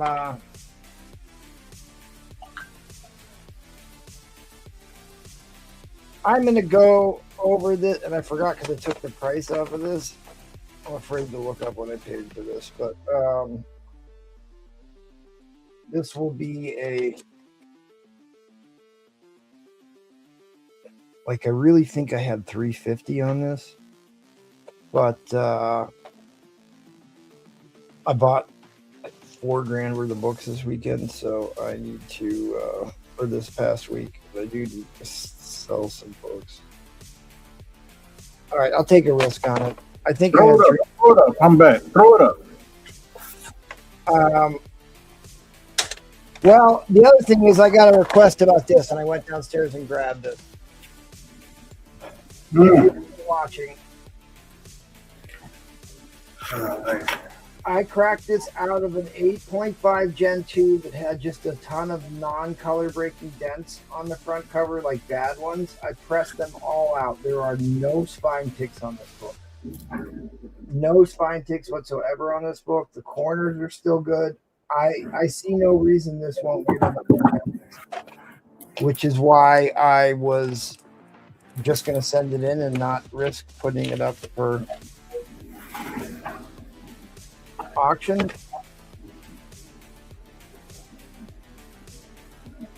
First Sabretooth, white pages. But if you were a serious player, I mean, like I said, the difference between a 9.4 and a 9.6 is like $300. The difference between a 9.2 and a 9.6 is $700. It's $1,000 book in a 9.6. Like, you know, I'm just assuming they wouldn't give this book a 9.8 because I just can never assume that about any Bronze Age book. I'll take it out of the bag and show you. They'll give it light spine stress like they give every single thing they ever put grader notes on. But you tell me if there's any defects on this book. Very top. That's about it. But I've seen 9/8 with that. Yeah, I mean, you got very lightly abraded corners, very lightly abraded corners. If you watch the auction or the show when I showed the slab, it was probably a month or two ago now. There was like non-color breaking dents in the UPC box, and they're all gone. They're all gone. And there was a light crease. There was a light crease in that corner right there, which is also gone. Came out completely. So I don't know. Maybe we can work something out, but like the potential to be $1,000 slab. It's like I don't want to put this up for $100 and have it sell for like $200 or $300 or something. You know what I mean? But at any rate, you ask and you shall receive. I at least showed it to you. If Roman Curtis was here, he could tell you all about it.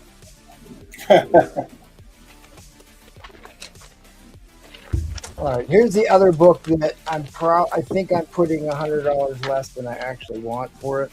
I've been buying a lot of Wings books.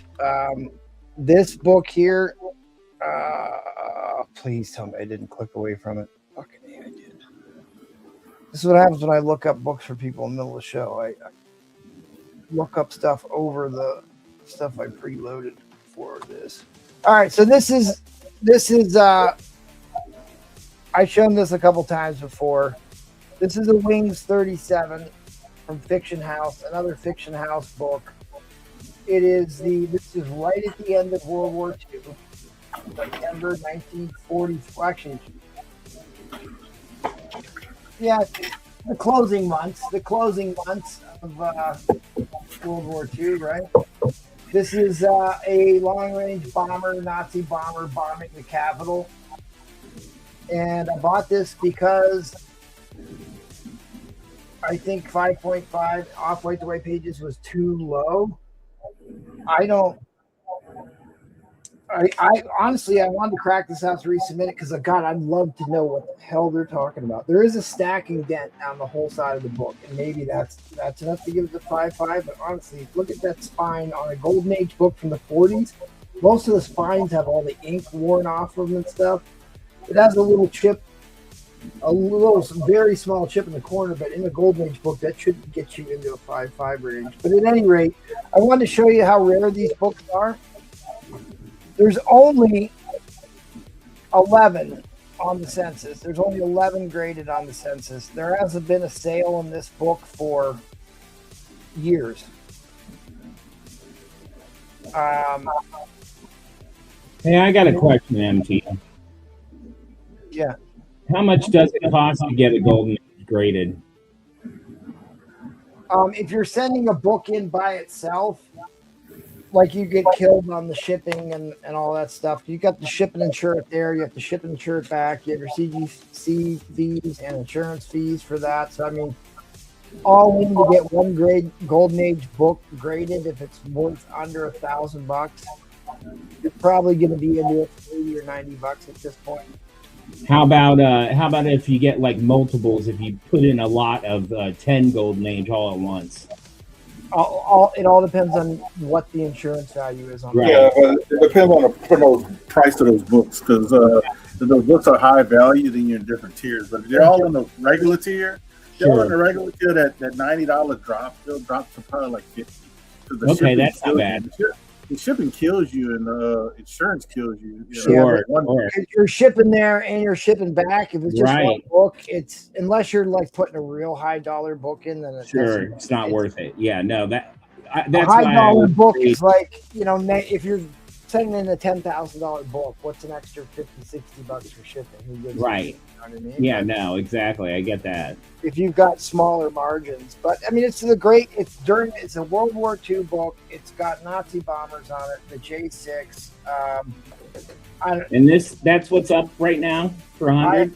I won't. I can't put this up. I can't do it. Why does it say starting bid? Because that's from the last auction that didn't sell. Okay.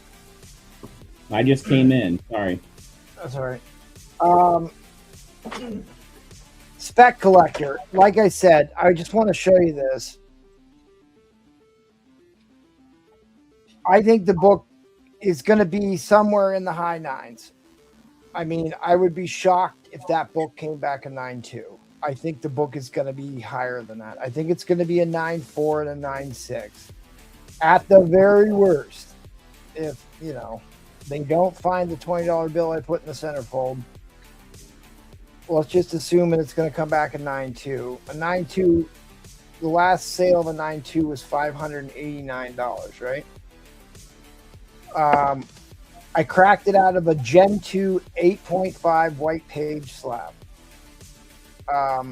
And it had tons of non-color breaking dents, which I just showed you. I got them all out.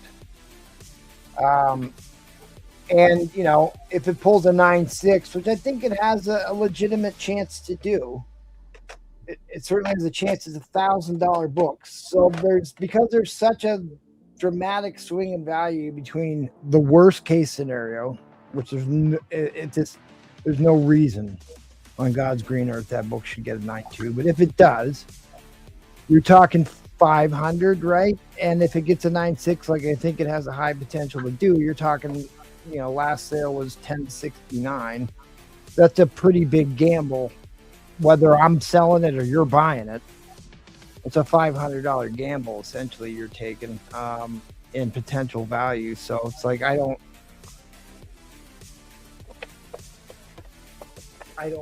know if you want to take that.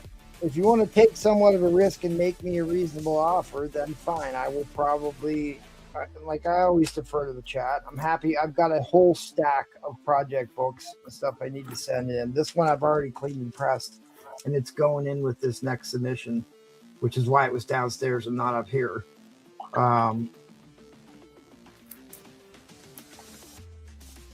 But I'm here to give the deals, and you did ask for it, so I don't know. Maybe we can work it out. But I was dumb enough to buy some stuff on Heritage for way too much money this past week. I don't know what the fuck I was thinking. So I need to try and make some money back somehow. But at any rate, back to this book. There's only 11 on the census. I think this book is going to get a bump. I've also got a stack of stuff that I need to work on. It wasn't cleaned or pressed, you can tell. But like the only book that is sold in the last on any recorded was in 2024, which was the absolute low point in the market for all comic books. So I can't really use that as a sale. There was one sale of this book ever in 2024 and one sale in 2012 for a 9.6. So it's like those are way below what this book is probably worth now.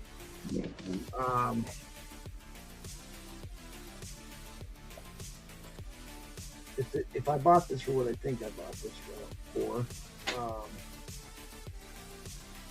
I think I would make $12 selling this at $2.50 if I remember right. Well, you know, that's pretty good for the auction. You made a profit. $12. I honestly don't know, Spec Collector, because you know the issue being because of we're talking a $500 price swing. It's like, how do we figure out what's fair? You know what I mean? Because you know, I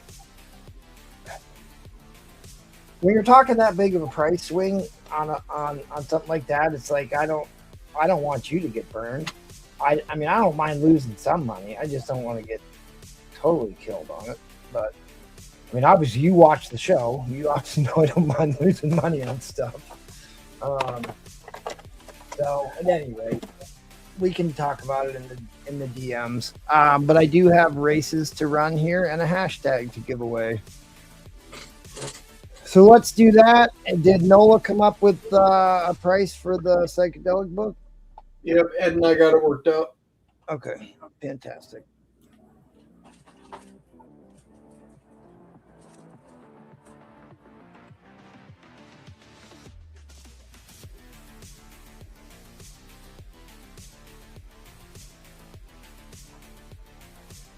Michael's Comics 54, who also won my giveaway on when I gave away all those Mark Jewelers. Was that on the whale or was that on the vintage? I can't remember. But anyways, I still have those, so I'll just throw this in with that.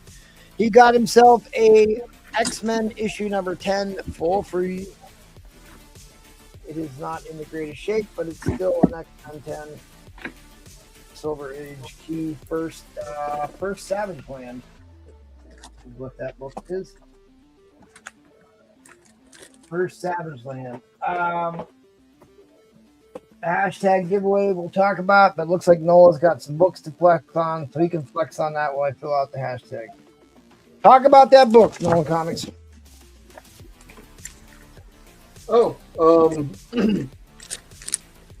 so this is very, very early Adam Hughes.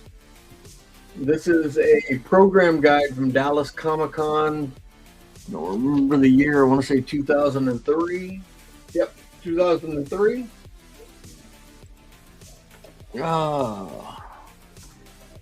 So if you think comic books are hard to keep in good condition and hang on to, imagine someone holding on to a Comic-Con program from 23 years ago. Right. Again, like I said, this is Adam Hughes, very early Adam Hughes work.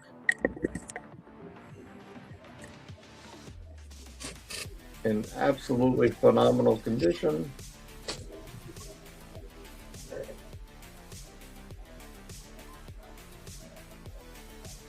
I'll just put that up there to have something to hang out up there.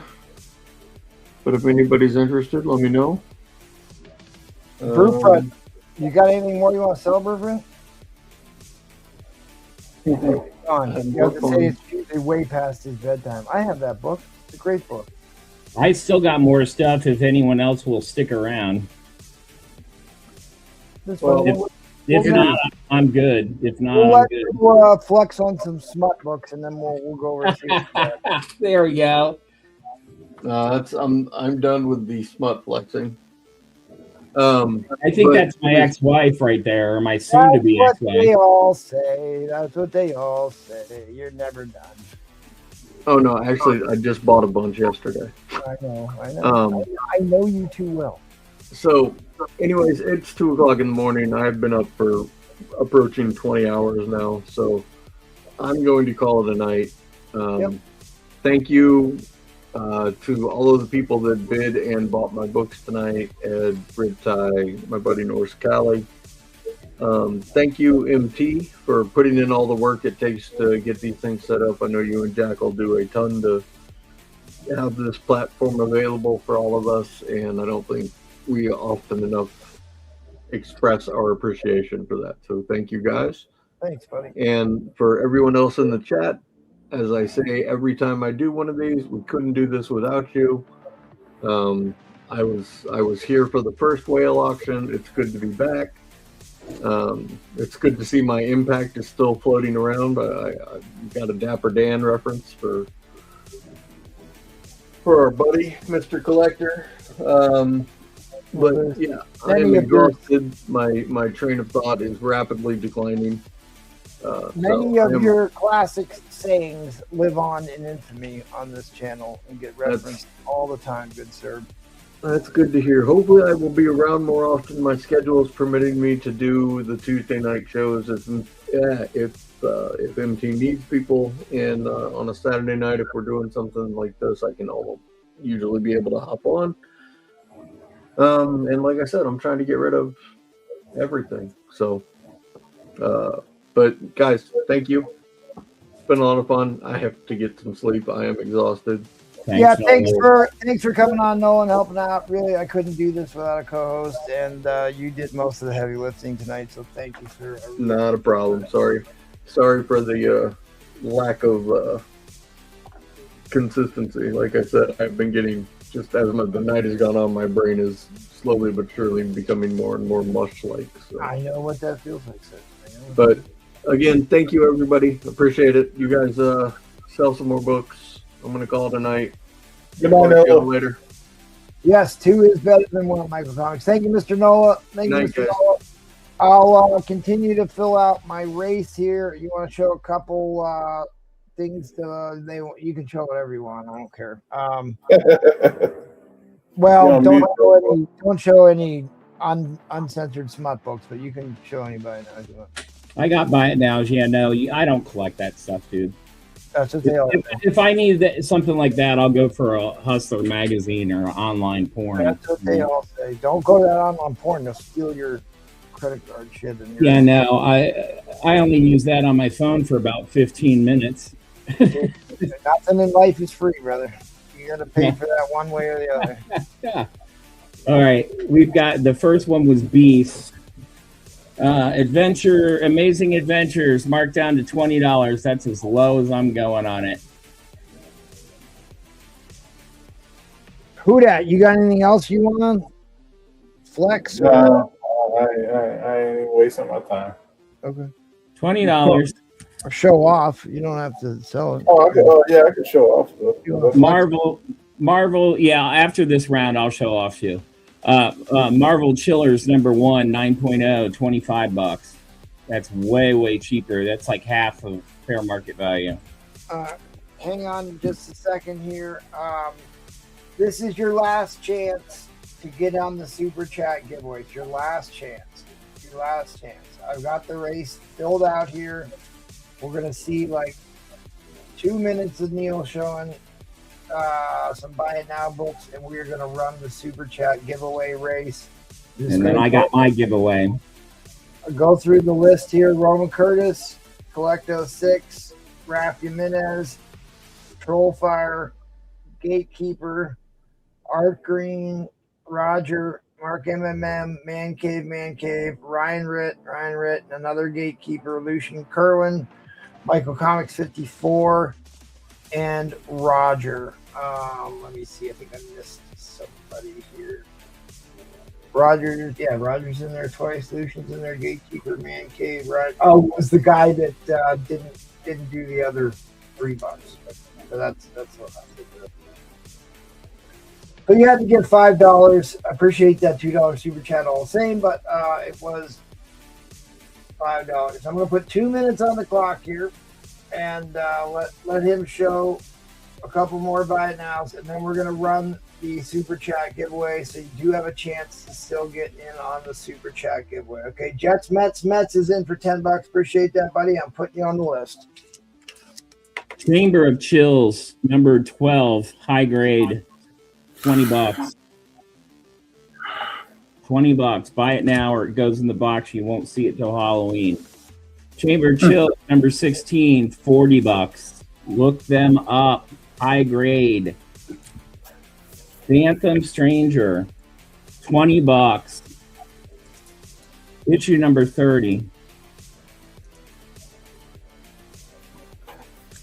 Keep going. You're good. Phantom Stranger, number 33. Actually, hang on. I'll give you more time here. The Juice Man, the super chat, if you look like where you're making chat comments, there's like a little dollar bill on the right-hand side, and you can basically give the show, like you're giving us a tip, like you're tipping the show, and you can choose the dollar amount to give, and that's what the super chat is. I mean, this is probably $150, $200 slab. I don't know. I forgot to look it up. I think the last time I looked it up, they were asking like 200 or something on the fee base for it. But probably 150 maybe value, let's say. Phantom Stranger, high grade, issue number 33 with Deadman. So like every $5 worth of super chat gets you one entry. So if you send us $20, you get 4 entries. Adventure Comics featuring the Spectre, 431. Great cover. John Aparo, fantastic line. If you're not hip to the Spectre, you should be. Yeah, all the money goes right back into operational costs of the show. I mean, it's still as much money as I collect from the Patreon people and everything else. I still cost me money to put this channel on for everybody else. So all the help is much appreciated. Yep. We need any help we can get. Adventure Comics, Weird Adventure, featuring the Spectre, John Aparo again. Again, high grade, 436 for $40. Buy it now or forever hold your horses until Halloween. Your pieces. Yeah, so great. All right, you got one more and then we'll... Last one, Son of Satan, number 18 in a 7.0, $20. Yeah, I really appreciate all the guys who support the channel, whether you're watching on YouTube, you're one of our awesome Patreon members, liking the video, commenting, coming to bid on stuff. It all helps. I do the Hawk Girl. Man, I love that. That is a fantastic book.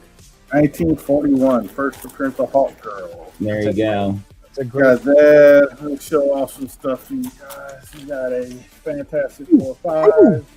Nice. There's a big one. Dude, I just looked at buying a copy of that book 2 days ago. Great cover. Great. No Marvel tipping. Dude, that's a great look. Not all 4.0s are equal, and that is a stunning looking 4.0. This is a great 4.0 because no chips out of the back. I mean, the major issue on this book is the spine. Yeah, this is the only one actually I have for sale that I'm going to show. Yeah, I know. I'm trying to talk myself into buying that from you, actually. That's all who does work on this. On book would be. Because I really think there's room to grow on that 3.0. I think it should be at least a 3.5. I would say. It's so crazy. The big price difference in a 3 on the 3.5. Yeah, but if I can wash the tanning out, I don't know. I'm still mulling that over. Wash the tanning out, boy. You get some done. Now this is a big book, and I don't know about. This is one of the first cover swipes too. Oh yeah. Nice. First cover appearance of Black Canary. Who did that artwork? Solo story. Joe Gala. Nice. It's a Gala cover. Yeah, that's a great one there too, dude. Yeah. So this is a very expensive, and I never pressed. I got this book raw, and I should have pressed and cleaned it because they got some pressable defects, but I didn't want to take the chance on this book from 1948. But well, the thing is that for those of you who don't know about wash and clean and pressing books, Golden Age books, as long as it's not brittle, are much easier, especially to wet clean. It's much safer and easier to wet clean a Golden Age book than a Silver Age book. Silver Age books are among the most fragile and easily damaged. Is that because the paper quality was better in the Golden Age? Yeah, the Golden Age had thicker paper they made. Not only the interior pages, but the covers were also thicker than the Silver Age pages. And they stand up unless the red ink's the only wild card with Golden Age, because red ink will bleed if you nice. Leave fantastic. If you leave it merged for too long. It's a single staple book. Wild Comics 17. One staple. Is that during the war then? There was a lot of Golden Age books only had one staple, especially in the 40s. This is the first appearance of Ranger the Marvel Dog. If you have a Superman's dog, this is the equivalent. So comic dog. Yep. Wild comics are very tough to get. Nobody, if people got them and then they trashed them or they. Neil. Yes, sir. Look at the screen. Yeah, been that Son of Satan. All right, Estreth, I got you. Thank you, buddy. That's some of my show off. That gets you an extra spot on the draw. I need whoever you want in the race, just type them into the super chat. Can I just give them to you? It's only 5 people. Oh yeah, we can do that. All right, guys. Super chat now or forever hold your pieces. $5 would have got you an entry. $10 would have got you 2. $20 super chat would have got you 4. Homage to the this is the only basketball jersey I have ever owned. He had the greatest basketball commercial of all time. He was like, I'm employee number 8. I make baskets. Greatest, just straight fire. Straight fire. Dude, it was the greatest basketball commercial ever. So I actually own his jersey. It's the only basketball jersey I have ever owned. Don't need flashy colors. No nonsense guy, man. What's not to like? I'm employee number 8. I make baskets. Straight fire. All right, guys. That's it. I gave you all the time I can give you. Good luck, everybody. Roman Curtis, Collecto, Rafi Minez, Trollfire, Gatekeeper, Art Green Machine, Roger, again, Mark MMM, ×2, Man Cave ×2, Ryan Ritt ×2, Gatekeeper again, Lucian ×2, Michael Cox 54 ×2, Roger ×2, and Jets, Mets came in at the wire. We are doing an octopus race because this is a Dr. Octopus cover. So we're going to race octopi. We're going to set it and forget it and go to super full screen. Boy, this is a lively. They're lively at the gate. Look at that. Chomping at the bit. Can't wait to break out of the gate. All right. Once, twice, 3 times. Actually, we should do 8 times because it's the octopus race. So 4, 5, 6, 7, 8 on the octopus race. Good luck, everybody. Thanks for all your wonderful super chats. We could not do, God, we couldn't do this without you guys coming, at least watching the show and commenting and bidding on stuff. We couldn't do any of this. So really appreciate this extra support. All right. Good luck, everybody.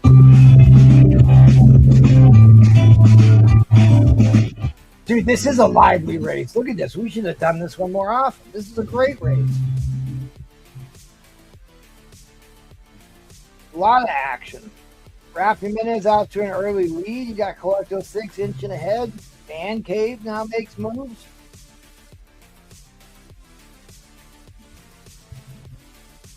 Who are you picking here, Houdat? Who's going to win this race, Houdat? Oh, man. I'm going to say it's probably going to be Green. Mike 54 is in a strong spot. Roger's in a strong spot. Oh, no, Roger just dropped back. So I'm looking at that middle spot. Green. But yeah, Art Green. I think it's going to be Lucy. She's making a move, or he's making a move. Roger's making moves. Roger's making. Raph, I can't believe Raph is like close to this race. Oh, Roger! I didn't even look down there. Congrats, Roger. He's happy. Look at that. He's very happy. I was going to make the comment that a lot of the winners end up being in the middle of the pack, but no. Old Roger snuck in from the bottom. Yeah, I wasn't even looking at the bottom. He kept his pace. He didn't slow down. Let me know whenever you need the names. Congratulations, Roger. You are the winner. The Roger, who is the Tom Cruise of Canada. Man doesn't age. And he also does his own stunts. Yeah. Thanks, buddy. Big time supporter of the show. Golden Age Patreon member as well. So, see, look at that. All that karma pays off. All that karma pays off eventually. All right. What are you giving away again?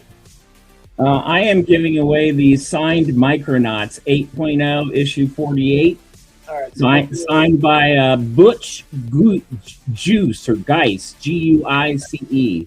Guys, we will do a robot race then. That would be perfect. We'll do a robot race.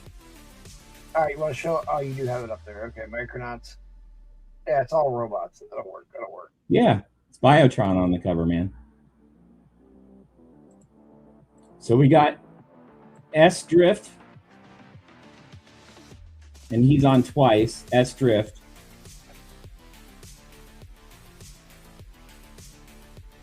Are they in order in which they made the purchases or not? No. All right, well, don't hold me responsible for that. All right, what's the next one? Collecto. Our friend Tucson. Spec Collector. And Dr. Don. The good doctor.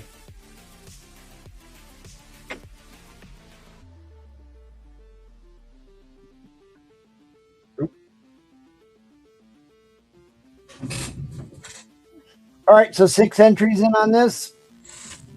Yep. 45 seconds for a raw book is what we do. We're going to set it and forget it. Super full screen. And once, twice, 3 times a lady. Good luck, everybody. Beep, beep, beep. Yeah, look at Tucson. This I think was hilarious. right? This is that was even funnier. I like. Yeah, Seth and the old Eggman robot, Goofy at the bottom. I like Dr. Don. He's like facing us, but Right? He's limping along sideways. He's doing the side shuffle. He's doing the side shuffle. Look at Seth. A lot of action in this race. Too. Oh. It's gonna be. Who's it gonna be? It's neck and neck. Seth is coming. Look at. Here comes Dr. John. Oh! Oh, look at that. Breaks from the back. Those little legs, man. Good get, Seth. I got little legs. I got little legs. You got a signed VF Micronauts book. Congratulations, Seth. And you can come check out Seth on Neil, check your email. A Spec Collector, aren't you an Instagram guy? I will check my email. I will. God, I could have sworn Spec Collector was an Instagram guy. I thought Spec Collector was on Instagram. He was an Instagram guy. He just got off. Oh. Fair enough. Come back. We just gave away a bunch of stuff again tonight, so we're giving away stuff constantly on this show. We give thanks to all our loyal viewers. And again, we're not professionals. We're a bunch of degenerates that come need an excuse to talk about comic books all night. What are you doing putting that up? What are you I'm just showing it off, my man. It came in the mail today. That is an exceedingly important comic and an exceedingly valuable comic. It is an homage to an earlier issue with a cover that isn't quite as good as that one. Yeah, that Planet Comics is fire. It's a keeper for sure. Dude, I've been chasing Planet Comic books pretty heavily, and that's a big reason I spent too much money this past week. Yeah, that's why I had to pick this up. I got a good story. I had some a while back when my kid was growing up. I got a stack of like 20 of them that were in high grades like this, and I sold them for too little. All right, I'm gonna share this insider information here with people who actually hung out this late. This is stuff that most people aren't really aware of. This tracks large scale trends in comic books by era, and this is I'd love to see the one that's in actual multiple years, but they don't give you that. This is the comic book price index.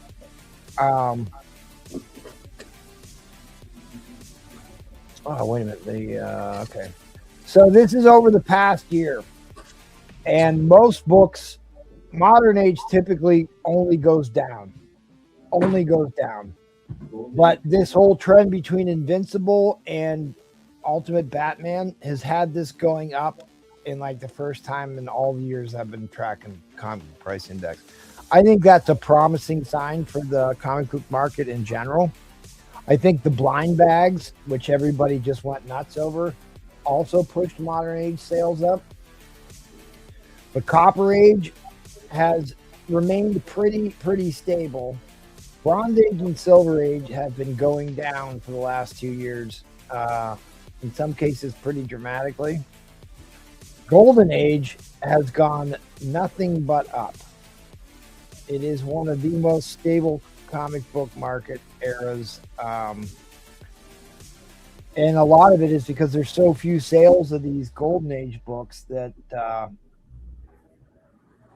not everybody knows what the value is on these either. But I've been trying to buy Golden Age books here for about pretty consistently for the last 8 or 9 months. And the prices on all Golden Age books have been starting to get really ridiculous. So, if you can get Golden Age books at a decent price, it is the most stable book to get into. Even the Big Spenders Club has dropped off in the last year a little bit, but like here's your chart busters here. These are the biggest Golden Age books that have sold for the biggest prices, have been all these heritage auction sales for, DC Comics issue #1, Action Comics 1, the Batman 3, I'm sorry, not the Batman 3, the what is that, issue #1, right, of Batman? Yeah. #1, yeah. So it's like all the great hits, right? Go back to Golden Age here. But like when I'm buying Golden Age books, I suppose I should blow this up so you can see it. They just need to be cover art that I'm passionate about. So I like sci-fi and war covers. I like airplane books. So that's typically what I'm buying. So there is Marvel Comics, the very first Marvel Comics ever. Captain America, which actually that book right there sold for it should have sold for way more money than that. But the rest of these are all up. Silver Age, past 30 days. Let's just look in the past year. Has seen some of the biggest drop-offs because the biggest spike in comic books during the pandemic was on Silver Age books, and there was a course correction, and I think a lot of people got upset with that and then started divesting from their book. But Hulk 1, FF1, AF, I mean, it's no secret here. There's a book that Who Dat just flexed on. First appearance of Dr. Doom. I used to have a 5.5, if you could believe it. But there's certain Silver Age books that have survived this trend. But also the larger point I wanted to make about Silver Age books here is that there was an absolute low point that happened about a year, 2 years ago. And I wish they would give us more than just the past year, but that's all they offer me. Additional features. Maybe I looked at this differently one time. Roman's got a question in the chat. He wants to know how many spots are left on the Secret Wars 8. Roman Curtis, there are 10 spots left. I can't believe I didn't sell any spots on that Secret Wars 8. What's the total on the amount on that waffle? There are 10 spots left, Roman Curtis. If you want them, because you bought the other spots, I will. Because you didn't. If you'd have showed up and at least hung out with us, you could have come done post game with us.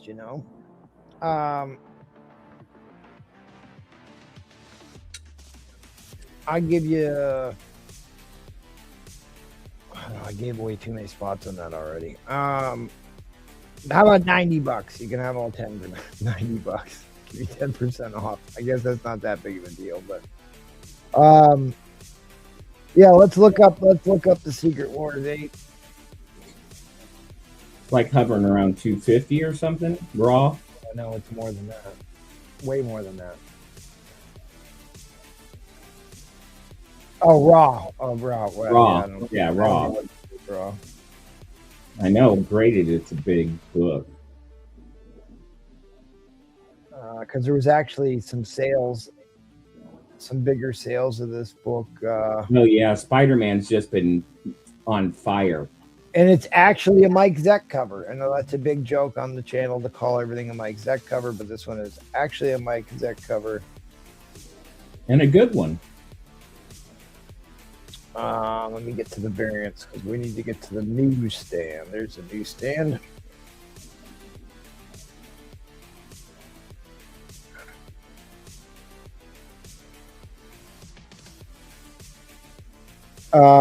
Yeah, there was a sale I didn't see this one for $325, but there was one at $350, and waffles are fair market value plus shipping times 20%, typically somewhere roughly in there. And it's, I don't know, cost me $20-some to ship a slab with insurance, something like that. Times 1.2 would have been like 45 spots, but I think I only put 42 spots on it, so. And I gave away 4 or 5 of them. Goon Guy, who just won a slab from me. He won the Patreon. Goon Guy won the Patreon.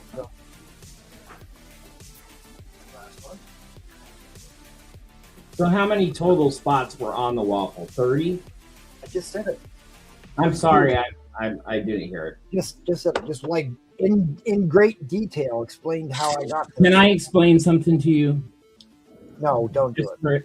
Don't, okay. Because we're just being funny. Okay. Don't take things seriously. You take things way too seriously too often. Sorry, bud. Not good. It's not good. We're just a bunch of degenerates joking around. I'll just take the rest of the spots, please. Okay. Thanks. All right, so Goon Guy, you got your 2 spots.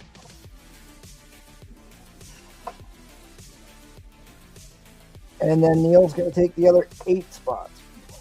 Yeah. Thank you. Didn't want to take me up on my 10% off discount. You know, I'm really upset you didn't come on, Roman Cruz. You can come on right now. Right. It's after hours. Come on. Please come hurl some insults in person. Well, if that's the case, we'll run the race right now. Sweet. We'll run the race right now. Send me over the payments for that Goon Guy. And we'll do this race right here, right now. I'll send you mine right now, too, so you got it.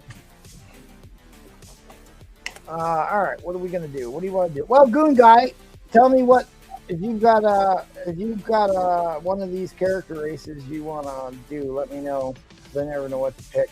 Because like usually I do the spider races for Spider-Man, but I feel like we do that too much. I did an octopus race, which was exciting. Koala race, who has koalas are most well known for having venereal diseases. Barnyard animals. A snail race, that should be exciting. PayPal sent. Awesome. It's a goofy. The robot race was kind of cool. I don't know if there's more robots though. He didn't say. So Shark race. Rafferty says a sloth race. I don't know if we have a snail race. There's like a panda like doing the boot shooting across the rug like the dogs do. Oh All my right, God. Goon Guy wants to do that. Isn't that kind of funny? Like he's just letting when dogs rub their ass across the carpet. All right, we're gonna do a turtle race. You know what I thought was so funny? Like Stephen King, the prolific horror writer who used to write everything on pounds of cocaine. If you didn't know that, always made the turtle the creator of the universe and like the supernatural force of God in the universe. I always thought was a weird choice, but anyways, he did. Like that was the opposition to it in right. It, I guess it in it. You know the funny thing, somebody made this great analogy that Mary Poppins and it, the clown from it, Pennywise the dancing clown from it, are from the same race of aliens. Fascinating stuff.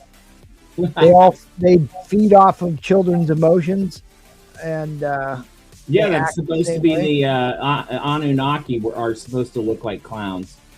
And they Mary Poppins descends every 27 years, just like Pennywise does on Derry, and like she feeds off the children's emotions, and they forget about her as soon as they leave, which is what Pennywise gets everybody to forget about him when he leaves. And they're both alien races that come floating down to Earth, which is kind of crazy. They both float down there. And they both come to visit a kid named Georgie, because the kid in the Mary Poppins name was Georgie too. So Yep. Incidents for you. All right, we'll get back to business here. All right, Mr. Unknown. I guess I didn't verify all these payments, so we're just going to assume that I did. So assume that they're all there. I guess I'll check on tomorrow. Mr. Taz is, because I think I checked everybody up to 20 spots. Mr. Taz, Dino Flint. Of course, like Dino Flint needs another one of these. He has like 10 copies, created copies of this. Miss Therese is in on this.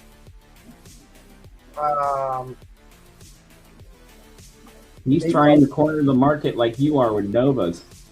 Hey! All right. I thought that might have been Roman Curtis. I'll leave that up there at least so you know what we're doing while I'm filling this race out, because it's going to be a while for me to take this many spots in. Oh, actually, you know what? Neil, I'm going to have to give you back $20 because I didn't put down Eddie Fist of Fury's 2 waffle spots he bought earlier. No worries. It's going to be No sick. worries. I'll give you back $20. Take 5 out of it for the show, so just send me 15 then. Well, whale's $10, yeah. Okay, well, just send me $10 back then, sir. Glenn, because I spend more money on the show because it's a bigger show. No worries, I made money. Jarrell got a free spot from me.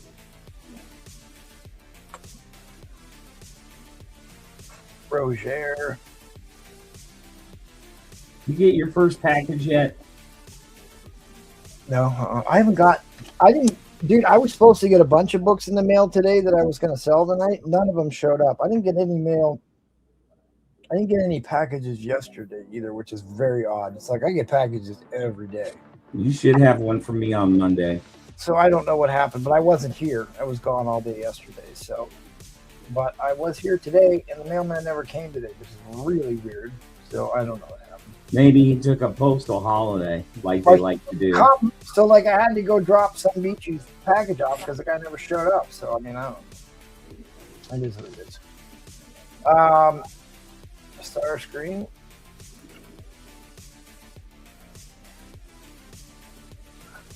Slab Addict, who was supposed to be here, but it was his anniversary and he forgot, so that's why he wasn't here. Good thing you remembered, because Lovely Hand Model comes and helps out the show, so he needs to do that stuff. Yeah.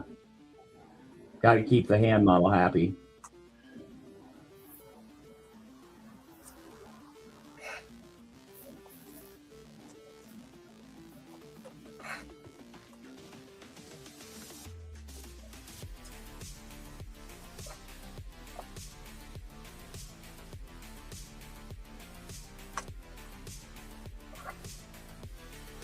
Oh, old Hallen. Hallen used to buy a bunch of books from me back in the day. He does make an appearance every now and again, but I think he got a free spot from me. Metal Mike got 2 spots.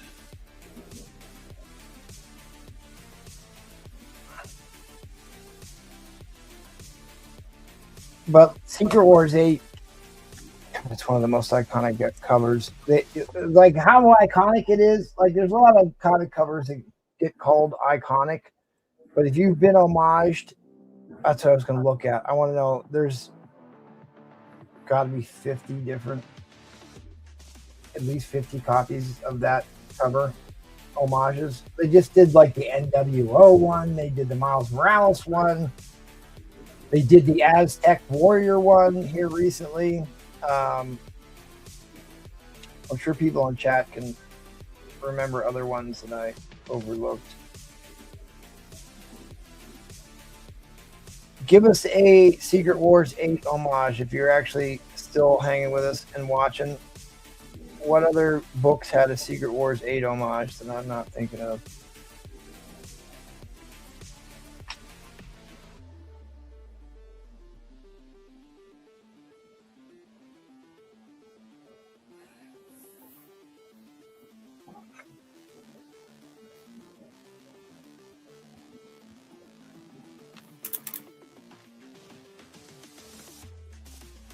Who dat? You know. Is he still here? Whatever. Tell me one of the Secret Wars 8 cover homages.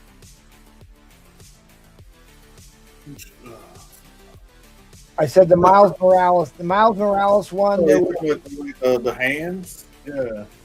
The NW. Then you got the Hulk Hogan. There's got to be a Deadpool homage to that. Yeah, Oh, there's the a Spawn one. Deadpool. The Spawn There's one. a Deadpool one and a Spawn one. So the Juice Man, it was $10 entries on the Secret Wars 8 9.4 newsstand. So had you bought a spot for $10, you would have had a chance to win it, and the shipping and insurance is covered on that.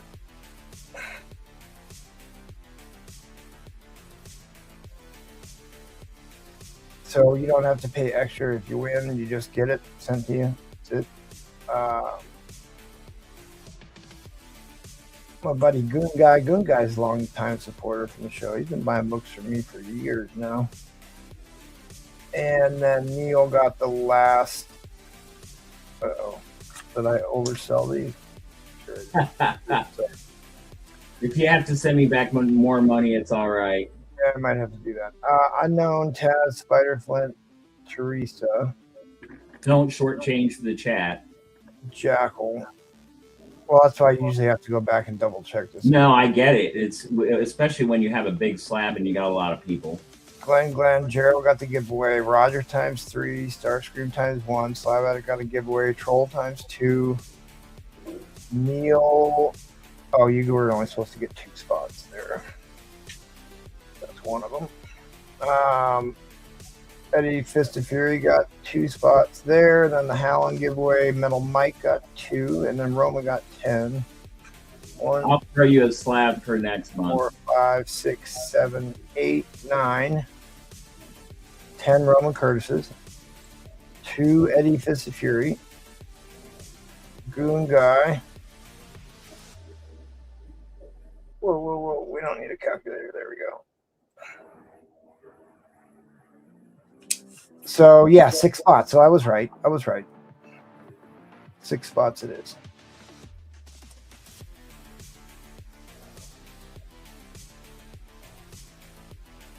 I just had that extra half typed in Goon Guy in a space in between. It was counting both of those entries and the extra one I used. So, all right, everything's balanced. 42 is correct. The number is correct. 42, the number of the universe, the grand answer to all things. Yeah, that's right. From Hitchhiker's Guide. Yeah, dude. All right. Well, Juice Man says I would buy one. Would you be willing to give up one of your spots? Yeah, of course. Buy a spot on this. All right, the Juice Man. Send me the money right now. Let me know where you're sending it to, PayPal or Cash App, and we will give you a spot on this. Especially because you're new, we want to make sure you get a chance. Everyone gets a chance to win. It could be your lucky night. You never can tell. But even if you don't win, you're building up karma towards the next win. That's the way I always look at it. Which is why I buy spots in everybody's waffle for the most part. I was really happy to win that Spider-Man Spider Noir. I'll tell you what. Yeah, dude, that's a hot book right now. I know. I can't wait to see the show. They just had some big, it was either a parade or some stunt where they had the Spider-Man Noir character riding around like he was standing on top of a car and then jumped off into a stage by the crowd. That sounds incredible. I'll put my Cash App. All right, I'm looking at the Cash App. All right, he sent it. He said it, so we're going to edit the list. We're going to give you the last spot here.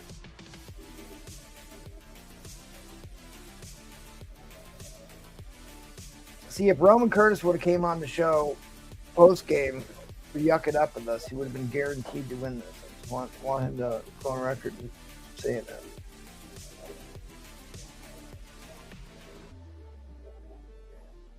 All right, guys, 101 for a turtle race. We're going to set it and forget it. I know you hung out long. That was a long time from the said turtle race to when I actually finished the race, but we're trying to squeeze it in.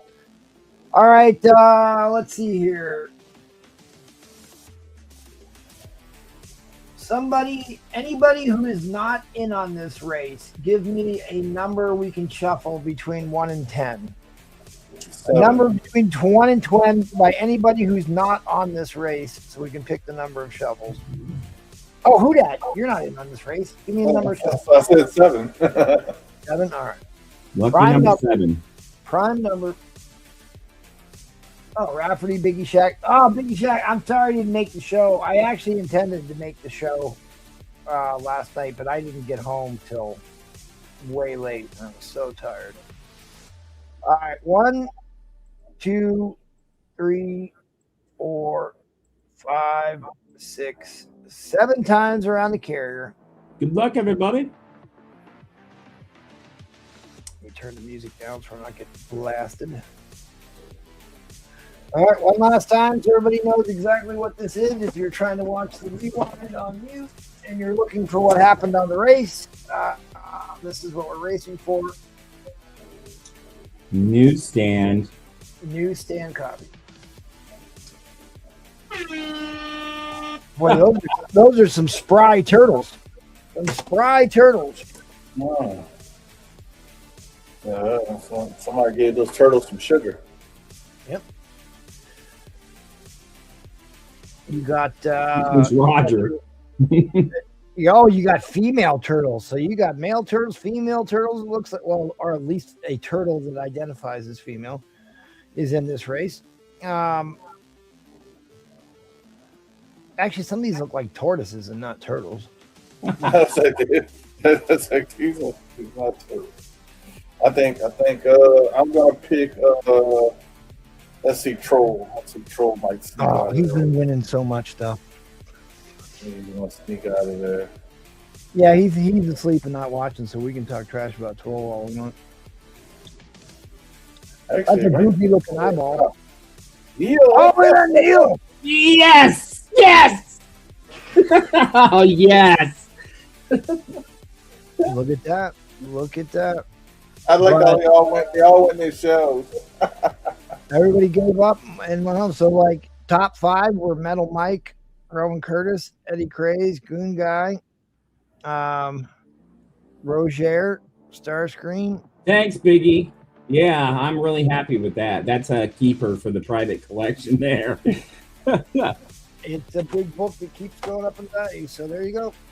Considering I'm building a stack of them right now, I think I have 3 that are going to get sent off to get graded. So I deserve to be in it. Well, you could have been in it, Soapy. You could have been in it for $10. You could have won it for $10. It only takes one to win. There's been multiple times that a guy with 1 entry won the slab. you got to pay to play. The guy that won the biggest waffle I have ever done was like a $600 slab, and the guy with 1 entry won it. One $10 entry won that race. So you never know. You never know. You're right. You can't be. You got to be in it to win it. So you're coming back tomorrow, right? Who dat? Thanks, Rafferty. Yeah, I'll be back tomorrow. I'm gonna do some deals with people. I'll show some of them off, but I'm gonna do some deals with people. Well, it's gonna be start big. Be like we talk about these ratios for people to get, but the best way to get them, we're gonna be getting them tomorrow from me because no other place you're gonna get like this 1 in 50. You're not gonna get that for $10. Just throwing that out there. Oh, wait a minute, show that one again. That's a beautiful cover. Let me see that one. I'm seeing that one. Who did that one? Is it Linux? I can't think right now. I'm tired, but that's all right. I like to know who the new hot artists are. Some of them I like, some of them I don't, but I like that one quite a bit. This is a 1 in 100 of Scarlet Witch. So yeah, some 1 in 100s. This is I think a Kirby remastered 1 in 200. Cool. She had all the 200 copies. You get that. Wait a minute, Jack Kirby or Steve Ditko? Oh no, I'm sorry, Ditko. You're right. Oh, it's Ditko did all the Stranger folks. Yeah, these are a remastered Ditko. Never released cover art. So, like, what I'm probably gonna do with these is like $10. I'm gonna pull one out and you get it added to the line. This is a 1 in 200 as well. Thor issue 6. Cool. I've never seen that one before. Yeah, it's almost like a little dark Thor, like an older Thor, kind of like it feels like. What title is that from? Is that from his title or his regular title? It's from his regular title. It's Thor issue 6. Okay. It's from I guess when they had the Marvel Knights. Oh, that's the one that had the Loki stuff and the relaunch of the Return of Gore the God Butcher was in that series. Mm-hmm. Yeah, so that'll be all in there, and I'm gonna do basically $10, and I'll pull a book every $10 to get another book. It's a 1 in 100. Nice. For Clayton Crane. Of course, there. Clayton Crane right there, 1 in 100, I think. So I'm gonna have a little fun tomorrow with some ratios that if you went to your LCS, they would have wanted $100 for that. They would have, not 100. They would have wanted $50 for that. They would have wanted $100 for this because they got to order 100 books or 50 books to get those books. So we'll have a little fun tomorrow. Then I'll have, in case somebody doesn't want to do bid on these, I'll have some, which is actually pretty decent. I'll have like a little set like this, like 1 in 25. But like probably these are all 1 in 25 for like maybe like Gotham Academy. $15. Yeah, that's a rare 1 in 25.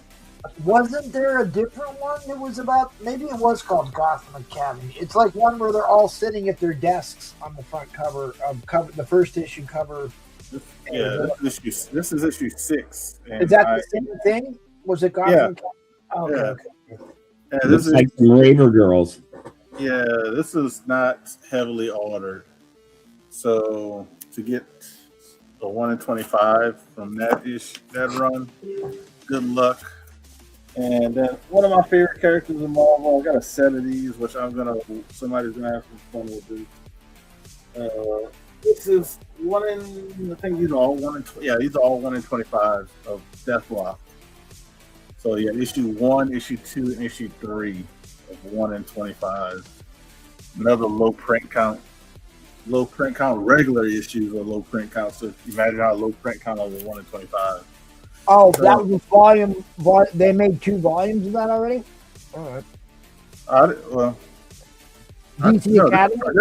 This is the first volume because this is the new 52. I gotta look this up because I got some out of those Walmart packs and like I have a couple of them. This is from 2015. This is from 11 years ago. Yeah, I think it's from volume 1. So the one I'm talking about is probably volume 2. Maybe that's what he's saying. Oh yeah, you might be talking about that. I know. Yeah, the one with the desk. Yeah. The one that I was talking about with the kid sitting at the desk. So yeah, I'll have some of that stuff there. I'll probably show some other CDCs, and I'll probably auction off that. I don't know if I'll do that 9.9 that I got tired of it. I have that. So, and any other buy it nows like these bigger buy it nows, I'm very flexible with payment plans. Um, you know, how I do my payment plans. If it's a bigger book, like over like $500, I tend to like to do 30% down, non-refundable, and 30 days to pay off the rest. So, if you see a bigger book, I'm easy to work with because I know people have done that for me for buying bigger books. So that's just a thought for people who might want to get All right, those so bigger books. the name of that title, or the title of that book, is DC Academy, right? No, this one says Gotham Academy. Oh, so it is different. I thought the other one was. What was there was a DC one that came out maybe like 5 years ago that was like an Academy style book with all the kids. You're not talking about Umbrella Academy, huh? No. It was DC. It was their like answer to when Marvel did the Strange Academy.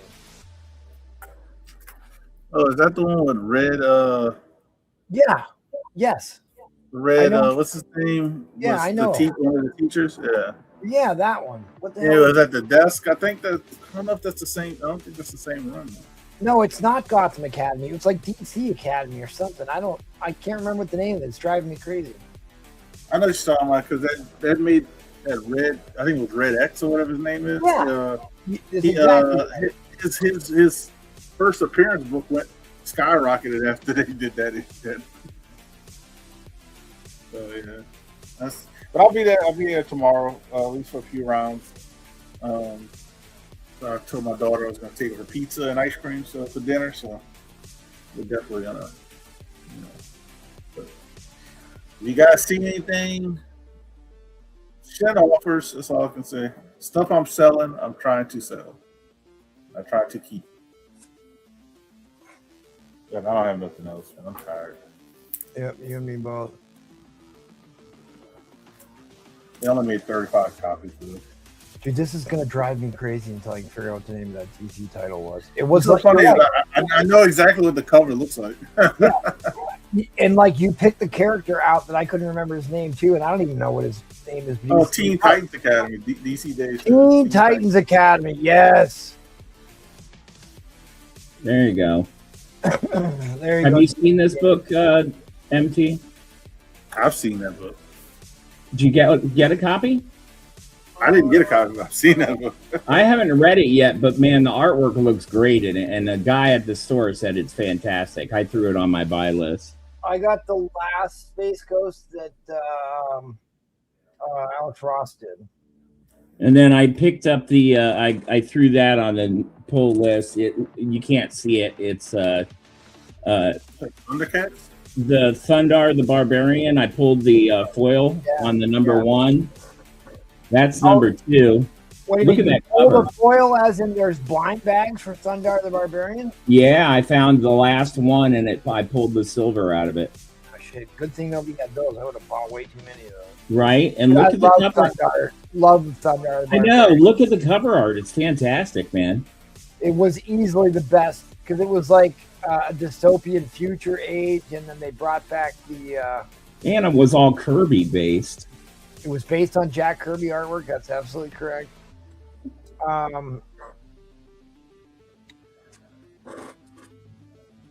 Dude, I know that there was a shit ton of variants for this Teen Titans Academy. Why is it not showing up? I've never heard of that one.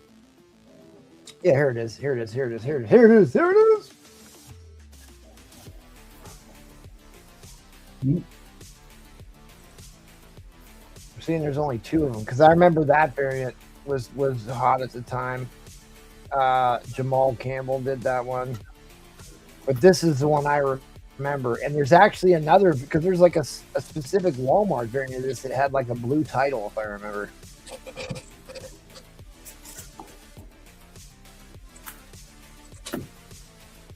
Anyways, that's what I thought his Gotham Academy was. I got mixed up. So, anyway. But it was this guy featured heavily, which I don't even remember what his name is, right? The Red X guy. I guess that's what we'll call him.